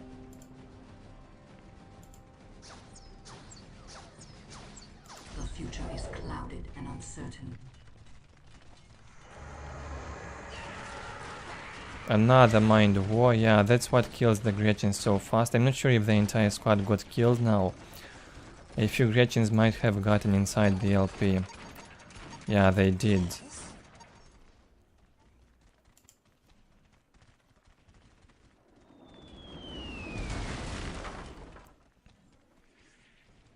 A war banner has been placed. Not enough Gretchens to build this on time. What's it? What's it?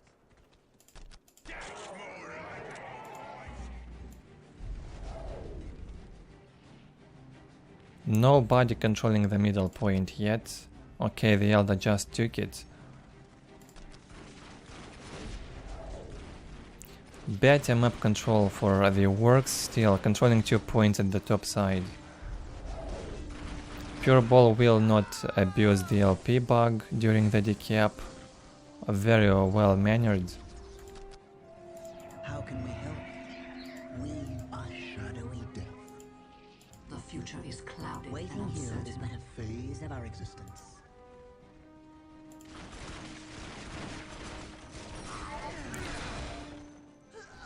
Mech attached to the Slugger Boy squad. Can survive for a long time like that. Builds the third banner.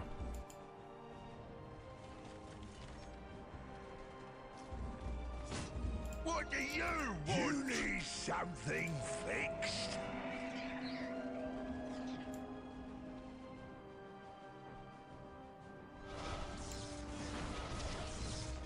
We are shadowy death.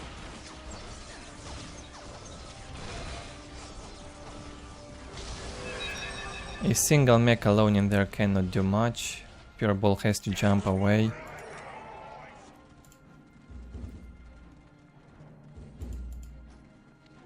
If he can take and hold these 2 points, he's in a very good position. Doesn't even need to fight for this point. He'd still have a good map control advantage.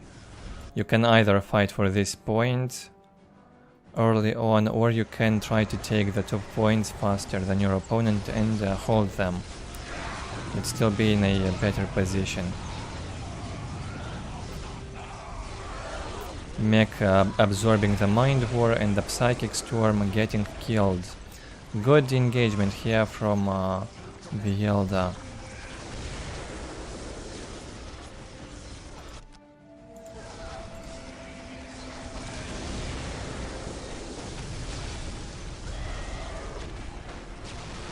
PuReBall losing a banner, painful. And will lose the LP2 as well. Nothing to defend it in here. Good economy for PuReBall, but setback. Needed that mech shop. Lost a lot of boys in that fight. All of the boys dead, apparently. And the mech, a new mech just came out. The Pylo guns gets built only now. Looked very good for PuReBall a minute ago, now it looks terrible. And tier 2 placed by the Eldar.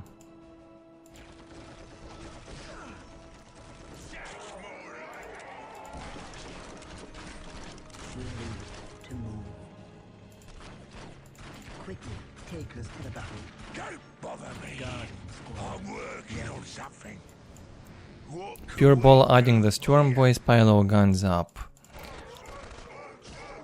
Not enough resources for a mech shop.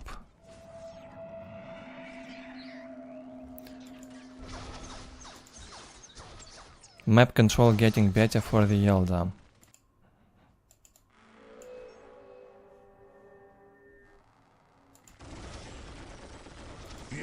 Another Mind War has been absorbed by the mech. Goes to half HP. you need Almost. something fixed?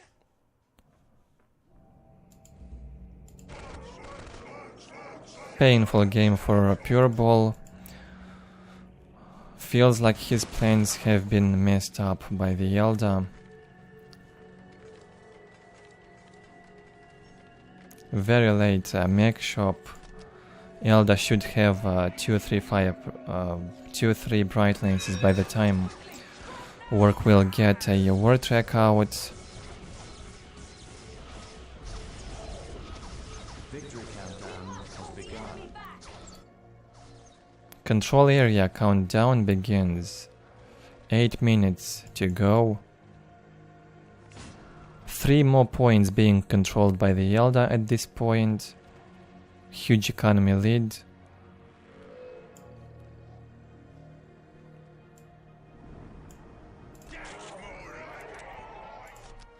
Equal economy in fact, map control lead and vision should hold these points at all costs. And preferably upgrade a few of them. This one would be a nice upgrade, and maybe this one. Upgrading them only for income would be nice. He upgraded the front one on the top left. Will help a bit if the Ork will engage in there with infantry. However, the Eldar LP2 is not dealing a lot of damage. It's not a very good option to use it as a defensive upgrade. You mostly upgrade them for getting economy on the Eldar, I'd say. PuReBall wants to engage, wants to take down this listening shrine. Well, he must. The thing here, LP2 upgraded, what I mentioned a while ago. Does not even reach the war track. It will be taken down and probably won't pay off in such a short period of time. So it would have been better if ASURADA upgraded this one as LP2. The deepest points. He hits tier 3 in the meantime, builds the support portal. Well, this LP2 in here at least won him some time. Held back that war track for a long time. Baited the war track with that LP2, not bad.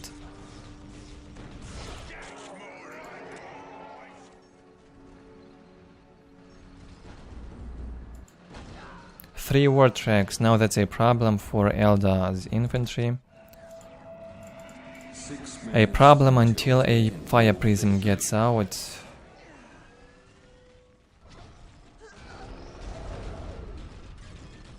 One fire prism would be easily dealing with 3 war tracks.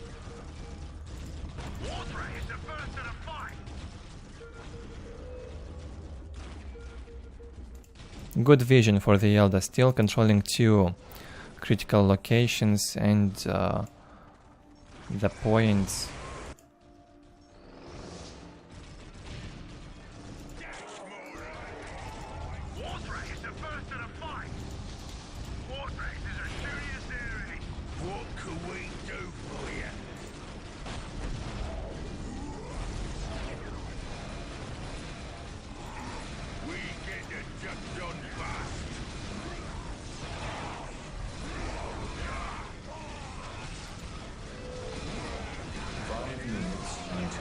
Engagement from PuReBall, it's probably now or never for him. He realizes that, tries to take down that support portal.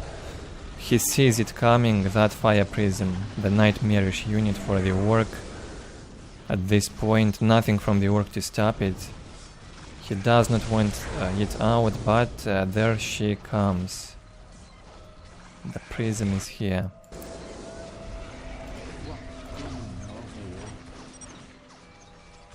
And PuReBall is not happy with that.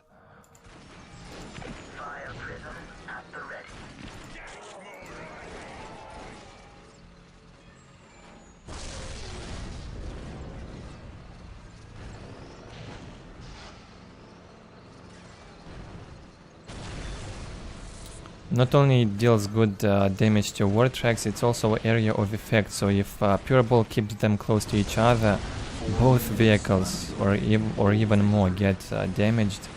Very painful. Nice fatality on that knob.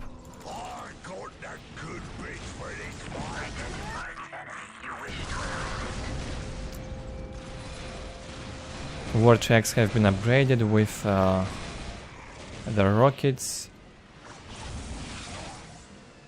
Will not take down that Fire Prism, it retreats and will get repaired. Still better map control from the Eldar, 91 to 60 income. Almost equal economy for both. Eldar ahead in tech, but can he hold this Ork attack? Looks like he does not have enough Fire Prisms now. One full HP Fire Prism at the top side, idling. Needs it in here to defend.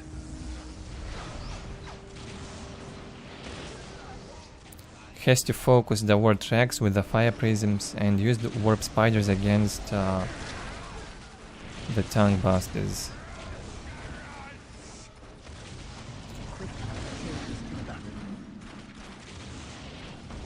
There comes a second one. Now with two Fire Prisms engaging into this Ork army should be doable. Feels like ASURADA forgot about this one at the top side.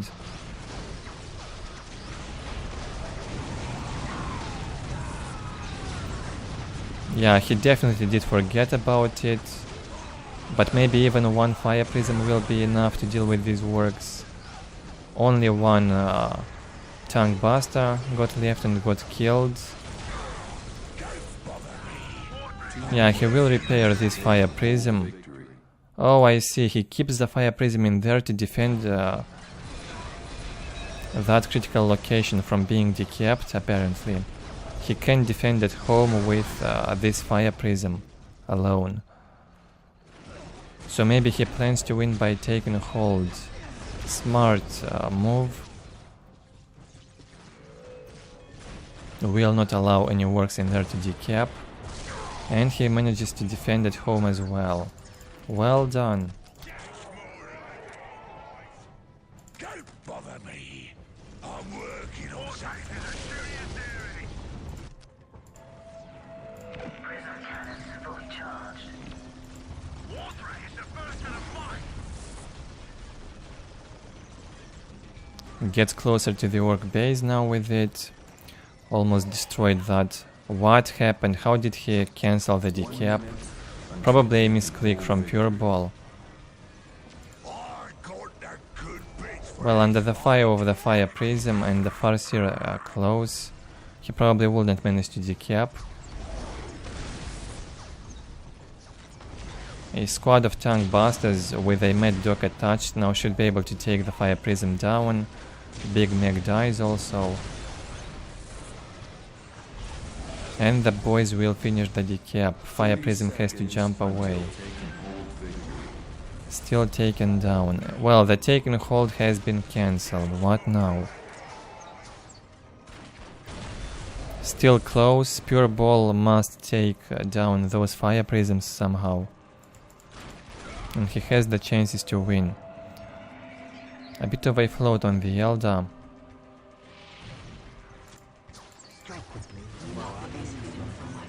2 war tracks killed at once by the fire prism. The area of effect damage again. Very painful. Well, I assume PuReBall is gonna give up. Only a squad of tank busters left. And the Storm Boys.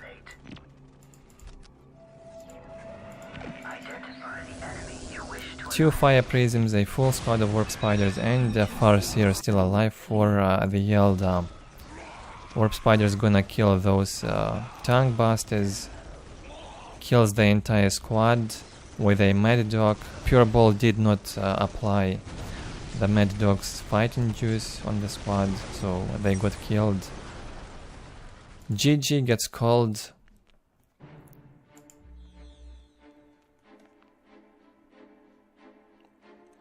PuReBall not prepared to face the fire prisms so quick. Didn't have enough anti-vehicle to deal with them. In the previous part he dealt with the fire prisms by massing more tank busters.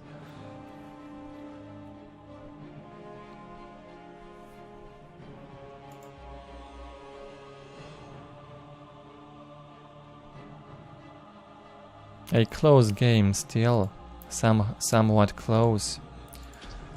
Still difficult to deal with the fire prisms if you don't have a bunch of tank busters. Definitely not easy.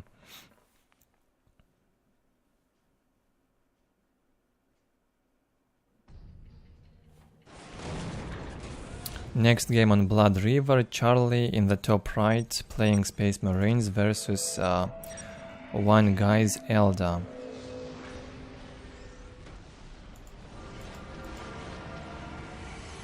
Basically the rematch between these two.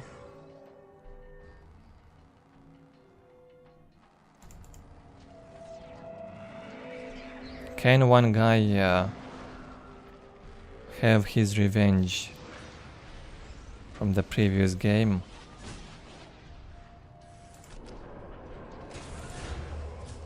A different race from Charlie, as I've said in the past. We'll see more races from Charlie. We saw how he plays Eldar also.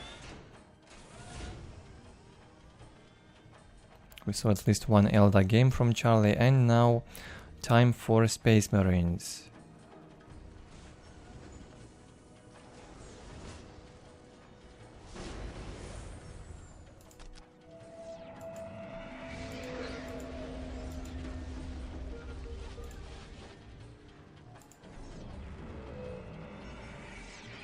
A bit of a risky cap order from oNEgUY. Getting this outer position so fast could have been decapped by the scouts. Scouts ready. Instead of idling, Charlie could have sent them on harass and decap this point easily. Yes, my lord. 3 squads of scouts were idling close to this position. Charlie wanted to be unpredictable and will send all the squads at once. Might catch the Eldar by surprise. Let's check it out. 4 squads of scouts will get reinforced probably.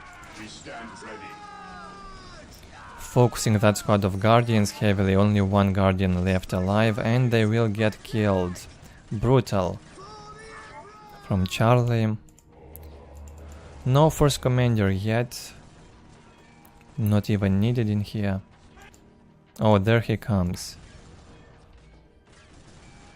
So instead of reinforcing the scouts, Charlie saved requisition for the force commander. And will build those listening posts more slowly. Scouts awaiting orders. A Mind War casted into the scouts. Force commander will be very difficult to deal with now. Without the Mind War, it will be a nightmare. The Banshees are here, however they are outnumbered.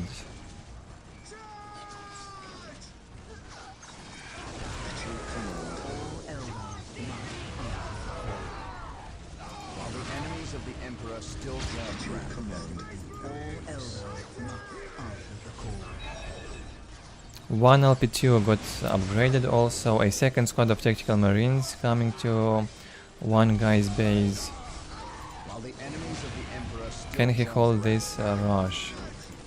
This is what he sees. 4 points under control. Same for Charlie, however Charlie doesn't build the LPs in here. He will invest all the requisition on unit reinforcement. Looks like he killed that squad of Banshees and maybe will even kill the Farseer. Nice all-in on Blood River, very painful for the Eldar. Difficult to deal with such kind of all-in, especially on Blood River. It comes at you very quickly. Eldar opens with a generator and not prepared to stop this.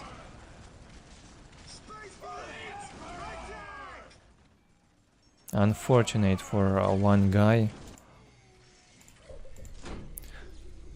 Slowly Charlie will build the LPs.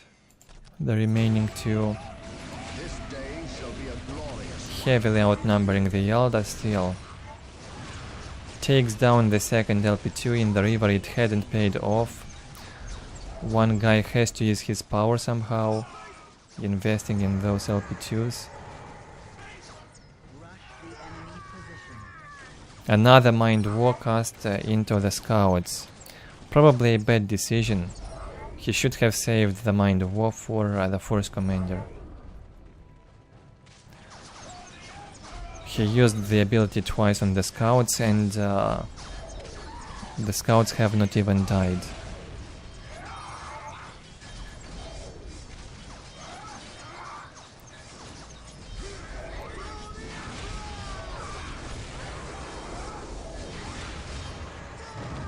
Marines still outnumbering the Eldar in this fight, expecting them to win it. Now needs a better micro with the scouts against the Banshees. Very high damage in close combat. 2 squads of scouts have been killed in this fight. Only 1 squad left.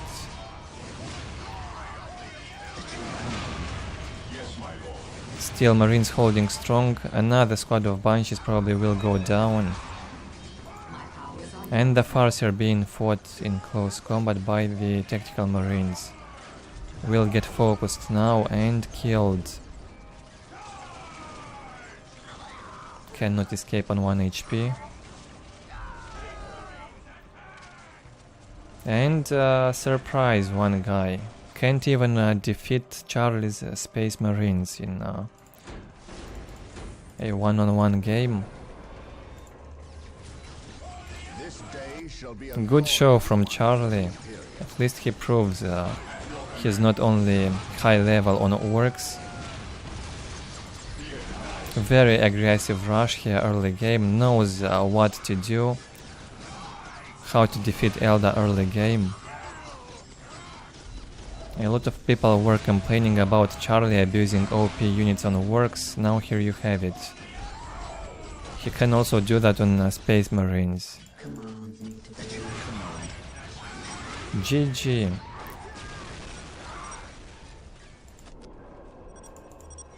Something unexpected by one guy, I believe. Scouts awaiting orders. for the Emperor. Praise the Emperor. The Emperor's chosen. He who stands with me shall be my brother. Yes, my lord. Surprisingly, here one Bone Singer manages to kill a scout somehow. Interesting. Almost killed 2 scouts. One Bone Singer. Nice balance. One Bone Singer with the cost of 45 requisition, I guess, can build, can repair cheaply, can jump over the whole map, and can even defeat one scout in one-on-one close combat. Very interesting. And they can also kill heretics, of course. Those chaos builders. Well done by Charlie, defeats one guy twice today. unexpected result, especially in this game. I do want some chaos from one guy desperately, however.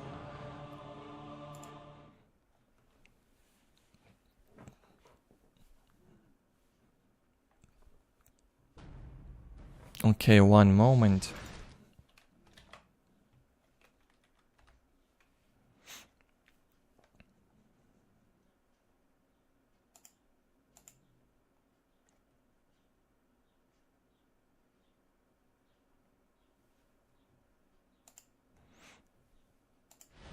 Some people still watching in there. Welcome whoever joined the stream recently. Hit that like or dislike button, and if you enjoy the content, feel free to subscribe.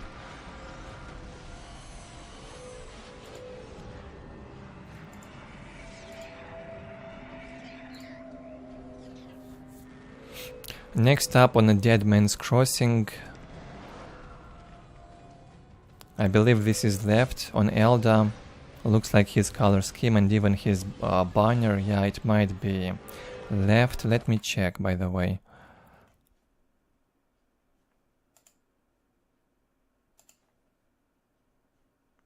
Yeah, it is left. Was obvious by the color scheme. Versus Benji on in the top right hand side position of the map. Benji sends a squad fully reinforced towards the opponent's base. 4 scouts from Benji. Yes, most beneficent one.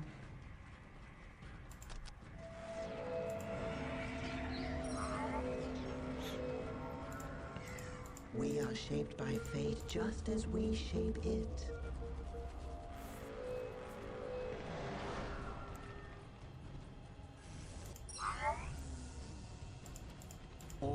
Reinforces the Guardians a bit and gets the Farseer out first. He saw this scout harassing coming, probably.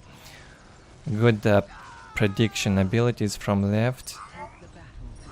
Will not be defeated by the scouts now.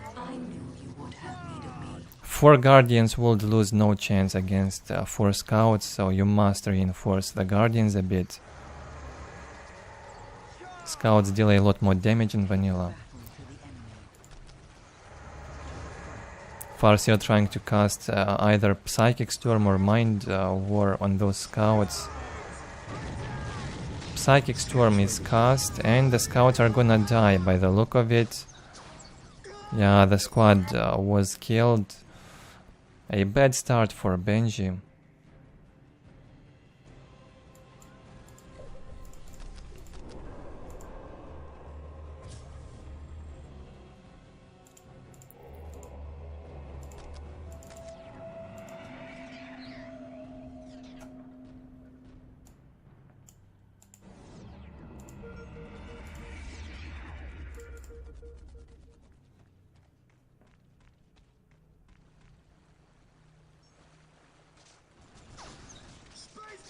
Guardians busy getting the listening, the strategic points still.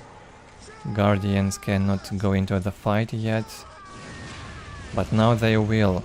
Mind War was cast on the scouts.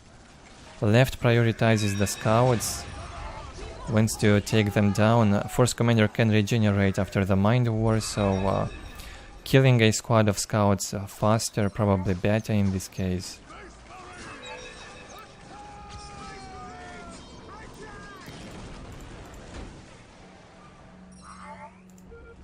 And the bunches even are here now. Space Marines aggression all in sort of thing won't work on this huge map. It takes ages until they reach the enemy's LPs even.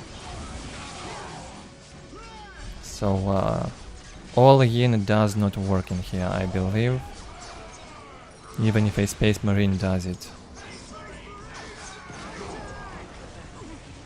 A battle in the river. Eldar outnumbers Space Marines 3-1 in here, I believe. Easy win in this fight for left.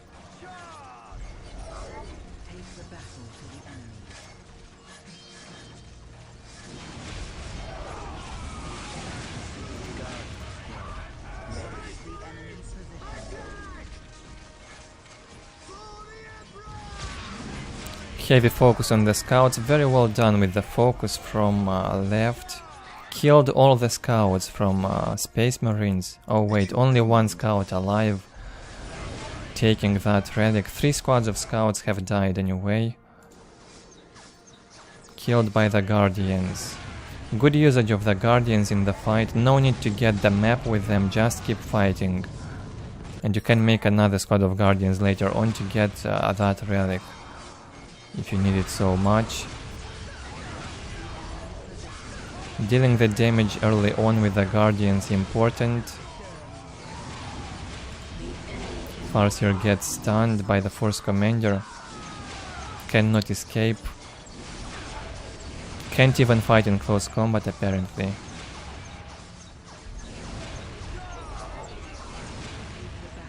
Yeah, non-stop endless stun on the Farseer.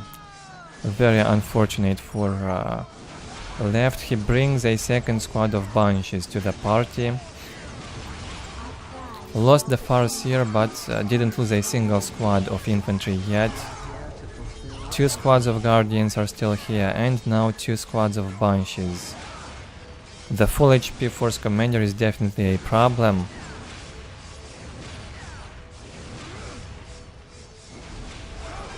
Benji trying hard to hold this attack from the Eldar. Probably a new Farseer coming out of the Aspect Portal. 80 to 10 income for Eldar, 80 to 0 for Benji. No power income for Space Marines. Did not build this yet. Prioritized this point. Banshees will follow the Tactical Marines. Do not let your opponent chill, let him micro all game long. Force Commander here, easy fight against the Banshees. Benji won't even retreat with this squad. If he would retreat, Force Commander won't be able to hit the Banshees. They will hold position, so the Force Commander can deal damage to them easily without having to chase. Well done. And we'll push back the Eldar, I believe. Slowly. Took the relic. We'll take the middle point now.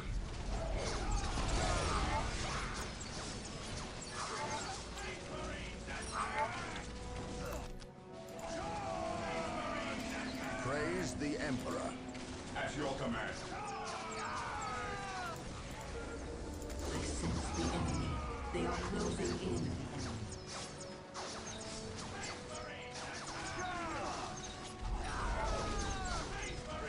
Gets those bunches out of his base, and the fight will continue in the river.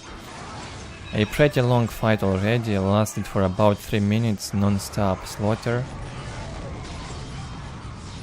Such a vanilla thing. However, you don't have such fights in Soulstorm or even Dark Crusade, from what I recall. Heavy raw tier 1 action.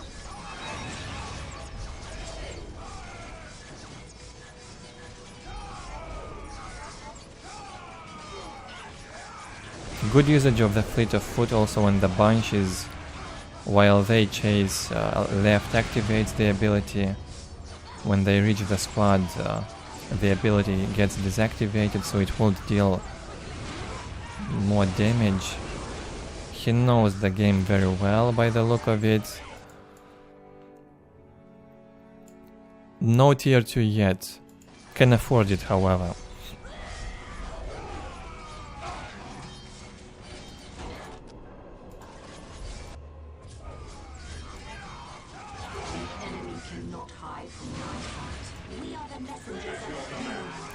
Three squads of Tactical Marines now. One squad about to go down, almost dead.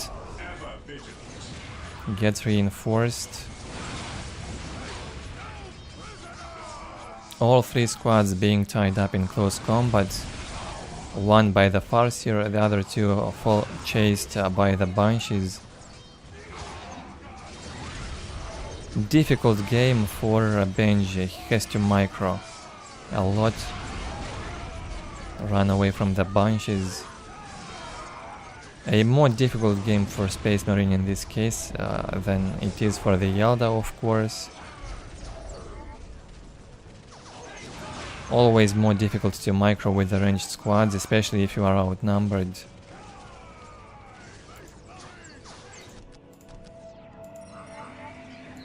What's that? A third squad of bunches incoming into the Space Marines base. Banshee meta in vanilla.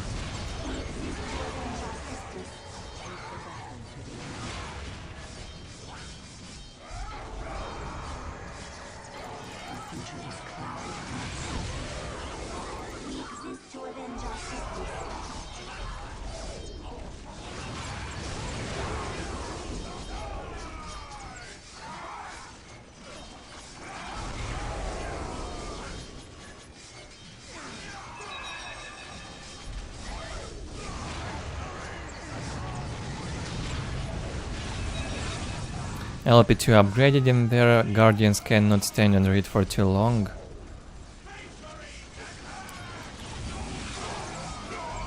By the way, the fight has not stopped for a moment since the very beginning, right?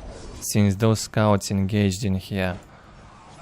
It began right there at the first or second minute, and it still continues into minute 11. Benji doing a very good job with micro, I must admit, keeping his squads alive from the Banshee assault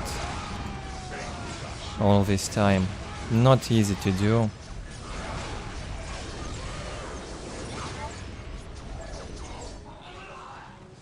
Keeps running away from the Banshees. I'd be very surprised if he manages to win this game. That would be epic. 80 to 10 income for Benji, 86 to 10 for left. Left hits tier 2 very soon. Soul Shrine almost up. Not very well positioned, however. Again, left building Soul Shrine in open field.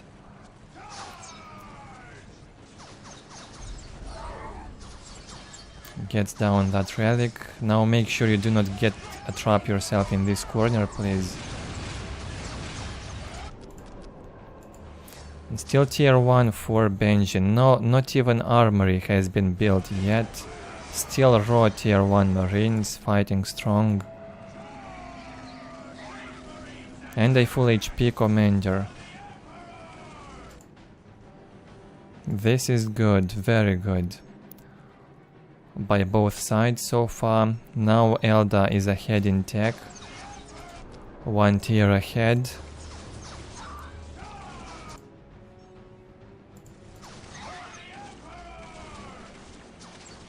Benji thinks he's won the battle and goes for a counter-attack.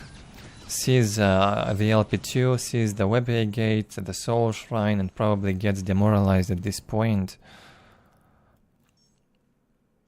It's been hell on earth for him, this game.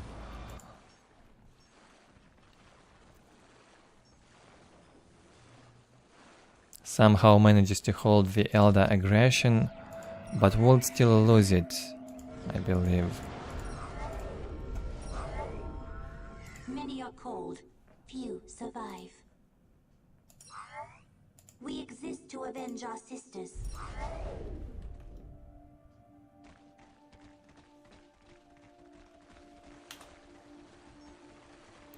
The upgrades are probably up for the Banshees, and left decides to go in once again. Some shuriken cannons wouldn't hurt in this fight.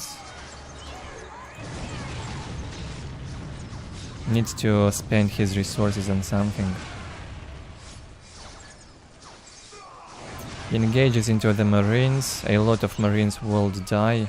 This time the damage from the Banshees is much higher with the upgrades. Even on the move. Force Commander catches that Farseer and defeats her in close combat. Armory finally being built for Benji. Still tier 1. Tier 1.5 now for Space Marines.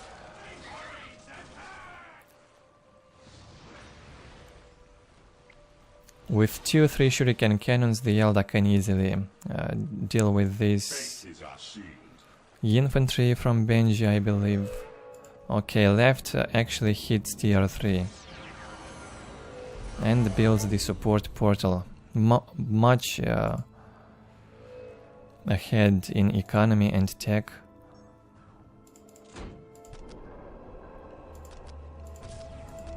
Benji's economy a bit higher, but left's economy was much higher a bit earlier in the game. So we'll see a fight now, a tier 1.5 fight from Benji versus tier 3 fire prisms. Painful.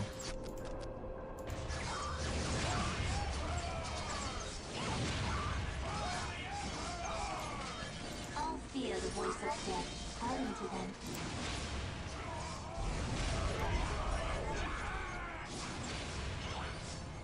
The Emperor protects.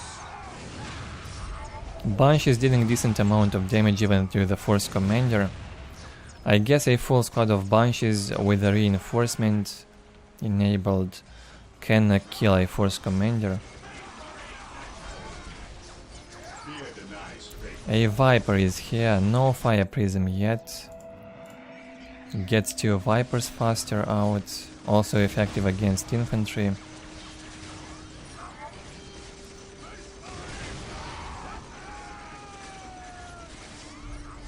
He does not need them against infantry, however. He's got bunches for that. He upgrades the weapons on the Vipers to harass and take down a Space Marine's base. Fear the voice of death calling to them.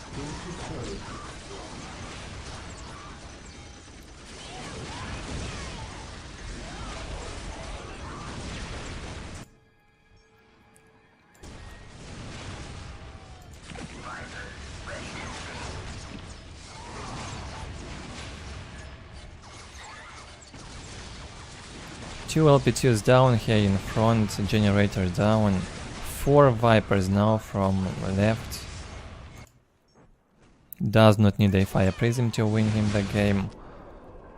Only now Benji hits tier 2 very late on a 67 to 20 economy.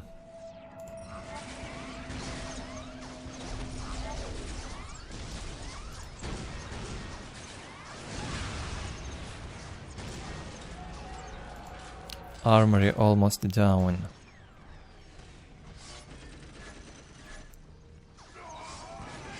Should have finished it off. No need to engage into that Space Marine squads.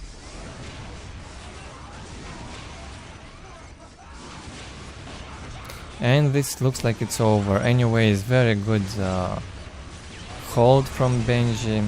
Epic tier 1 fight, a very long one. Maybe the best game so far in this matchup in the series.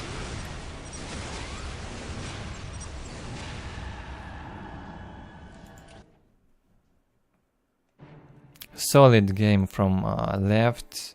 I guess Benji also did everything he could after his initial harass failed.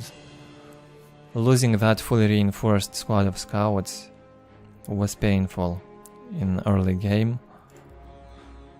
Lost him a lot of economy for nothing, a lot of resources.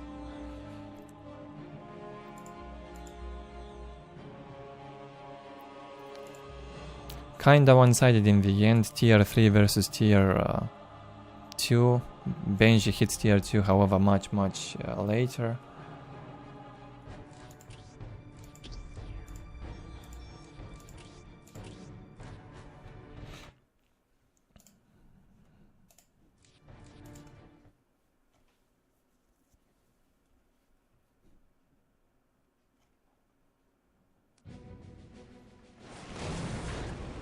Next game on Tainted pair. Android versus Insane. Space Marines versus Eldar.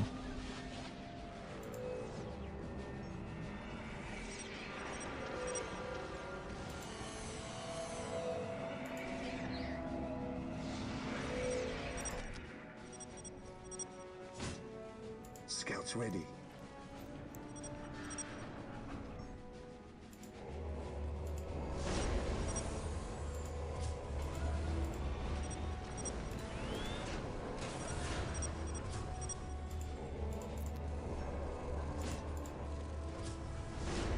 Android with his typical opening and sarcastic comments. He always thinks he's lucky and it's not the skill that wins him the games. I do not agree with him. No such thing as luck in Dawn of War. Opens with 4 scouts. Insane is gonna also scout his base with a Bone Singer.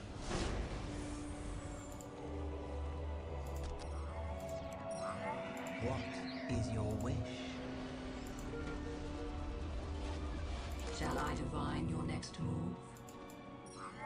2 Guardians from the Eldar and a Farseer. Probably a safe way to open. 3 Guardians might have been better, however. This could also be a Banshee following out of that portal, or a squad of Orb Spiders. I sense the enemy. They are close. 2 or 3 squads of Banshees might be better, however. We just saw why in the previous game. Easier to stop all Yins with the Banshees.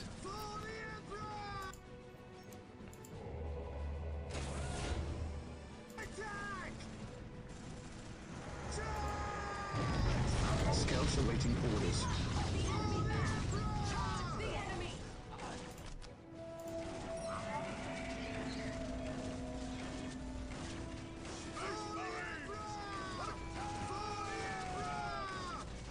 Cannot fight the scouts and the full HP commander with Guardians and Farseer. Banshees are out, as predicted.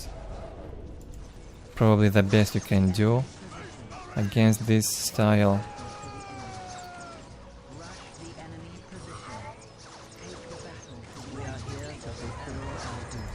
Reinforces also the Guardians a bit. Probably scared of losing the Guardians. Casted the Mind War into the Scouts. Something I noticed from both left, one guy and even Insane. Now they cast Mind War on the Scouts.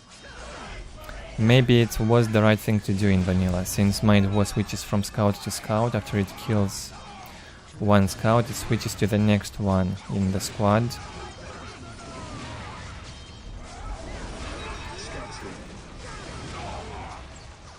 Intense fight right here. Looks close.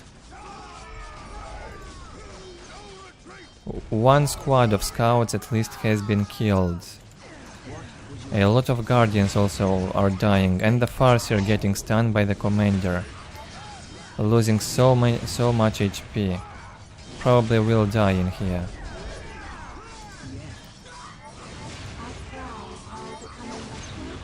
Powerful gaming early on from Android. Charlie definitely learned from Android on how to deal with the Eldar early game. The reason why he won that game on Blood River against one guy, I believe. This build early on is not hard to perform. The Space Marine all-in works very well against Eldar. And it's very difficult to stop. The squad of Banshees dies. And I'm not sure now what the Eldar should do in order to get back into this game. Android should bring that squad also in here, close to the aspect portal, and try to kill whatever gets out of it ASAP. 56 to 10 income for Insane. He wants that 2k MMR desperately. He will not quit and keep playing.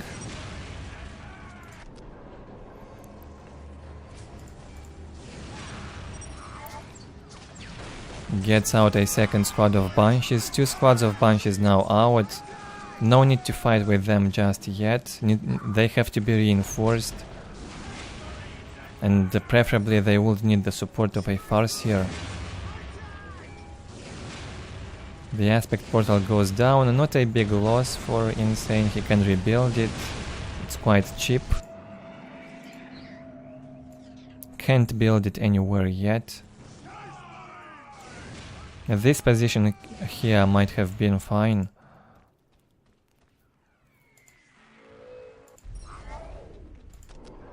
Yeah, difficult to deal with Space Marine all in on this map. Now we see why. You simply do not have enough time to prepare against the reinforced scouts and massed up tactical marines. Difficult to stop. He will even take down the Eldar's HQ. I guess at this point Insane is overextending.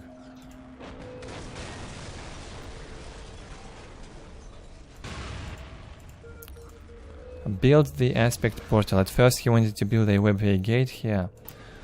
Changed his mind and builds the aspect portal.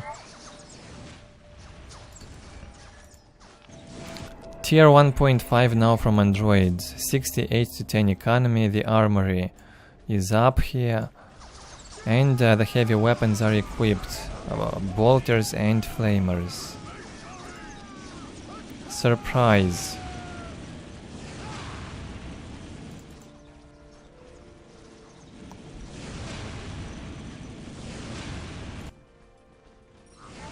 A third squad of tactical marines will join the fight. Gets more and more difficult for Insane. He cannot just sit and look, he must go and fight. Sends his squads of guardians to tie up the scouts and the Banshees to fight those space marines. How do you deal with the third squad? Nothing to tie it up.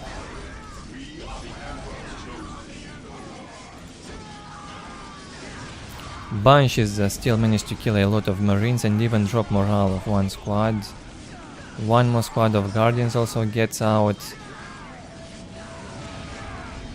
Fortunately for Insane, his HQ has not been destroyed, so he could get one more squad of guardians out of it and gets plus 20 in requisition also.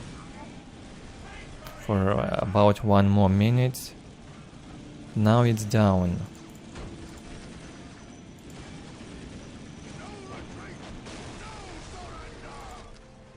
65 to 0 on Eldar. Insane retreats, needs to reinforce and builds the second aspect portal. Not sure why he builds it, he does not need another one.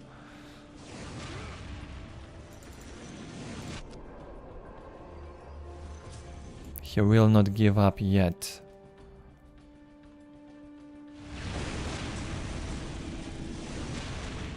So instead of focusing on map control with the scouts, Android sends them into a fight very early on.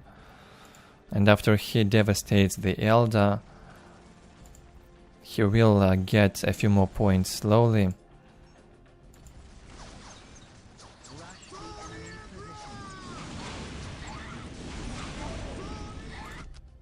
Very effective in vanilla from Space Marines' side.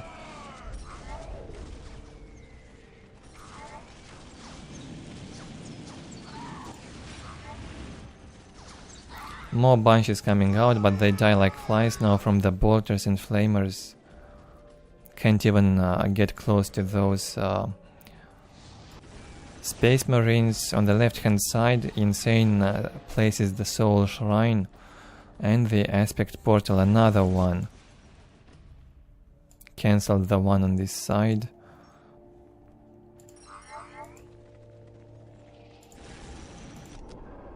What happens when you don't give Eldar time to produce units?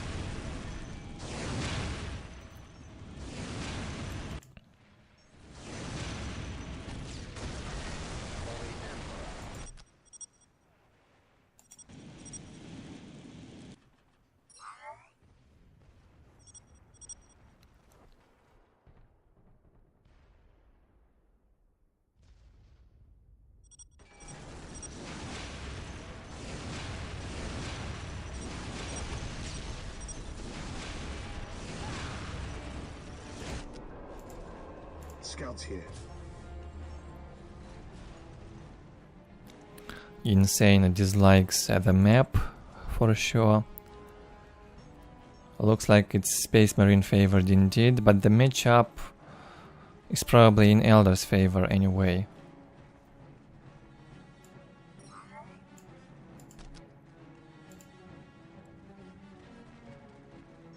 I don't know what could have been done better in this case. Maybe 3 squads of Guardians at the start and the Farseer.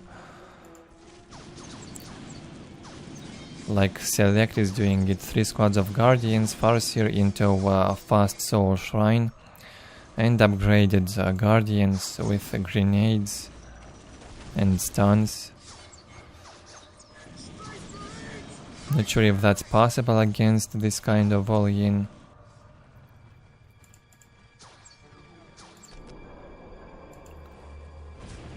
Android hitting tier 2.5, Machine Cult almost up. Also has a big generator build. On surprisingly low economy, he's been able to outmass the Eldar, out-tech. Been playing all game on under 70 income on requisition. But he is not losing any units, that's important. If he's not losing units, he does not need to invest into reinforcing them again or producing the squads. So he can attack instead, or upgrade economy.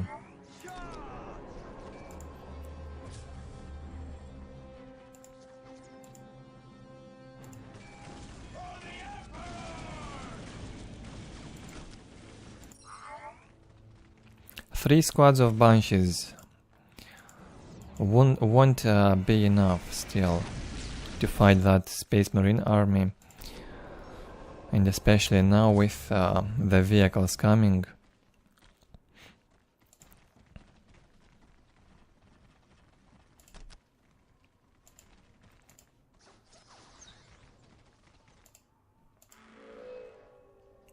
Many are called, few survive.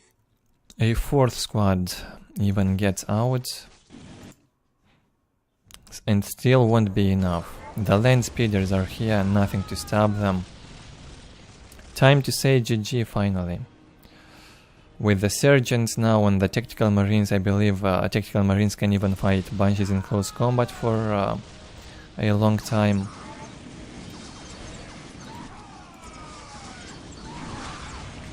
They don't even have to run away from them. Yeah, easy fighting here for Android. Insane out of desperation keeps overextending this game for no reason. Finally, GG gets called. Let's speed this up a bit.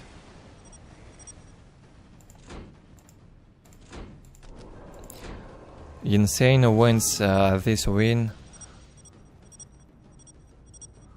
Well, a hard-fought victory for Android. Why would he quit? No free points for Insane. Not an easy matchup for Android, not an easy opponent. Well-deserved points, I'd say. Hugely one-sided here when a military.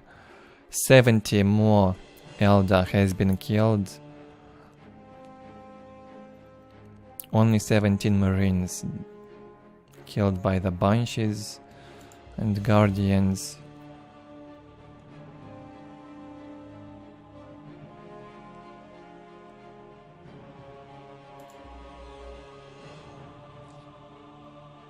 Terrible game for Insane. Not that he played bad, but whatever he tried to do failed.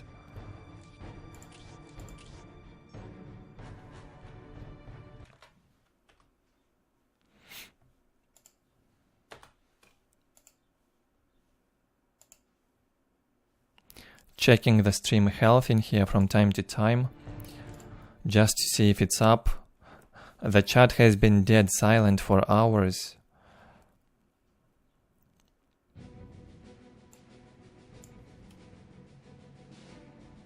Okay, next game on Railway. In the top right, another team member from Android's clan, THE, being Space Marines versus Random Rage Orks. Probably another long game on Railway. We had so many long games on this map already. It looks like this will be another one of them, judging by the timeline, which you cannot see. Let me check if I can find out who is this player.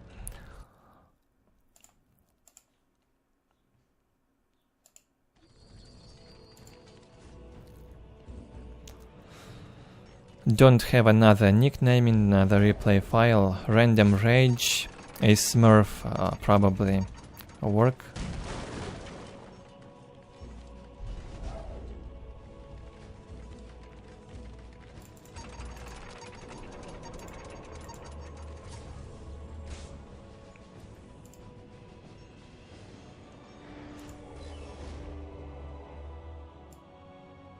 Three squads of scouts from being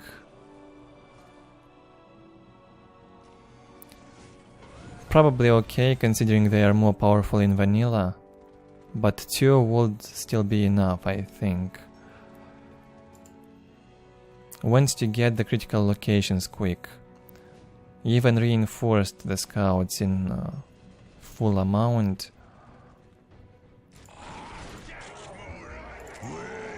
The mech is here, no easy point for being.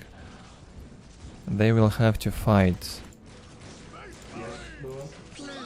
Random Rage scouting the Space Marines base with the Gretchens. Gets a squad of shooter boys out, more boys. And the Gretchens here shooting at that servitor. Nothing to stop the Gretchens there yet. Scouts busy getting that critical location. On alert, brothers. The enemy must be nearby. I got that good bits for this fight.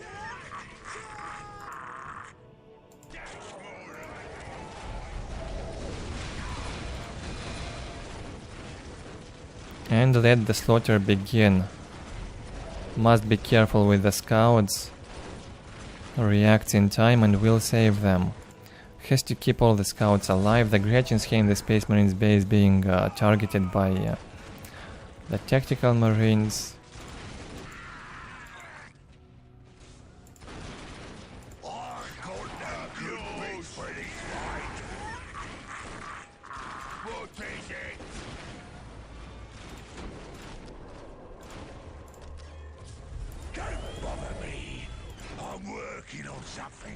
While the enemies of the Emperor still draw breath, there can be Looks holdable for Space Marines, need just a bit of micro.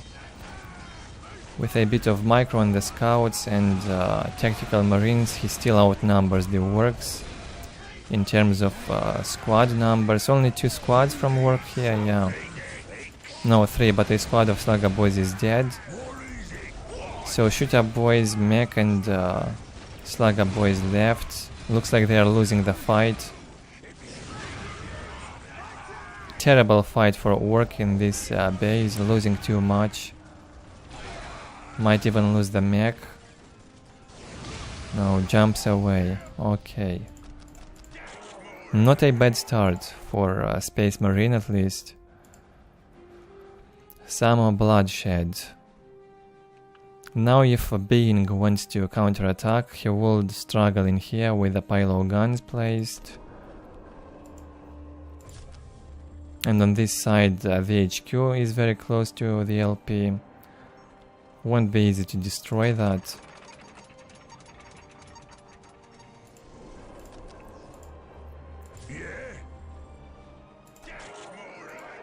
Ork does not see him coming on the left.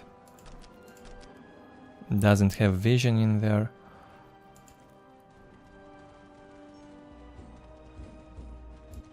Gets another 2 squads of shooter boys out, 3 squads of shooter boys now.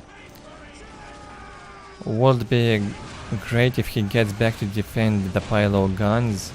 With this huge mass of marines in here, probably will be able to take down the payload guns. I've underestimated their firepower. Yeah, payload guns will go down, but the force commander will also get killed. And maybe even the Gretchens will die. They are trying to repair and save it. Well, the payload guns paid for itself. I'd say killed that force commander. Only now the mech had the jump to get in here and defend. A lot of space marines will die. A lot of them already have been killed by the payload guns and the LP2. Probably an equal trade.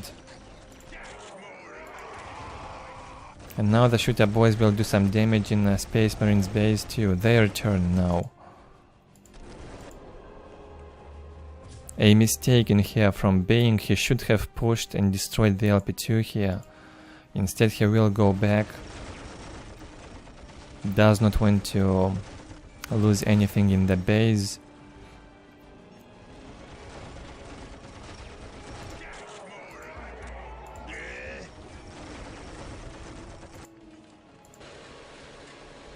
Builds a second generator, does not have enough even for the big shooters. And does not have enough for the payload guns to rebuild. Needs a second generator.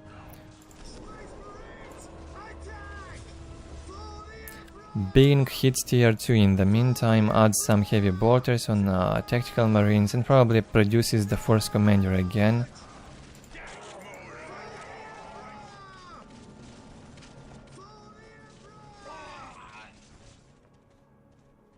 What is it? The mech is out. You need something fixed?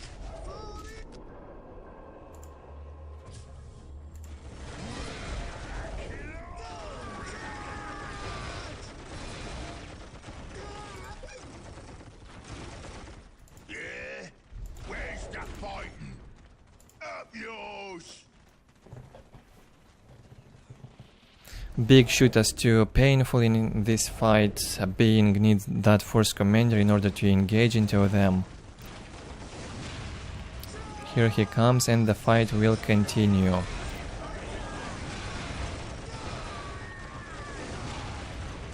Scouts tanking into the big shooters, bad idea. One squad of scouts getting killed. Big mech will finish off that, force commander will finish off that big mech easily. Terrible fight for the big boy. The payload guns has been rebuilt in the same position. Strange. Probably has no space in here. Looks like there's enough space in between the generator and LP1 on the relic.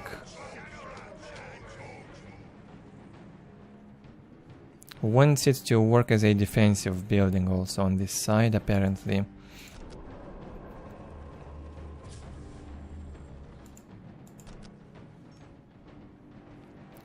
A bit of back and forth at the start. Terrible fight when Orks started to attack in here at the beginning. Set him back a bit. What is it?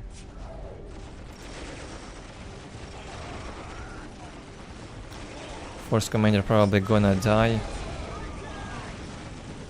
The mech wants him badly. Will he even fight the commander? Yeah, now he will, and he will even smash him into the ground. Throw him in the woods like that.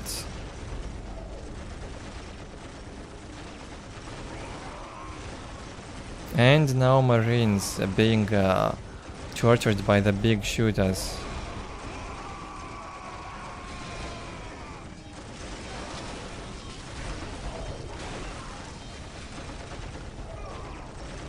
Well done with the mech, keeping him alive for a while, attaching now to a squad, but he's too low. Probably didn't even have the jump. poor boy. And couldn't retreat. A very greedy fight from both sides, both of them losing a lot in this fight. It looks like the Orcs are gonna lose it in the end. They lost all the big shooters on the boys. Very intense so far.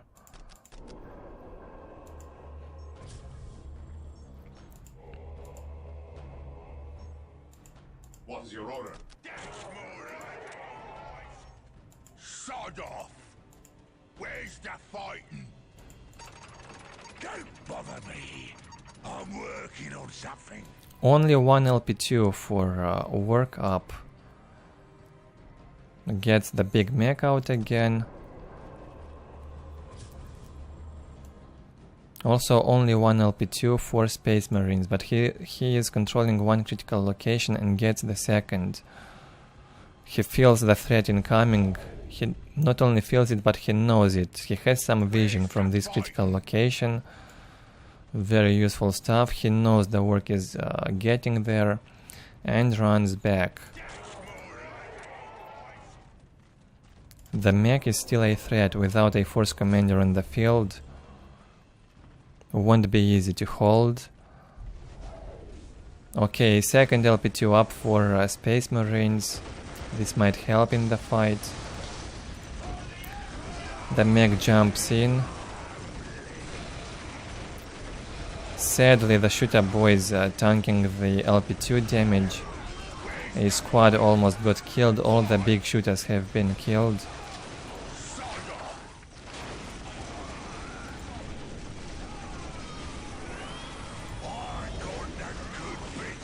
Good trying here from Random Rage. A very greedy game, however, from both sides, especially Work. Looks like he's in a hurry somewhere. He wants to end it now, here and now. And he keeps failing with that. And often that leads into a very long game.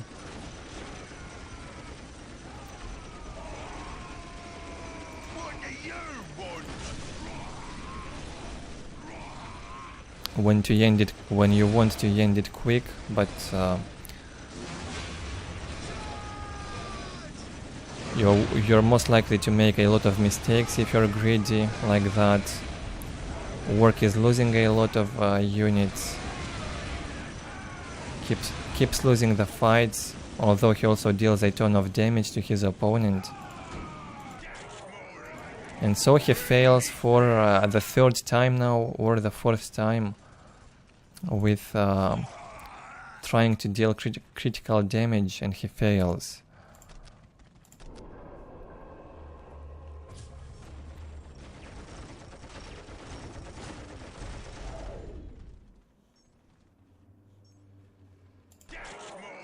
He could have waited, sit back a bit, chill out, gather a stronger force, and then go in with a stronger attack.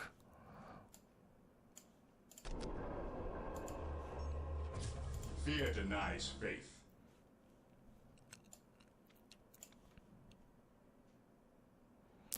Being will not counterattack right away. He only counterattacked after the first time into that pile of guns. After that, he only holds the Orcs' attacks and tries to defend. Probably a better idea to do that. A second LP2 has been upgraded for the work, and now a third one. 74 to 20 income. Not so bad now, still better for Space Marines.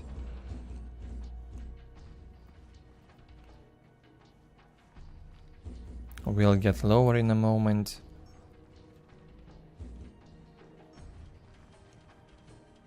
Victory countdown has begun. Second banner has been placed only at the 14th minute, so we'll be up by the 15th minute.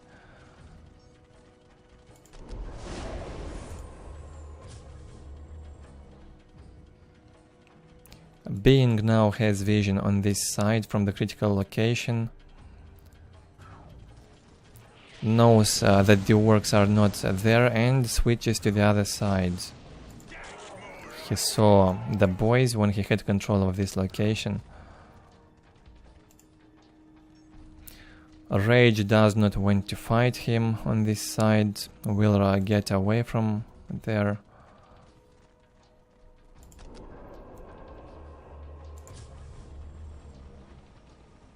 Yes, my lord. And Being also added a squad of assault marines. The melta bombs... Wait, 2 squads? No, 1 squad. The melta bombs will certainly help with taking down the Ork defenses, especially a pile of guns or an LP2. Will they be used though? Probably doesn't have them yet.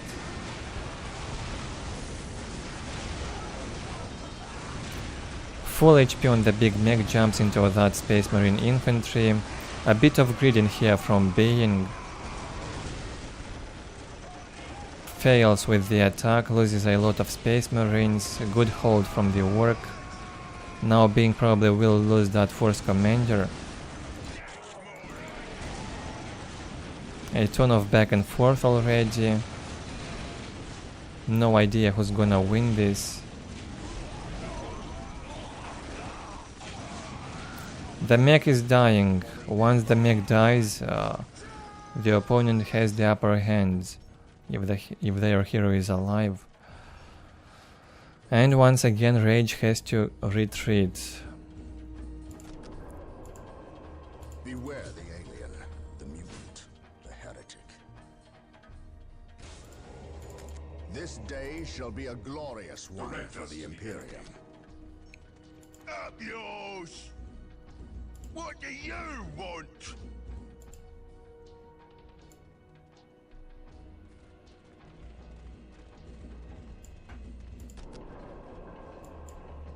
Direct us to the enemy. He who stands with me shall be my brother. A bit of a hold for now from both. Being does not want to counterattack, although he could have. Try to get closer and maybe outrange the pile of guns with the heavy bolters. Might have been possible. Heresy grows from idleness.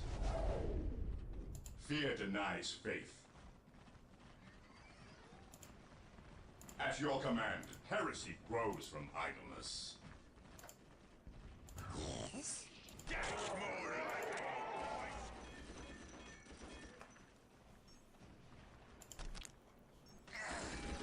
Yeah, he can do that with the heavy bolters, will outrange the pile of guns easily and maybe take it down, or just force Ork to repair it. Ork loses resources when he's repairing. Rage won't go to the other side to protect the pile of guns. Again, he will deal damage to the Space Marines base instead.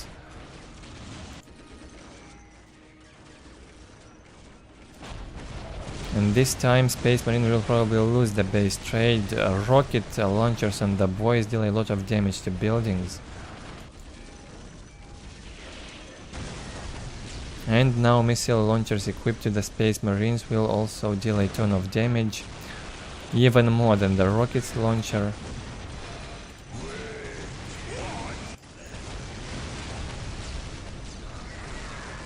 And so the Ork will lose the pile guns, the LP2, the Gretchens, and even a war banner. Looks terrible now for Ork.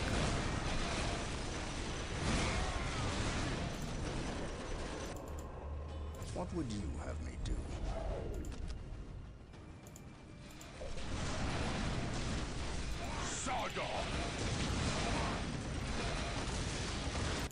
Bad focus on the stronghold. Should have focused the LP2 or the generator or the chapel barracks.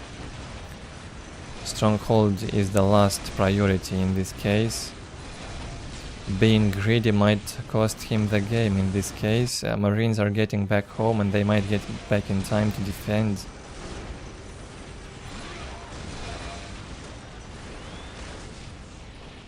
LP2 on the relic also down. Storm boys will get in here to decap the point. Victory countdown has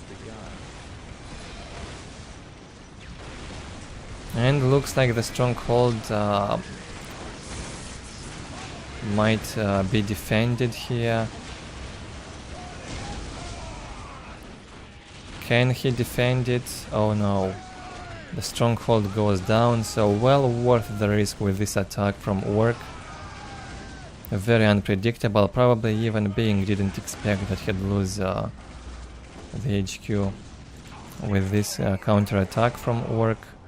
Counter harass, base trade, terrible base trade for Space Marine. However, he's got perfect anti-everything now in his hands to deal with the Orks.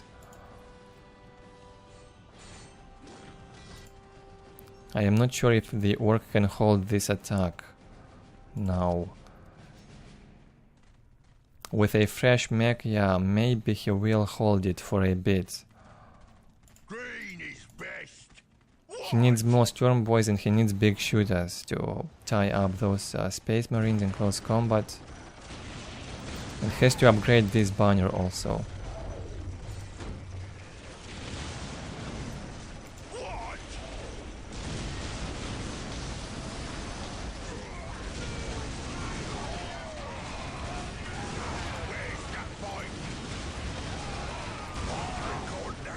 The mech jumps in along with the Storm Boys. A lot of Orks are getting killed in this fight as expected. A few Marines also getting killed. The LP2 and the War Banner with upgrades killed a lot of Space Marines in this fight. The big mech gets killed also.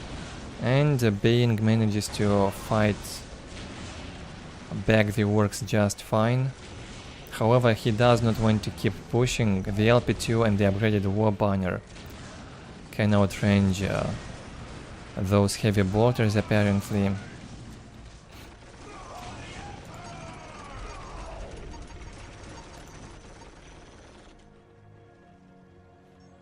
And so Being cannot go in.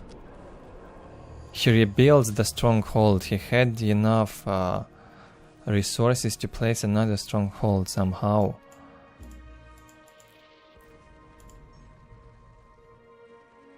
Good job with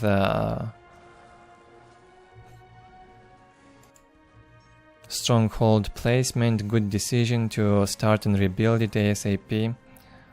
Almost finished, only has one servitor.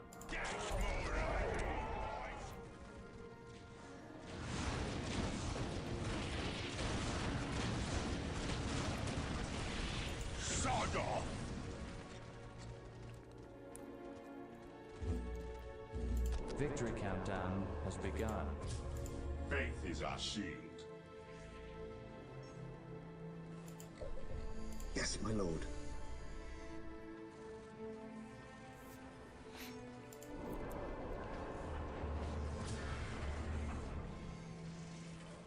Won't have enough for tier 2 transition. He needs one more servitor desperately to build the LPs faster. I guess the work on this map can even start with a second stronghold. He has one in here to defend, and maybe building another on this side would be nice. Not sure if there's enough space. But building one stronghold quickly and somehow distracting your opponent at the start might work. So you'll have like one more extra point in the long run with plus 20 in common requisition.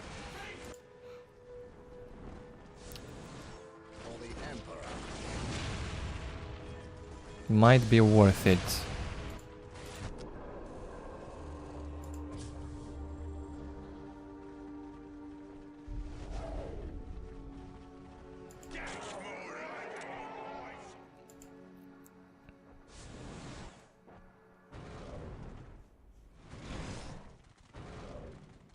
Not enough damage against infantry from the Orc. Mostly rocket launchers on the shooter boys are equipped. Storm boys without the nob leaders.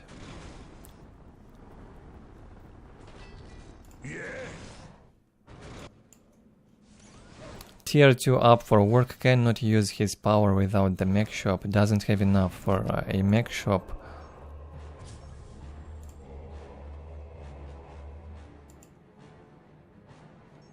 And being back into the game with a stronghold. Needs to go tier 2 ASAP. Catch up with work.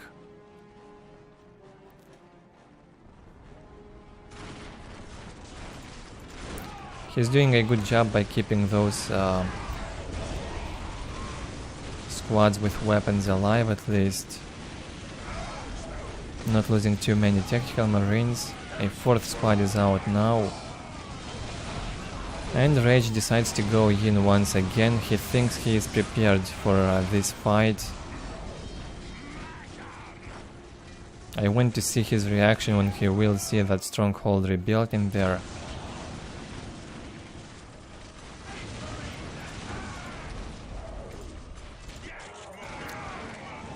Will he even push into that LP2? Economy starts to decay now. Very painful. Thankfully for work, this point has been decapped by the Space Marine earlier, and the decay on that one has been reset. It's basically fresh. All points yellow for Space Marines, however. The mech jumps in. Can he see that stronghold? Does not see it yet.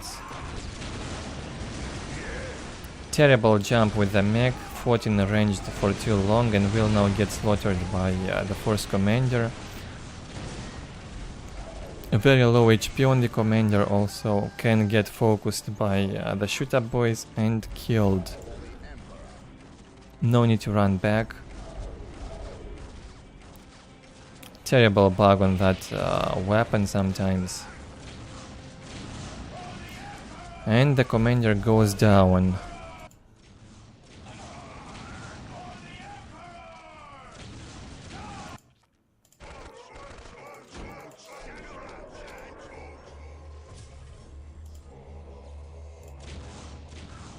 Awaiting orders. We stand ready. Direct us to the enemy. Heresy grows from idleness.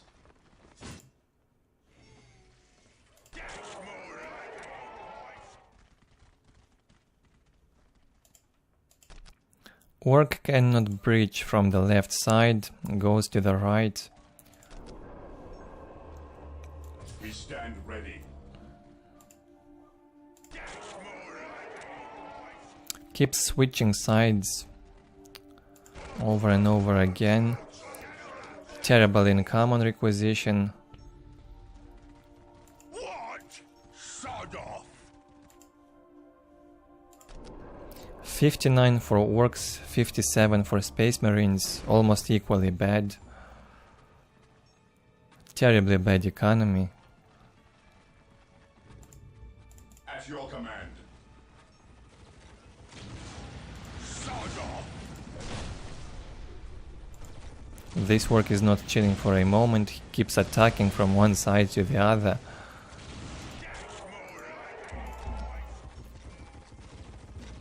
Orkish style gameplay.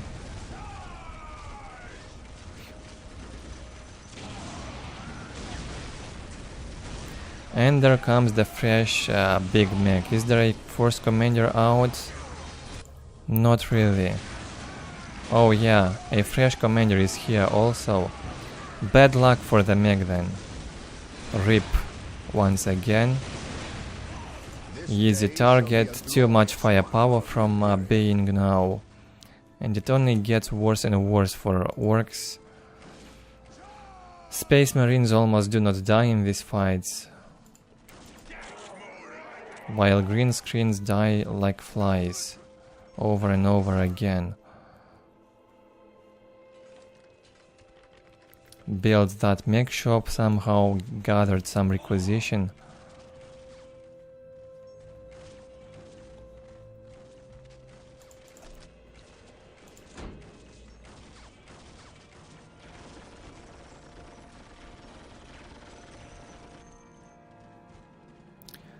Again, Being does not want to engage into those upgraded banners and the LP2.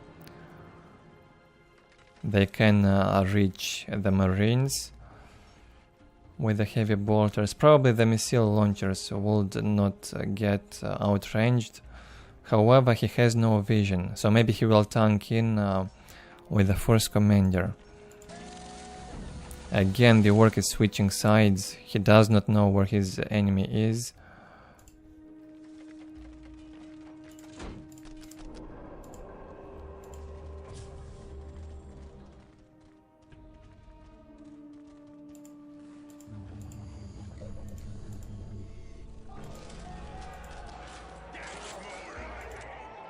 You need something fixed?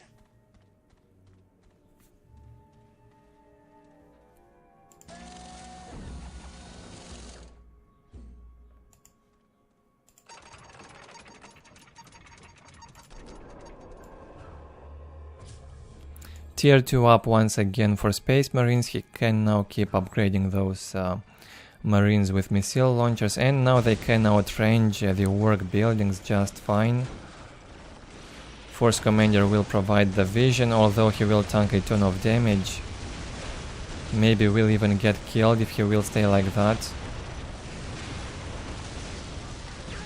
Too late. He wanted to retreat in the end, but too late.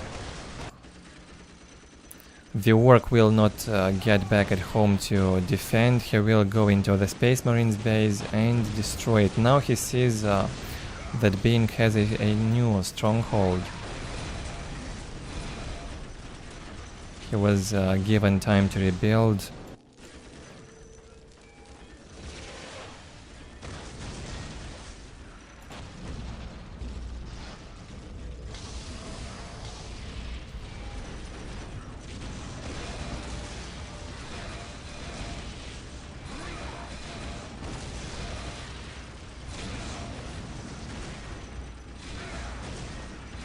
Wants to take down that stronghold once again. Although he's focusing the Chapel Barracks. It seems like when the war track is missing the Chapel Barracks, it hits the stronghold.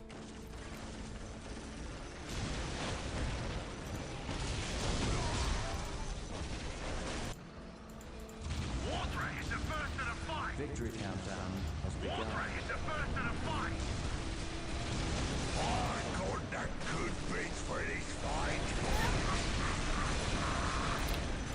Looks like Being decided to delete his buildings. He's only got the armory left. He probably wanted some resources. Yeah, and he places the stronghold on the Orcs side. That's right, he's got the servitor right there. And Random Rage also sees that. He's got the vision from the relic still. He knows where that stronghold is located. Interesting base trade.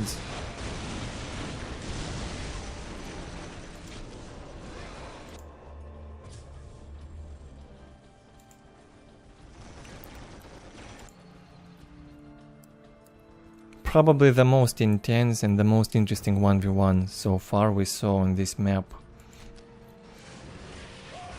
Non-stop slaughter between the two, and even the base trades were nice. Very greedy work, however.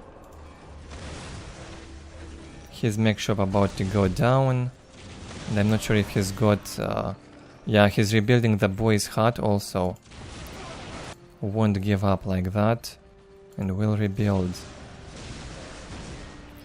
War track equipped with the anti-vehicle weapon, no idea why he did that. Still manages to kill the servitor, and there's no servitor left for Space Marines.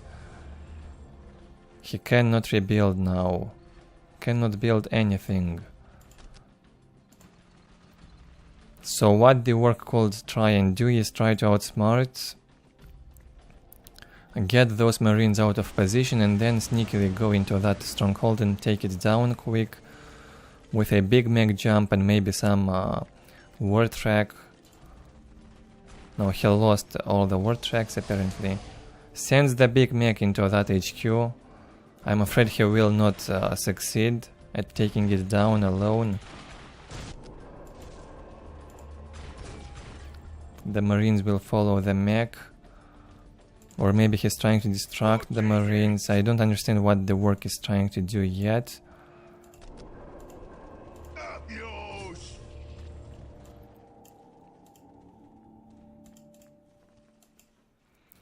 Being having control of 3 points still has some income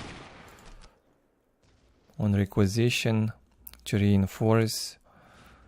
23 income.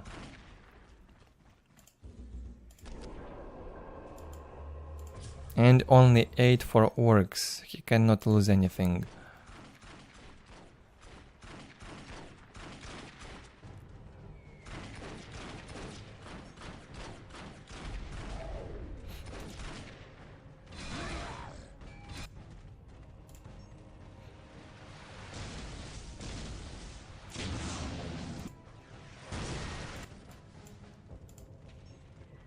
Okay, the work is actually ahead on income. 23 income for Orks and 8 for Space Marines. He's got the red points only.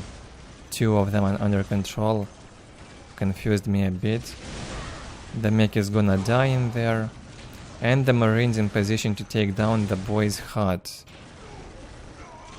What a game, man.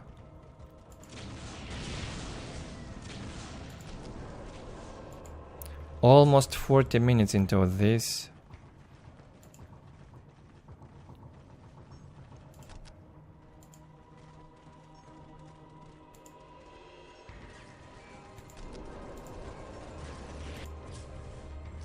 Okay, the Marines with the missile launchers from the other side probably will approach in here and take down that barrack. I do not expect Ork to win this now. A few Marines will get killed.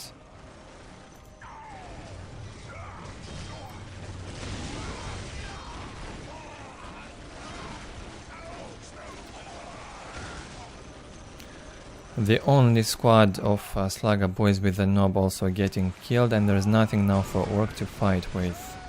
All these Marines. Powerful stuff from the Marine player, very good resilience throughout the game, holding the Ork aggression and even being it smart with the base trades, playing it smart.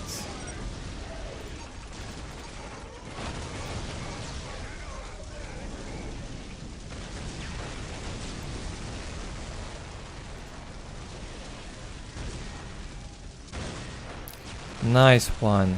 A random rage, won't even say GG, although it definitely was a good game, I think. Being doubles, the units killed. Ork lost everything in the end.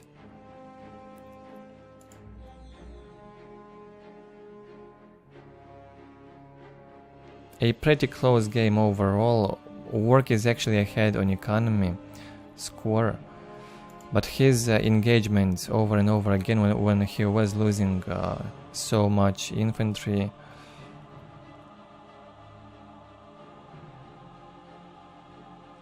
probably lost him this game. Unsustainable fights on this map.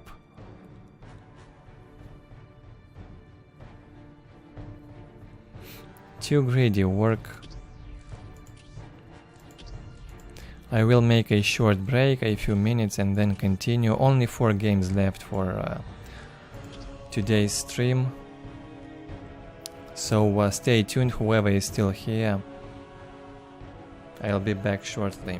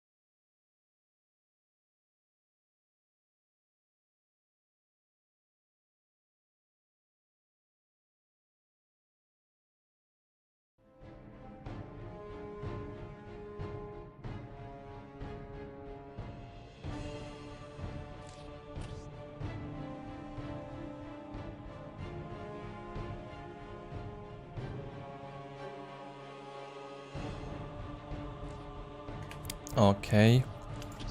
Back to the games. Feel free to have a discussion in the live chat. I am checking it from time to time. Someone wrote that there are no tier 4 units yet. Well, I guess the cost of that tier 3 unit, the relic unit, Squiggeth or Land Reader, they probably are much more expensive, so maybe they include the cost of the tier 4 in to them as well. Next game on Fallen City, Charlie playing Space Marines once again versus Hunk.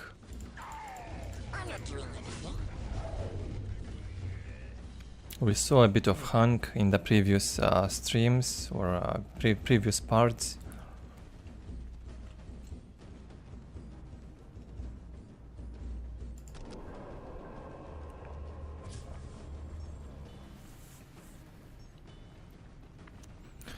Main Orc player. Charlie maining Orks also, however he's playing Space Marines now. He knows the Orc weaknesses. Will not be allowed to decap the point. Hunk is actually surprised Charlie is playing Space Marines. He was not prepared with a opening against Space Marines apparently.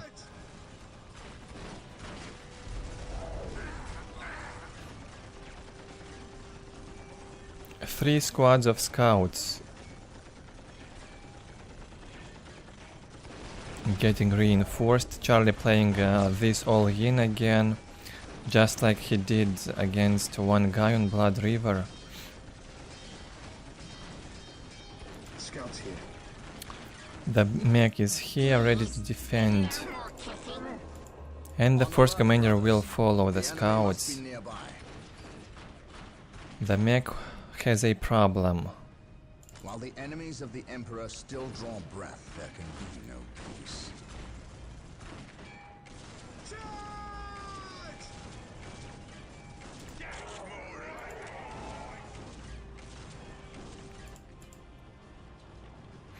Oh, an idling squad of Slugger boys probably has been idling in there for quite a while. Should have captured that point long ago. Mech almost got stuck into the commander. Moved at the very last second. LP2 upgrade here on the outer position, focusing the scouts.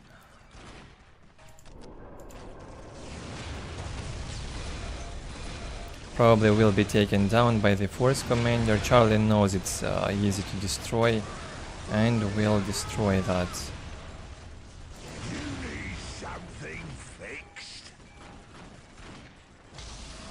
The mech does not want to fight that commander and will jump away.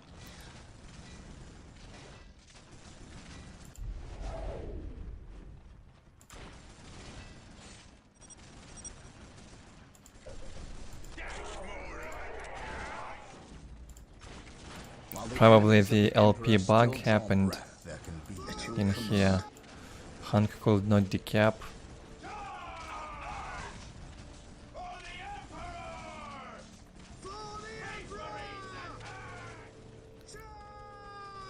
And now was sitting only on 2 points. Terrible game for Orc.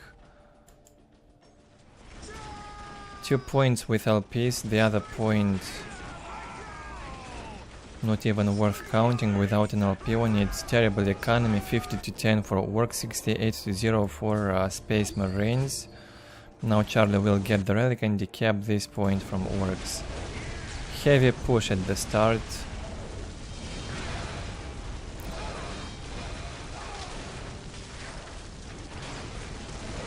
Charlie probably will lose that commander. Well, he paid off.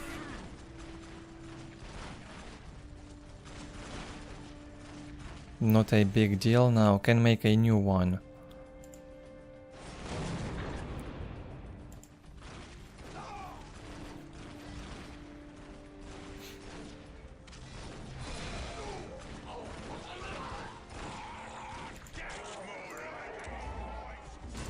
want? What do you want? Space Marines, attack!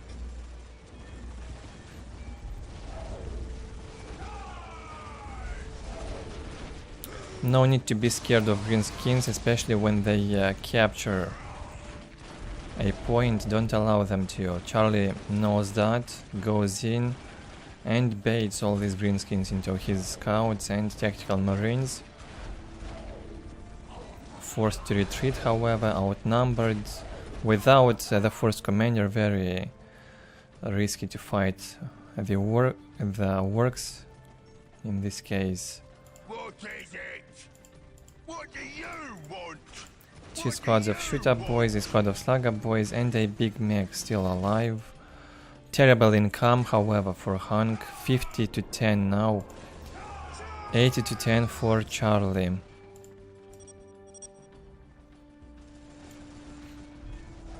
Scouts here. Scouts awaiting orders. Some mismanagement in here with the mech. Not sure what Hunk was trying to do. Probably typing too much, busy writing in chat instead of managing his boys. That was terrible. At your command. Awaiting orders. Up yours. Yeah. He doesn't like the fact that Charlie plays Space Marine for some reason. Why would he even mind? I have no idea.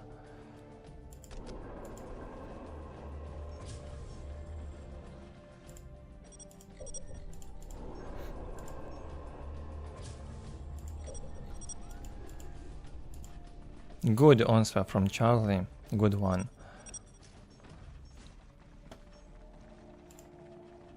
Play Space Marines for the win, what else?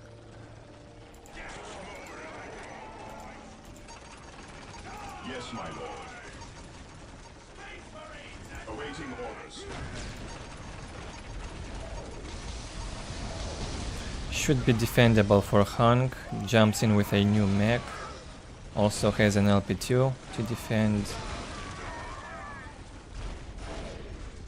And pushes Charlie back. Economy terribly low still. Only 2 points under control, both of them upgraded. Builds a second banner.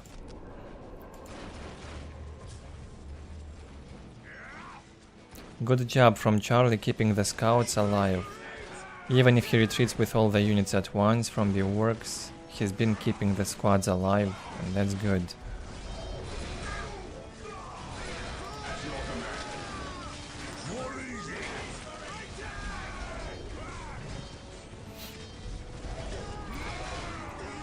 Say hello to the new force commander, Mr. Hunk.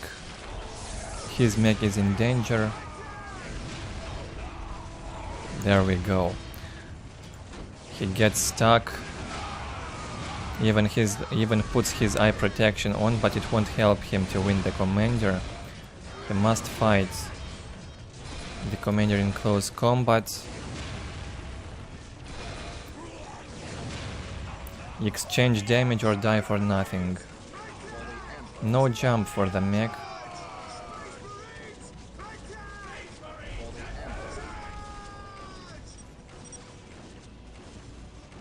A bit of back and forth.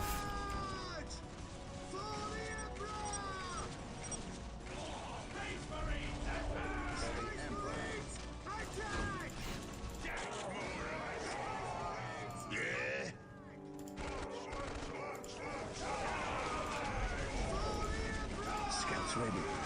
My faith is my shield.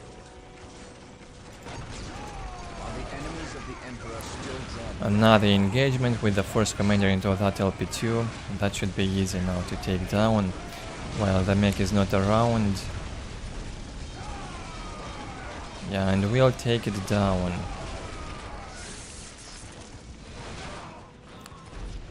Hunk holding hard, he does not want to give up. And he won't. Now Charlie would be wise from Charlie if he attached that commander to a squad of Space Marines. Let him regenerate slowly. Still tier 1. Build the armory now. Massive advantage in map control and economy. 44 income now for Hunk. That's desperate.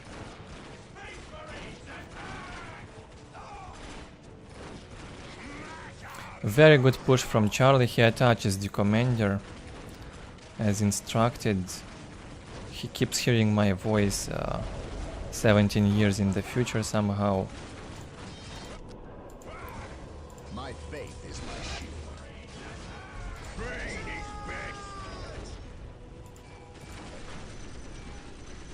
Under this LP2, pretty much defendable. 3 squads of scouts are still alive. Another one in here. 4 scout squads. Well, probably some squads have been retrained again from the stronghold.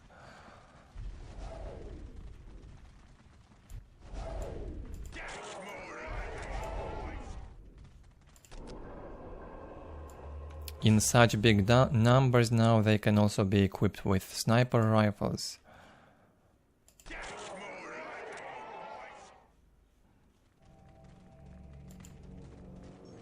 A lot of boys from Hunk, no upgrades however, cannot afford even a pile of guns to build.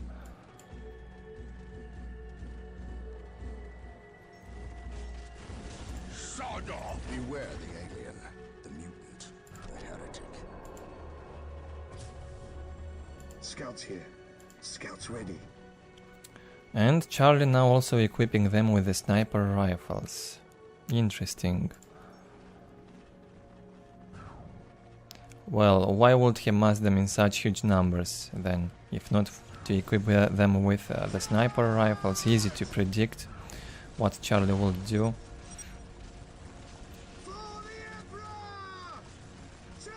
Not exactly sure why this squad of scouts goes so tanks into those works like that, no need. They can reach from a very huge distance into the works.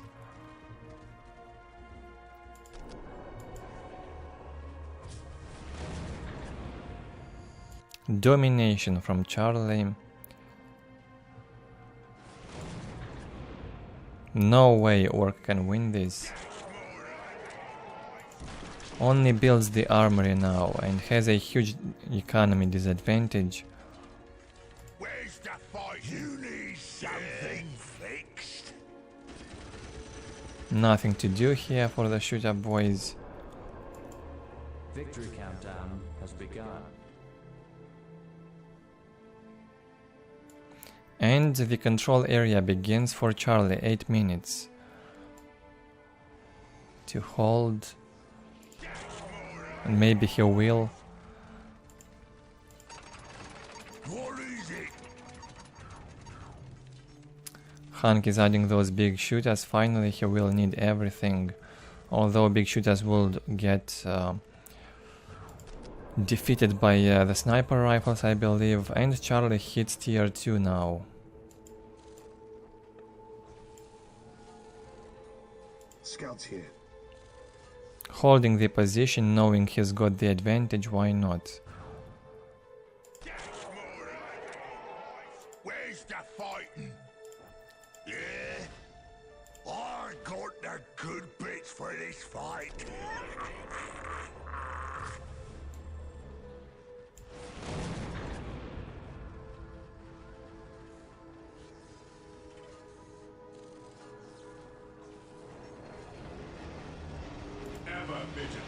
My faith is my shield. Scouts in position. Scouts here. Scouts ready.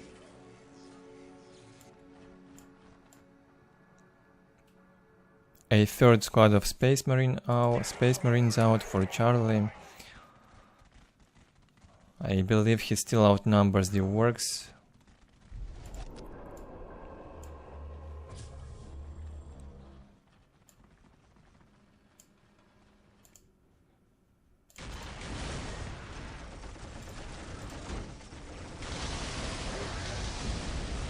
Hunk jumps in with the mech.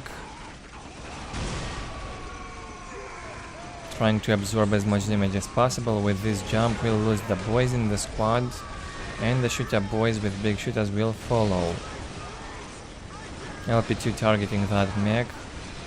Commander probably will die, heavily focused by the big shooters. Bad management on the scouts also from Charlie. He will lose a lot of scouts in this fight. Adds the sergeants, the missile launchers also on the squads. Hunk decides to retreat. Should hold ground in here in the heavy cover.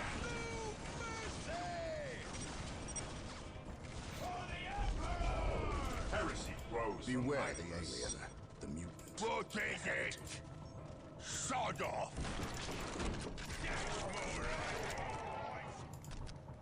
Good hold from Charlie. 5 minutes until Hunk is surprised Charlie holding the map for so long and still no vehicles yet. They should have been out by now, and they will get out soon.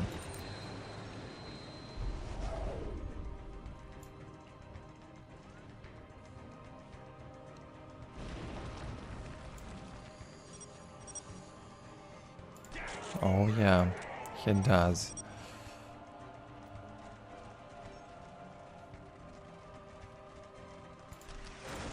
Another attempt from Hunk to go in. The longer he stays in the base, the worse it gets for him, so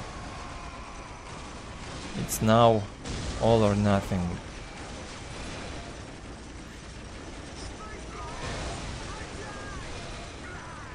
We'll lose the mech once again, focused by all this bunch of infantry and the LP2.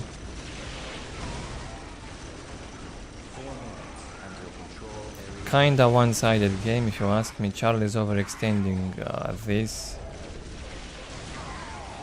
He could have moved slowly into that LP2 in there and take it down. There goes the first land speeder.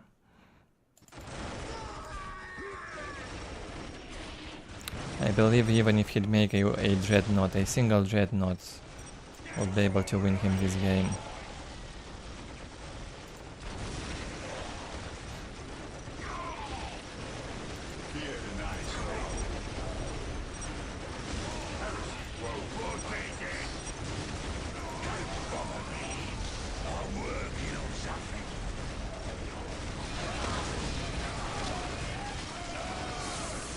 Hunk does not want to play against Space Marines apparently, or against unknown race.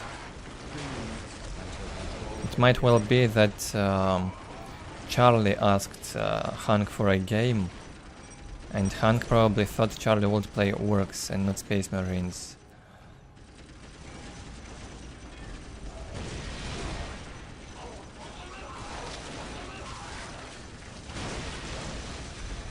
Goes in again with the mech. Charlie won't even bother to micro. He knows his opponent will quit. Messing up the wards already. Almost 6 hours into the stream. I did not need a food break. I had my lunch just before starting the stream, so I'm not hungry yet.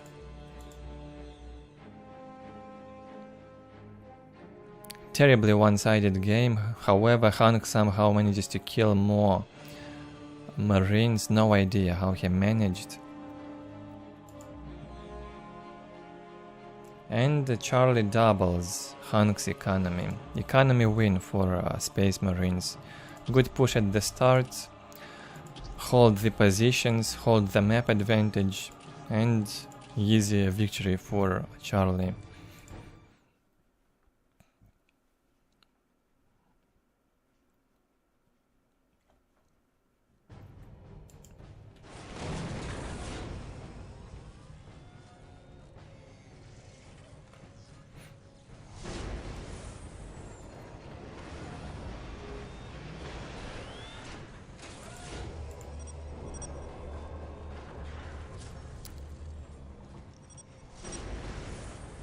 On battle marshes in the lower position, Benji once again with Space Marines versus oNEgUY Orks.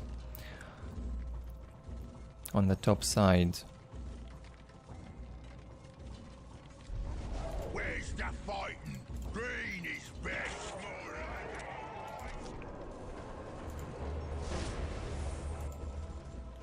Space Marines! Yes, my lord. Up yours!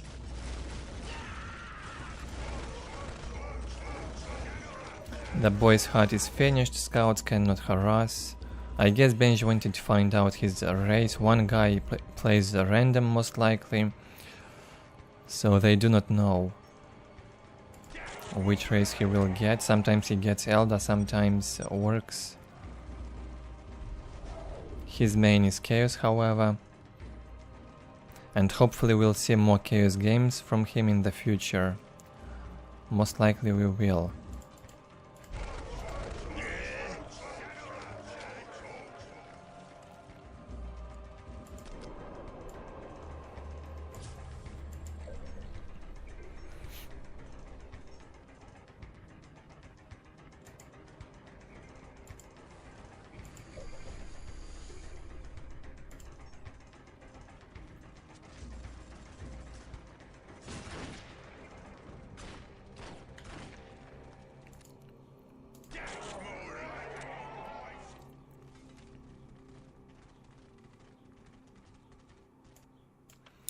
The Orc loses a point in here. I'm not sure if he even tried to capture that.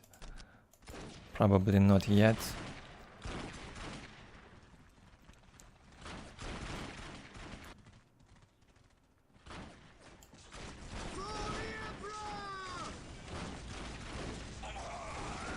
Goes in with the mech and the boys will get caught by the commander.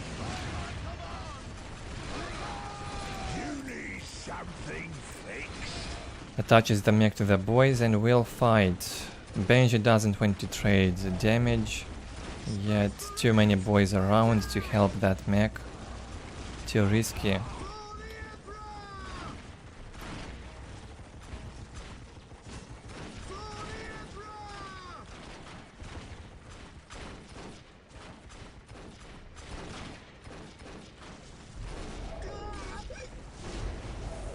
Benji doing a good job with the micro. Will not lose scouts to slugger boys in close combats or to the mech. Keep that distance properly.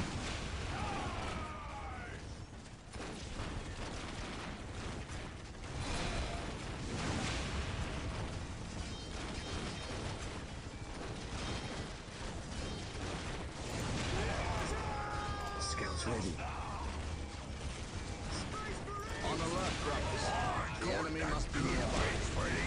Time to fight that big mech now. In a good position, the first commander starts the fight. All the fire going into the mech from scouts and tactical marines. And one guy looks like he's gonna lose the fight. Getting outnumbered, loses the boys. Bad pathing in here, he probably tried to retreat and he loses everything in that base. Terrible, and his economy is very low. What now? No GG yet. One guy won't give up.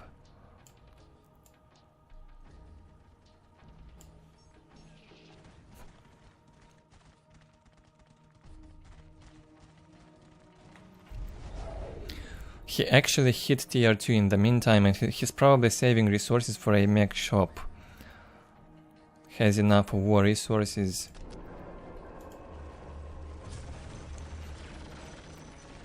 A new mech is out, an LP2 is upgraded. Sadly, he did not take care of this point this game. Doesn't have any boys now to go and take it. Should have decapped it at least.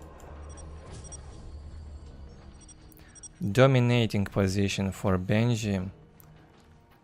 The game is far from over.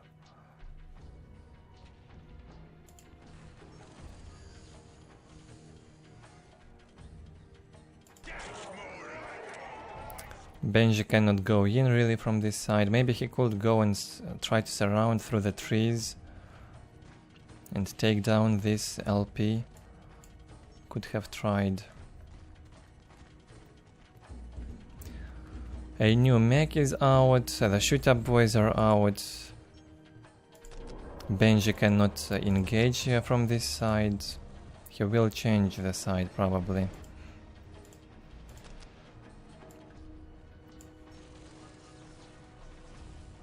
Far from tier 2, I guess, builds 2 generators.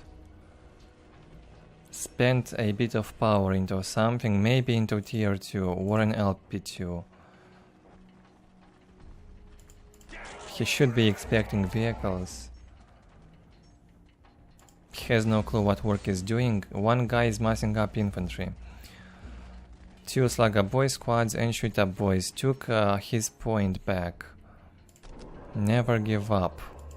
Not over yet. Armory placed.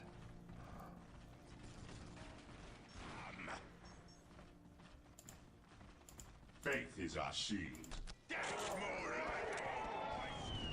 You need something fixed. And time for the pylon guns on Orks. Not sure why one guy rushed with 3 banners so fast. He did not make use of any war resources. He had enough to reinforce with 2 banners, I think, in this fight. Benji adding the sniper rifles. We'll scout a bit.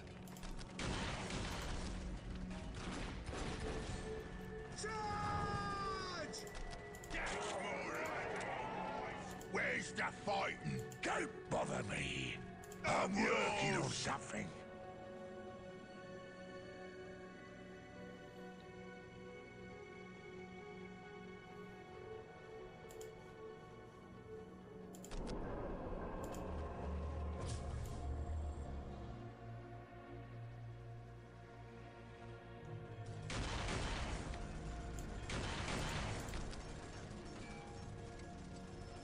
One guy holding back, cannot go in yet. Probably knows there's a bunch of marines behind those scouts. Too risky to jump in. Places another generator.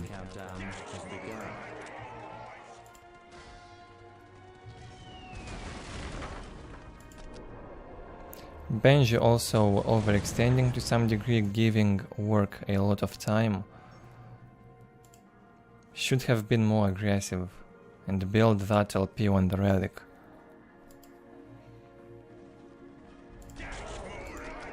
Equal in common requisition now, despite Benji having such a huge map control domination. He didn't upgrade as many LP2s as one guy, and he didn't even build his post on the relic for a long time now.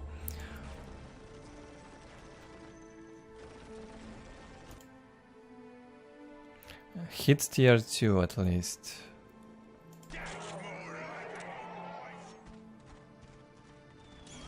Time for that mech shop, not yet. Another banner. 6 minutes until taken hold victory.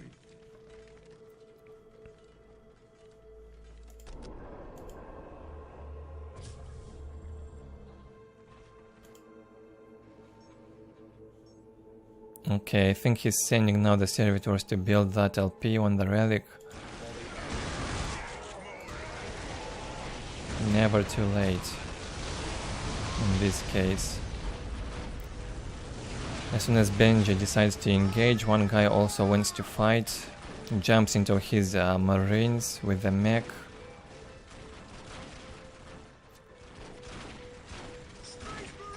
The boys will be chasing those marines now and the scouts, and will push them back. The knobs are also attached on the squads. Good hit on the snipers now, took 4 boys down at once. 5 minutes until taken hold victory.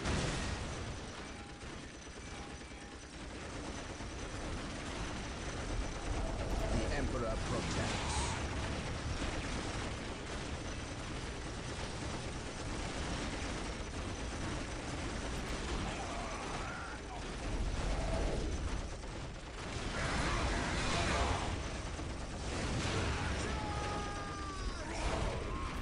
Force commander goes down. Benji in a bit of a risk now. I'm not sure where he's sending his marines. Wants to trade the base.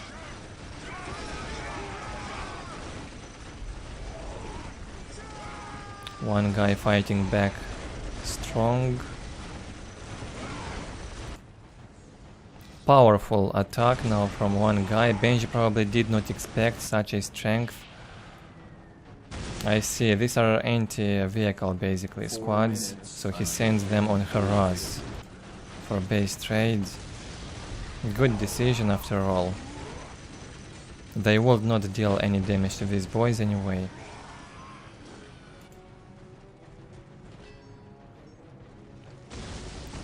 Barracks almost down. Big Mech gets in there to defend. Don't tell me the Ork is gonna make a comeback after that terrible start.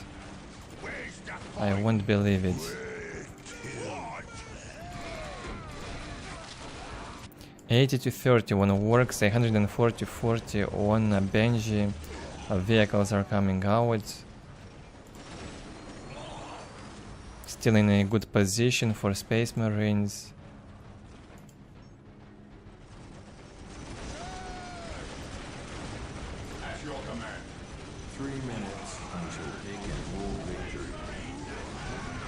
And the first dreadnought is here.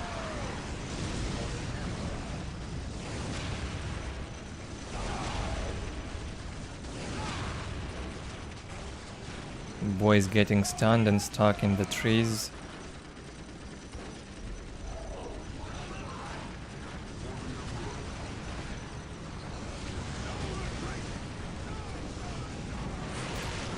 Dreadnought smashing that mech in the back along with a Nob leader. They must run away from here.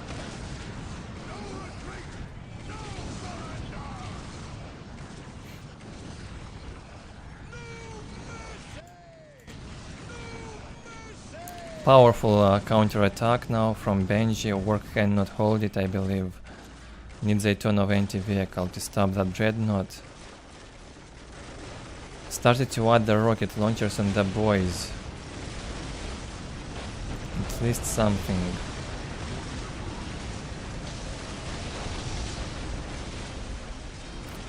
Terrible jump from the mech. One guy wants to win some time until those weapons are being added, I guess.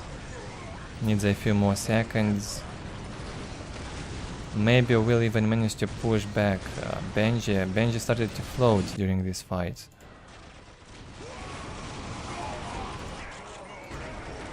And Orks economy better than ever, 98 to 30 now. Almost as good as Space Marines economy except for power income.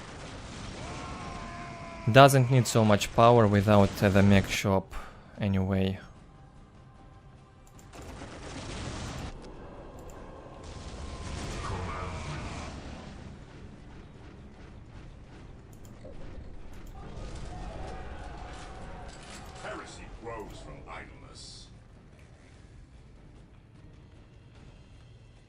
These are the Imperial Fists. Probably the best color scheme on the Space Marines. Even the Ultramarines is not as good as this one.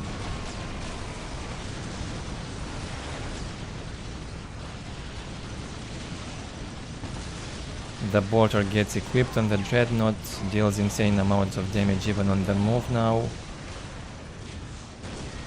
But has a lower close combat damage as a result.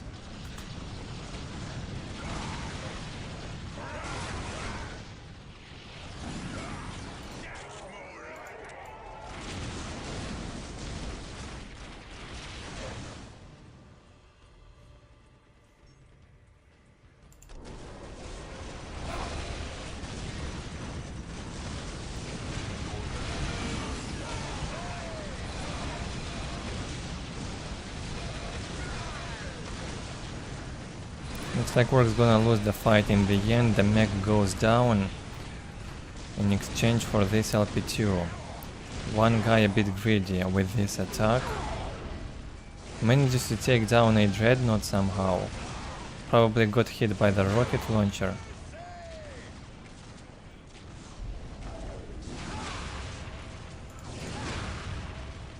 That was a good one. What a beating for this poor knob.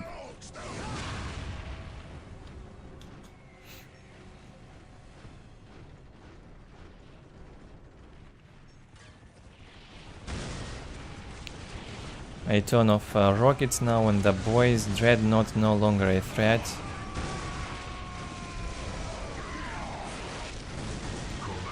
Will still tank into those orcs, gets stunned and cannot move, but can still fight. Gets destroyed eventually. And slowly but surely one guy starts to outnumber the Space Marines. Another dreadnought is here. Sadly, Benji is not making full use of his economy. Has to get rid of his floats. Make more Marines, build that sacred artifact, get the apothecaries, the librarian.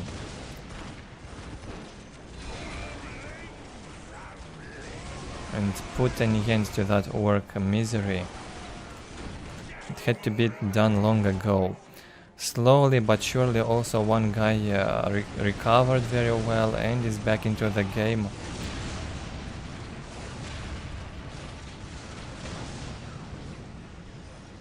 Won't be easy for one guy still to push in through this narrow path here.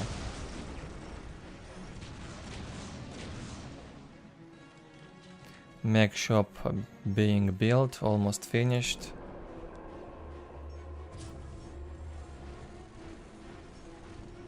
On alert, brothers. It is The enemy must be nearby. than live for yourself. This day shall be a glorious one for the Imperium. The whirlwind is here. A bit of a trouble for the boys. The mech jumps in, stuns that dreadnought once again. Will still perform a fatality on a boy with a big shooter. That was funny.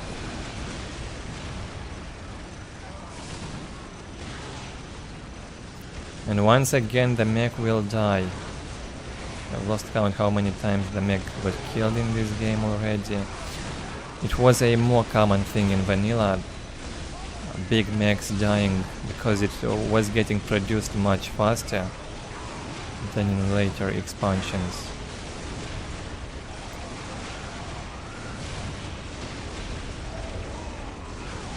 Maybe we'll get fixed even in the patches, in the next patches in vanilla might be. There are about 3 more patches to go until Winter Assault comes out.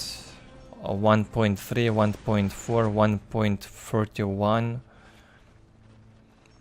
probably, and after that 1.51, that would be Winter Assault.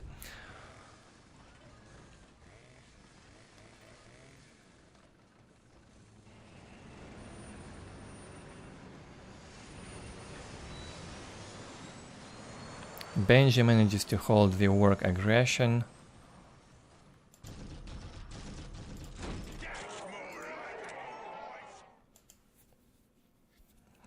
One guy chills a bit, sits back, needs to recover. Get more boys. Sends a war track on harass, distracting Benji's attention, so maybe he can attack more easily in here. Not easy to fool Benji, however, he will not send all of his infantry after a war track. He will keep defenses in this place as well. Looks like the big mech threw a grenade in that whirlwind, or maybe it was the tank busters that destroyed it.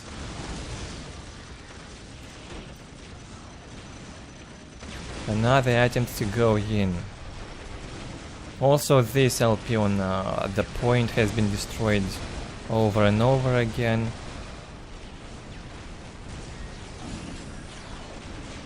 Benji doesn't even want to fight now even. He's scared of the Orks.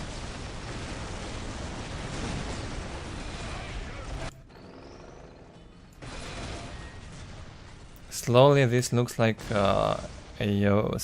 starts to look like a victory from the work. I'm shocked.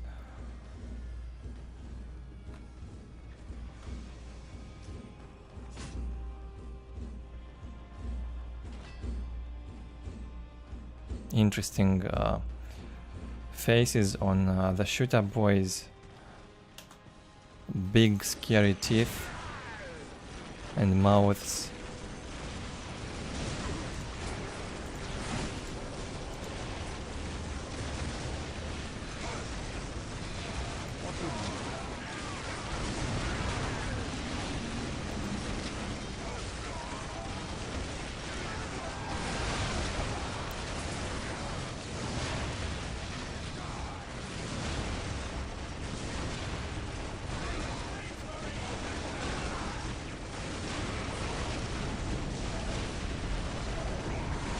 Looks like the end of Marines to me. Dreadnoughts no longer a threat against this bunch of boys with rocket launchers. Feels like the mech got killed once again. But look at Benji's economy, 65 to 39 now. All this time and he did not build an LP on the relic. Much better economy wise for Orks. Huge, massive comeback from one guy, and he even hits tier 3 ahead of the Space Marine. Benji gave him too much time. Early game. Ideally he had to attack from the left after Ork lost all the infantry and not from the right.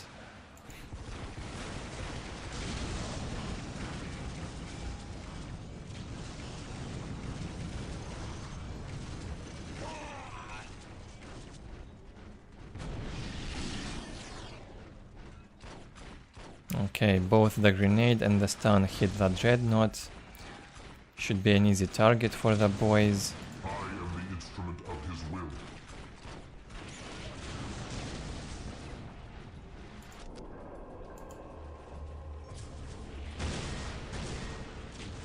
Force commander, no escape for him now. Will get disrupted.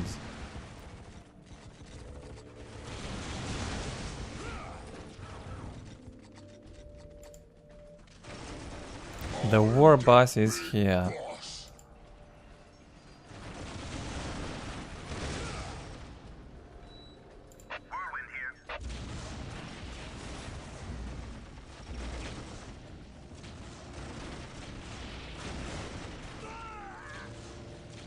Force commander down. Benji annoyed by the rockets on the boys. 4 squads of Marines, a Dreadnought and a Whirlwind. Can this hold the next Ork attack?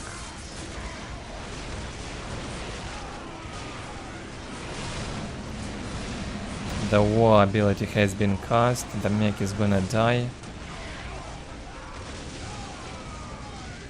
He paid for itself, however.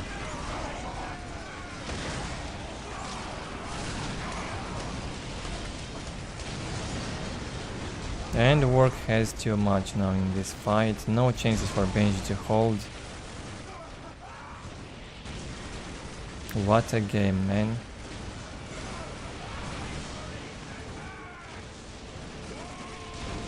Unpredictable results. It felt almost impossible for Benji to lose this after that first early game fight. GG gets called finally.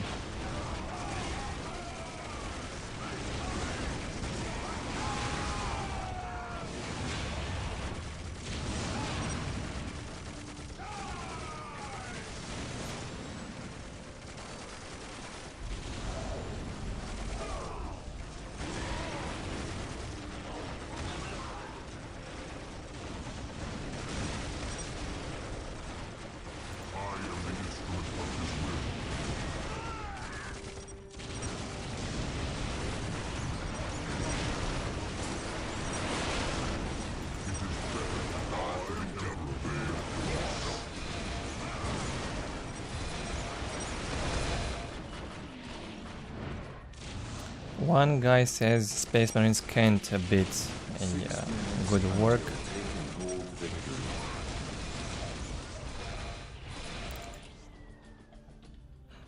Still, there is room for improvement for Benji. This point had to be built much earlier in the game when he was holding the critical location and almost the whole map. Work was sitting on 3 points at some point, on 56 income, 56 income on requisition, very low. Benji gave him too much time early game. There was so much Space Marine could do better. Actually, I do think Marines have a chance in the matchup against Orks. Even in this patch, they have to play a more aggressive early game, however. If you sit and wait, it gets difficult indeed.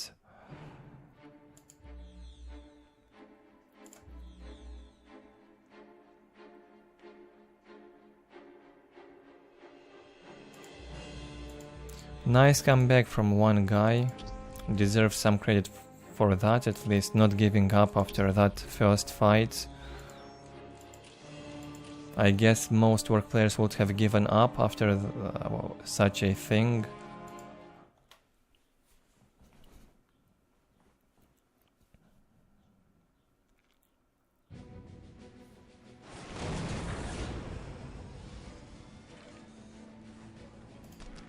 Another one from Benji in the top right on Deadman's Crossing versus Insane in the lower left.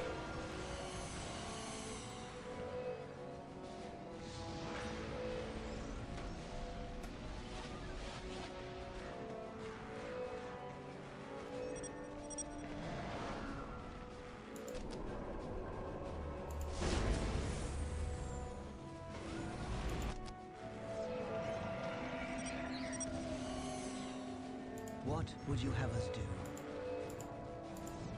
We are shaped by fate just as we shape it. How can we help?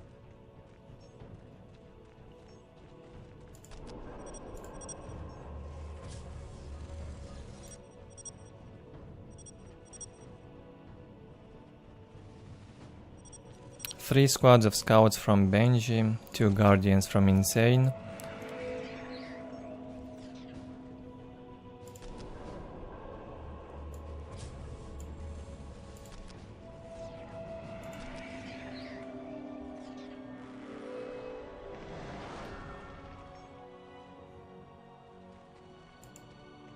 Insane will use one Bone Singer to scout Benji's race. I believe originally Benji was an Orc player. Now he's playing more Space Marines in today's stream.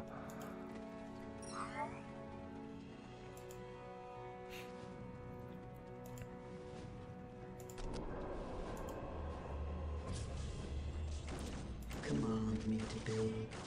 No retreat! No surrender! Almost. Still 4 HP left.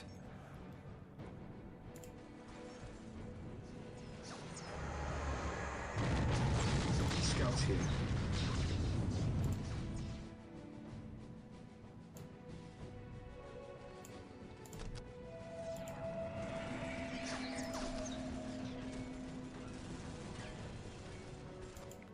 A bit of idling from Insane with his guardians, did not react for a while after getting the points.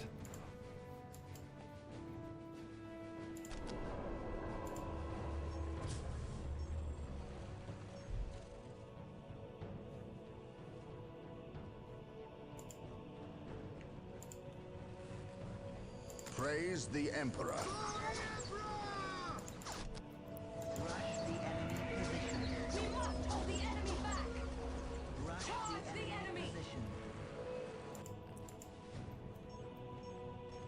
We are here to exact harsh vengeance.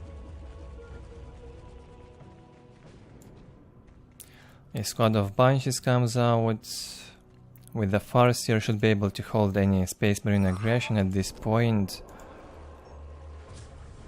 Benji will not hurry with all yins. He built a generator already, builds the armory even before he builds those LPs. Maybe a good priority in this case. Wants some upgrades faster, not sure exactly which ones. Maybe sniper rifles for the scouts.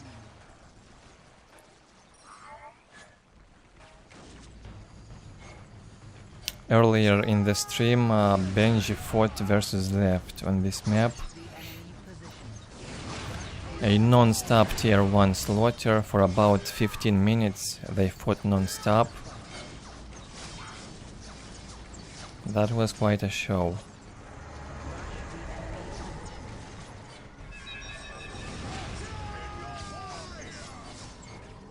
Beware. Sense the enemy. They are closing in.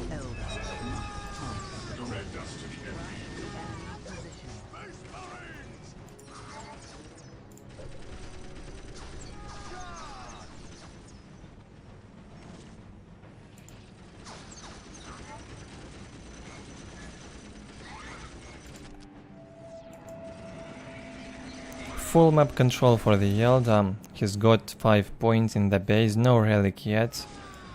Insane would use the Guardians in fights at the beginning.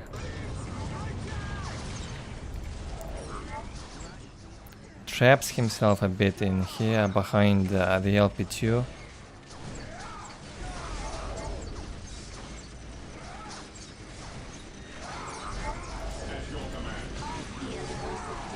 Banshees were losing badly against the Raptors, probably even worse against the Assault Marines. However, the Banshees in here outnumber the Assault Marines, so it does not look so bad, but they still lose, I believe.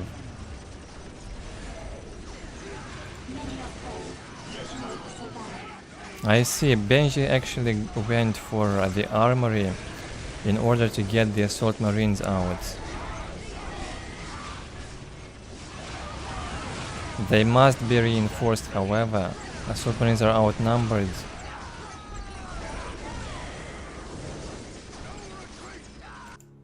Again, Benji gives up on building listening posts. Massive mistake. It must be done as soon as possible.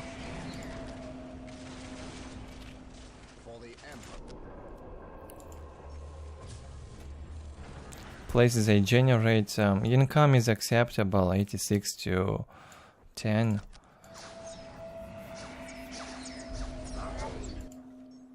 Eldar already tier 2 and sits on a better economy.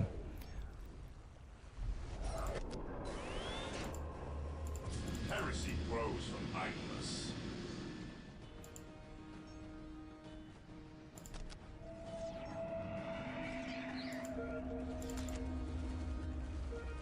We are here to exact harsh vengeance. We are the messengers of doom. We are here to exact harsh vengeance.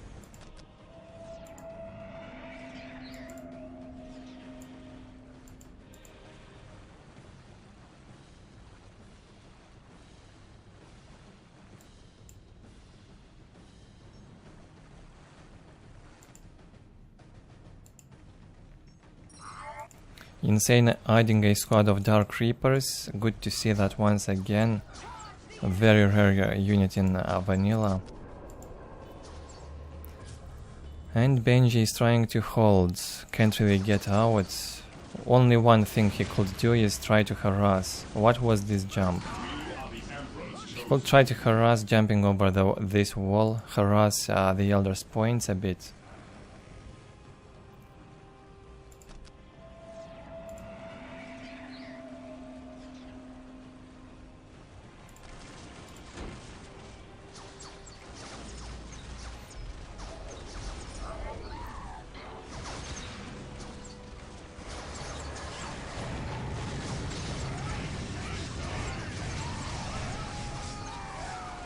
Now the bunch is badly outnumbered, losing morale versus the Assault Marines. And a full HP Force Commander is also a problem. Insane is gonna lose the fight. Snipers also dropping morale of the bunches, not just the fact that they outnumbered also the snipers.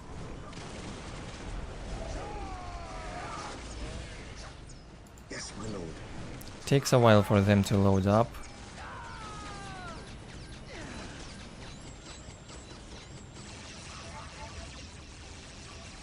No squads were lost by Insane. He did a good job saving both Banshee squads and still has 2 squads of Dark Reapers.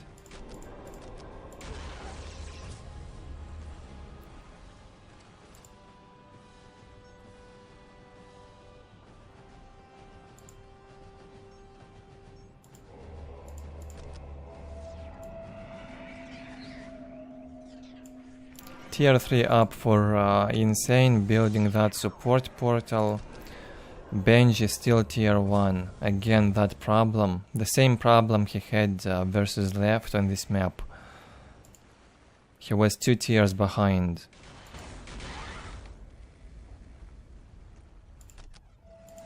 Huge investment in a tier 1 game.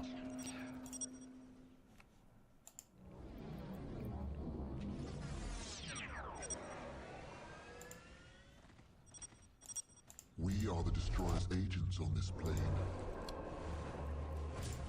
We are the Emperor's chosen.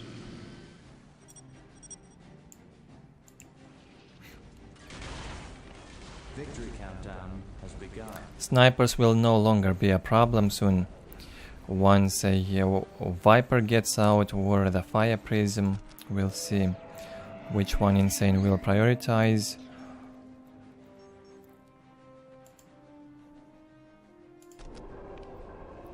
For now, just sit and defend. None of them controlling any relic.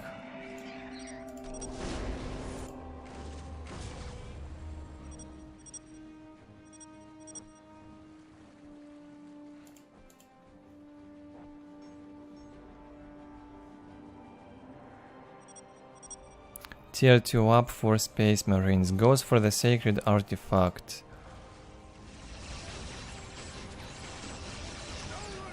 Sadly cannot attach Apothecaries to the Assault Marines. Sacred Artifact usually much better combined when you mass Tactical Assault Marines, so you can attach Apothecaries to those squads. A Viper is out. The enemy cannot hide from my sight. Many are called, few survive. The enemy cannot hide from my sight. At your command. The Emperor protects. At your command. Yes, my lord. At your command. Vipers will bring quick death to the enemy.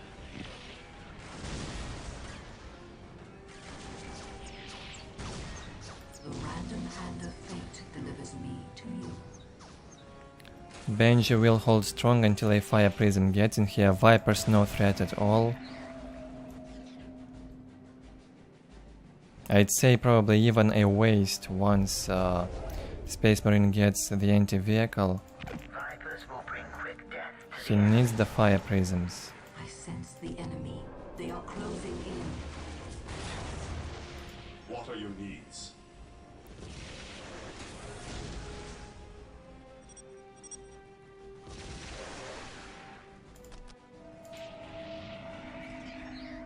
We bring heavy weapons to crush the enemy. The random hand of fate delivers me to you.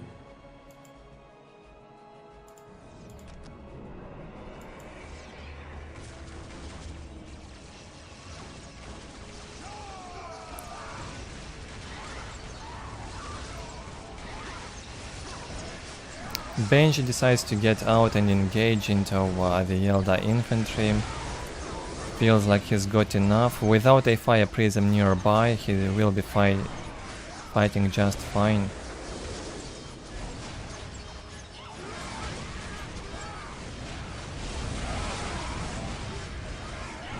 The Librarian is out.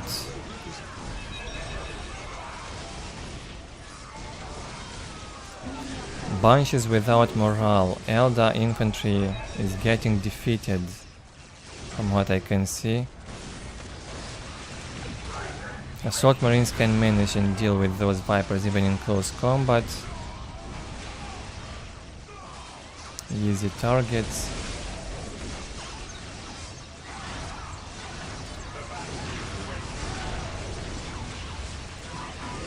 Farseer fighting both the Librarian and a Force Commander in close.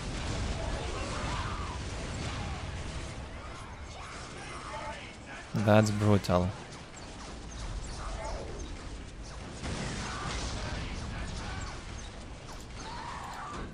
And Insane is losing the fight. By the look of it, cannot win without fire prisms. Still need them. Well, at least he tried. Deserves some respect for that. But honestly, Vipers were a waste in this case. The best Insane could have done with them is send them on harass, maybe. Jump over the wall in there and send them in the Space Marines base, distract him a bit. In the fight they were useless. He realizes that and finally gets a fire prism out. It's about time. Goes in. Only a squad of tactical marines with anti-vehicle for now. Awaiting orders. Still good chances for Eldar to win this after that terrible fight.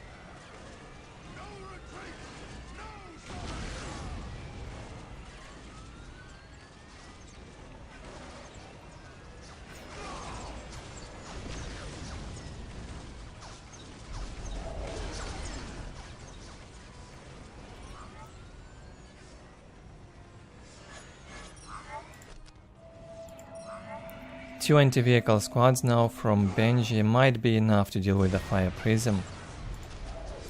If they won't get tied up in close combat. 3 squads in fact.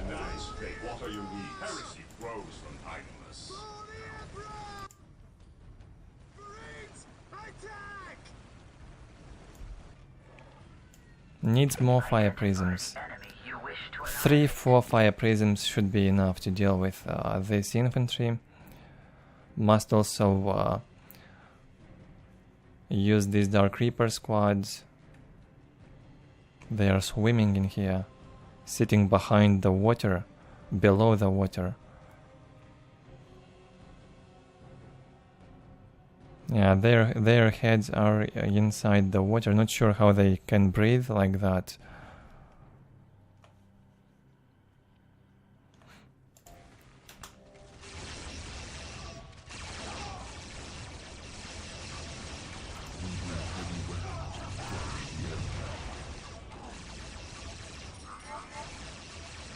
Eldar's infantry too weak, cannot deal with all that Space Marines. Sends his fire prisms on harass. 1 fire prism sent on harass, another one will stay and defend. Benji will activate that Word of the Emperor on the Librarian and engage.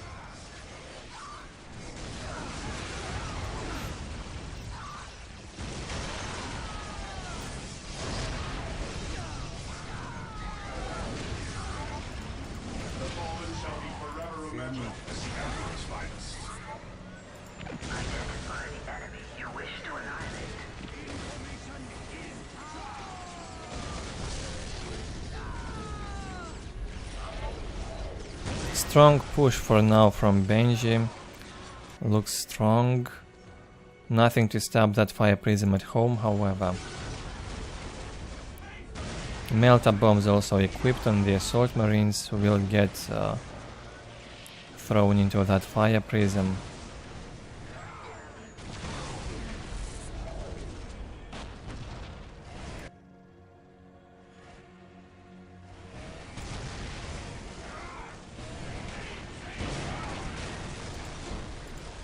And Insane is starting to float a bit. Gets another squad of Dark Reapers. Forgot about this squad completely. 1 fire prism here probably will manage to destroy the entire Space Marine base. if it will be ignored like that.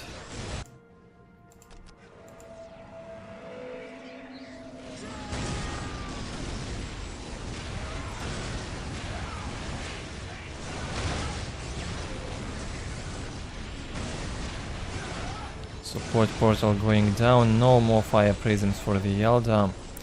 I guess he's got 2 of them out still. Yeah, 1 is low, getting repaired. Victory countdown has begun.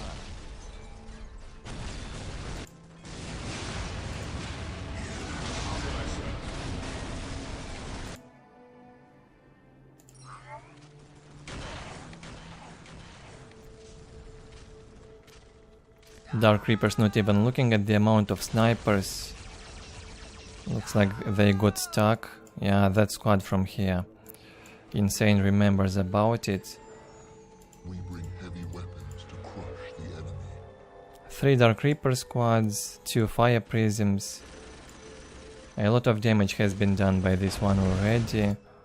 I am not sure if he can stop the Space Marines, however. Not easy to kill them when they've got the apothecaries like that attached in the squad. The HQ and barracks also are up. Victory countdown has begun.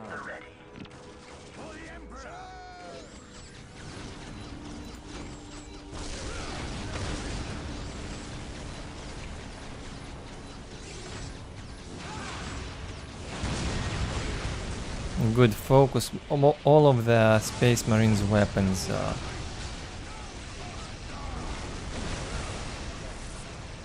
are the missile launchers, pure anti-fire prism equipment.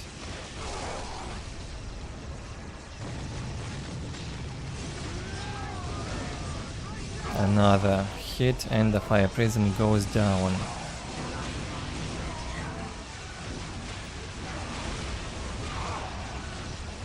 Very good game in here from Benji. Unexpected result, honestly. Looks like he's gonna win the game. He's got anti-vehicle, full anti-vehicle on the tactical marine squads and perfect anti-infantry on the scouts with snipers and even assault marines which are idling.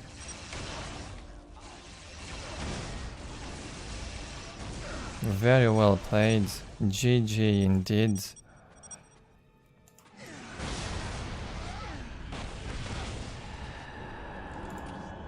So we can say that Benji definitely learned something from the previous game versus Left here. In that game he massed tactical space marines, mostly couldn't handle the bunches. In this one he goes for the assault marines, can hold the banshee attack, slowly transition into tier 2 and upgrade infantry through sacred artifacts. Very well done.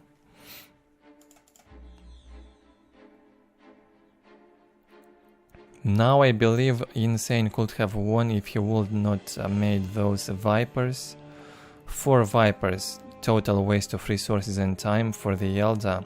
He had to produce a fire prism or 2 much faster instead and maybe win the game when he had the chance.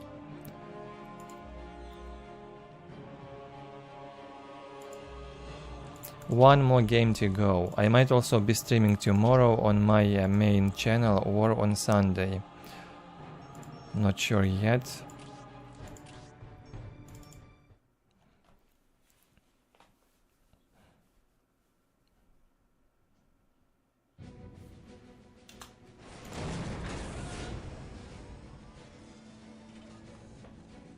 Last game on Meeting of Minds, another one of Charlie with his Space Marines versus True Eldar.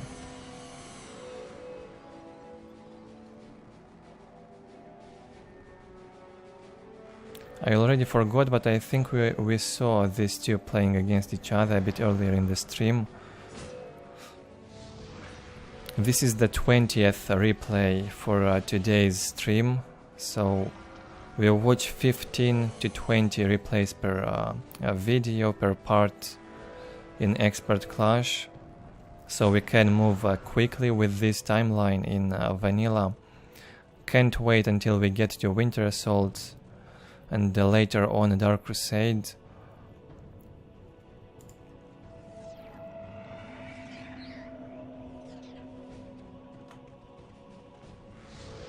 All Eldar must answer the call. So these are still basically introductory videos to the Dawn of War, to this series of videos and streams.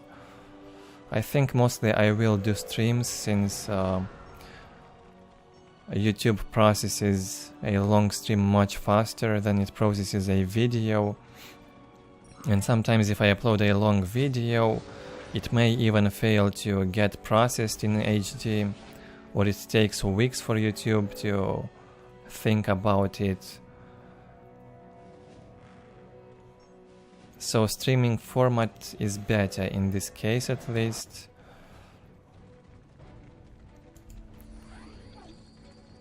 Left starts with 2 Guardians and a Farseer.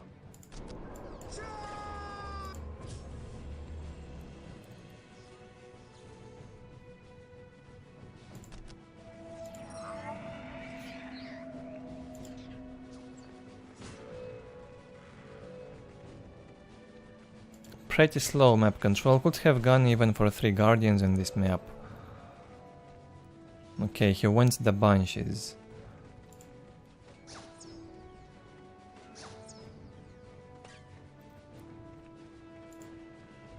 Strike quickly! Strike now!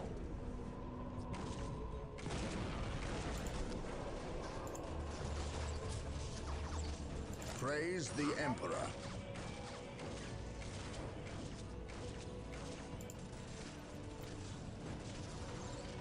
Guardians not being allowed by the scouts to capture that relic safely. They will get into the light cover here on the high ground and fight the scouts. How can I help? We exist to avenge our sisters. Scouts in position.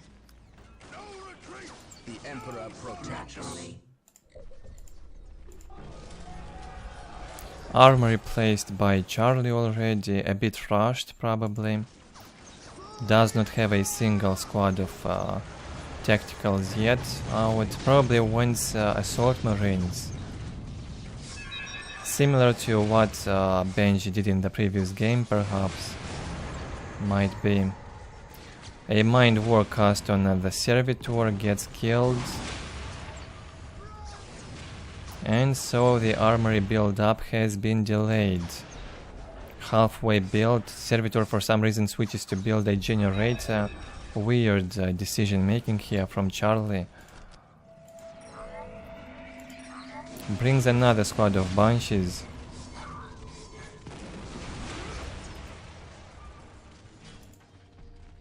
And a squad of Guardians into the fight.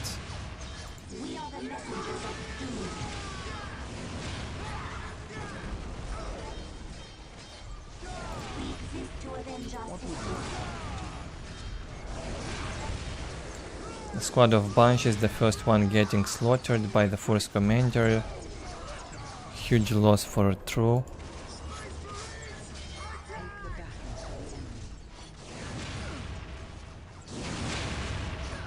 Charlie should be able to hold this attack easily. I hope he's making a squad of assault marines in there. Now that the armory is finished, he can do that. Nice stun on the Farseer under the LP2. Receives a ton of damage. Painful engagement here. Painful attempt from True to deal any damage to Space Marines early. I guess this Banshee build is more suitable for defending in the early game. No need to be so greedy.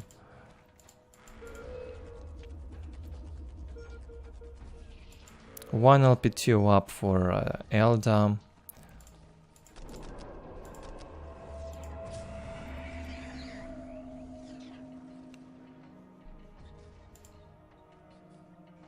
Walk softly. Yes, my lord. Carry a big gun.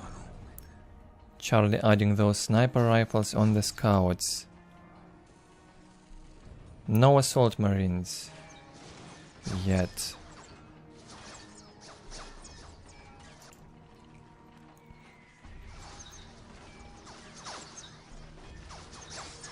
And no LP on the relic for Charlie was not finished. Will get destroyed now.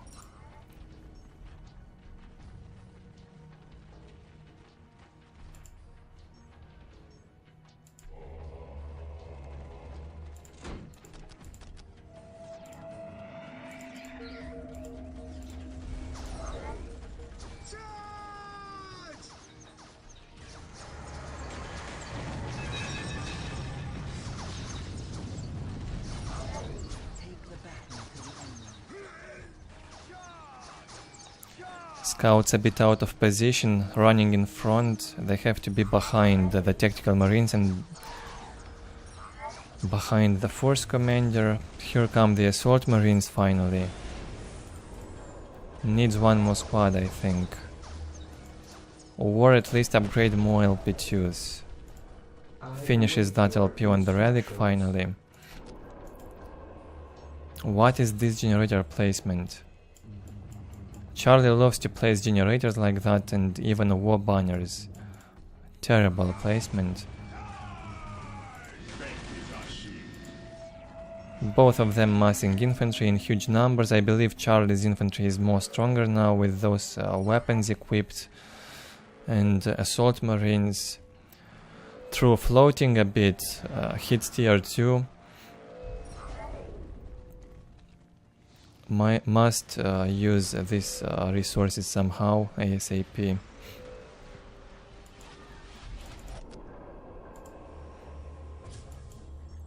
Maybe getting some shuriken cannons.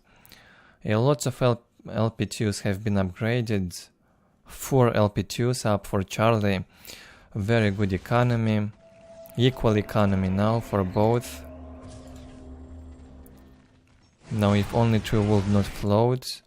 He was inactive for a period in back when they played, so he came back recently.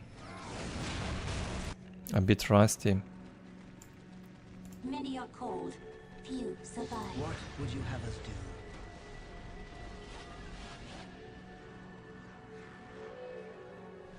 Builds a lot of generators. Not a very good idea. He should have built a lot of webway gates instead and start the production of shuriken cannons.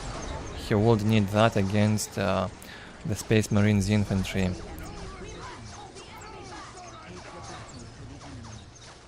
True might think he has enough, and we'll find out very soon if this is enough to defeat this amount of scouts with snipers. A full HP force commander and assault marines. All that with tier 2 upgrades. Farseer getting slaughtered by the force commander, no chance. Tactical marines winning that Banshee squad even in close combat. Terrible.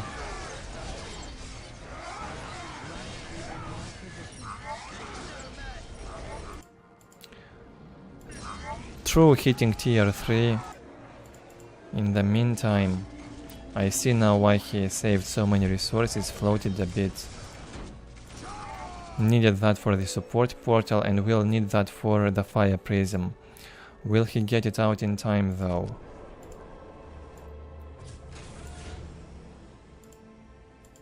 A second squad of assault marines by Charlie. With the melt-up bombs, 2 melt-up grenades into that fire prism will take it below half HP and then can be exterminated even in close combat, I believe, by the assault marines. Won't be a threat.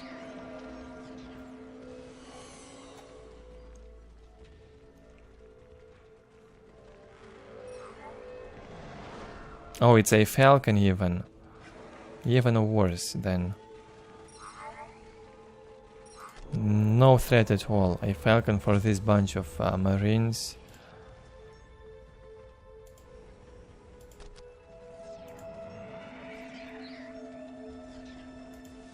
Sends it on harass.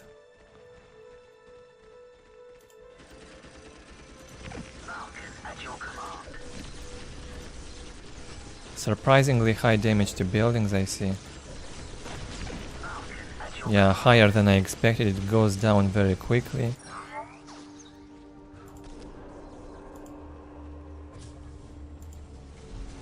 Charlie would go back to defend. No need to move back even with the assault marines. The falcon is down. Maybe he thought that was a fire prism.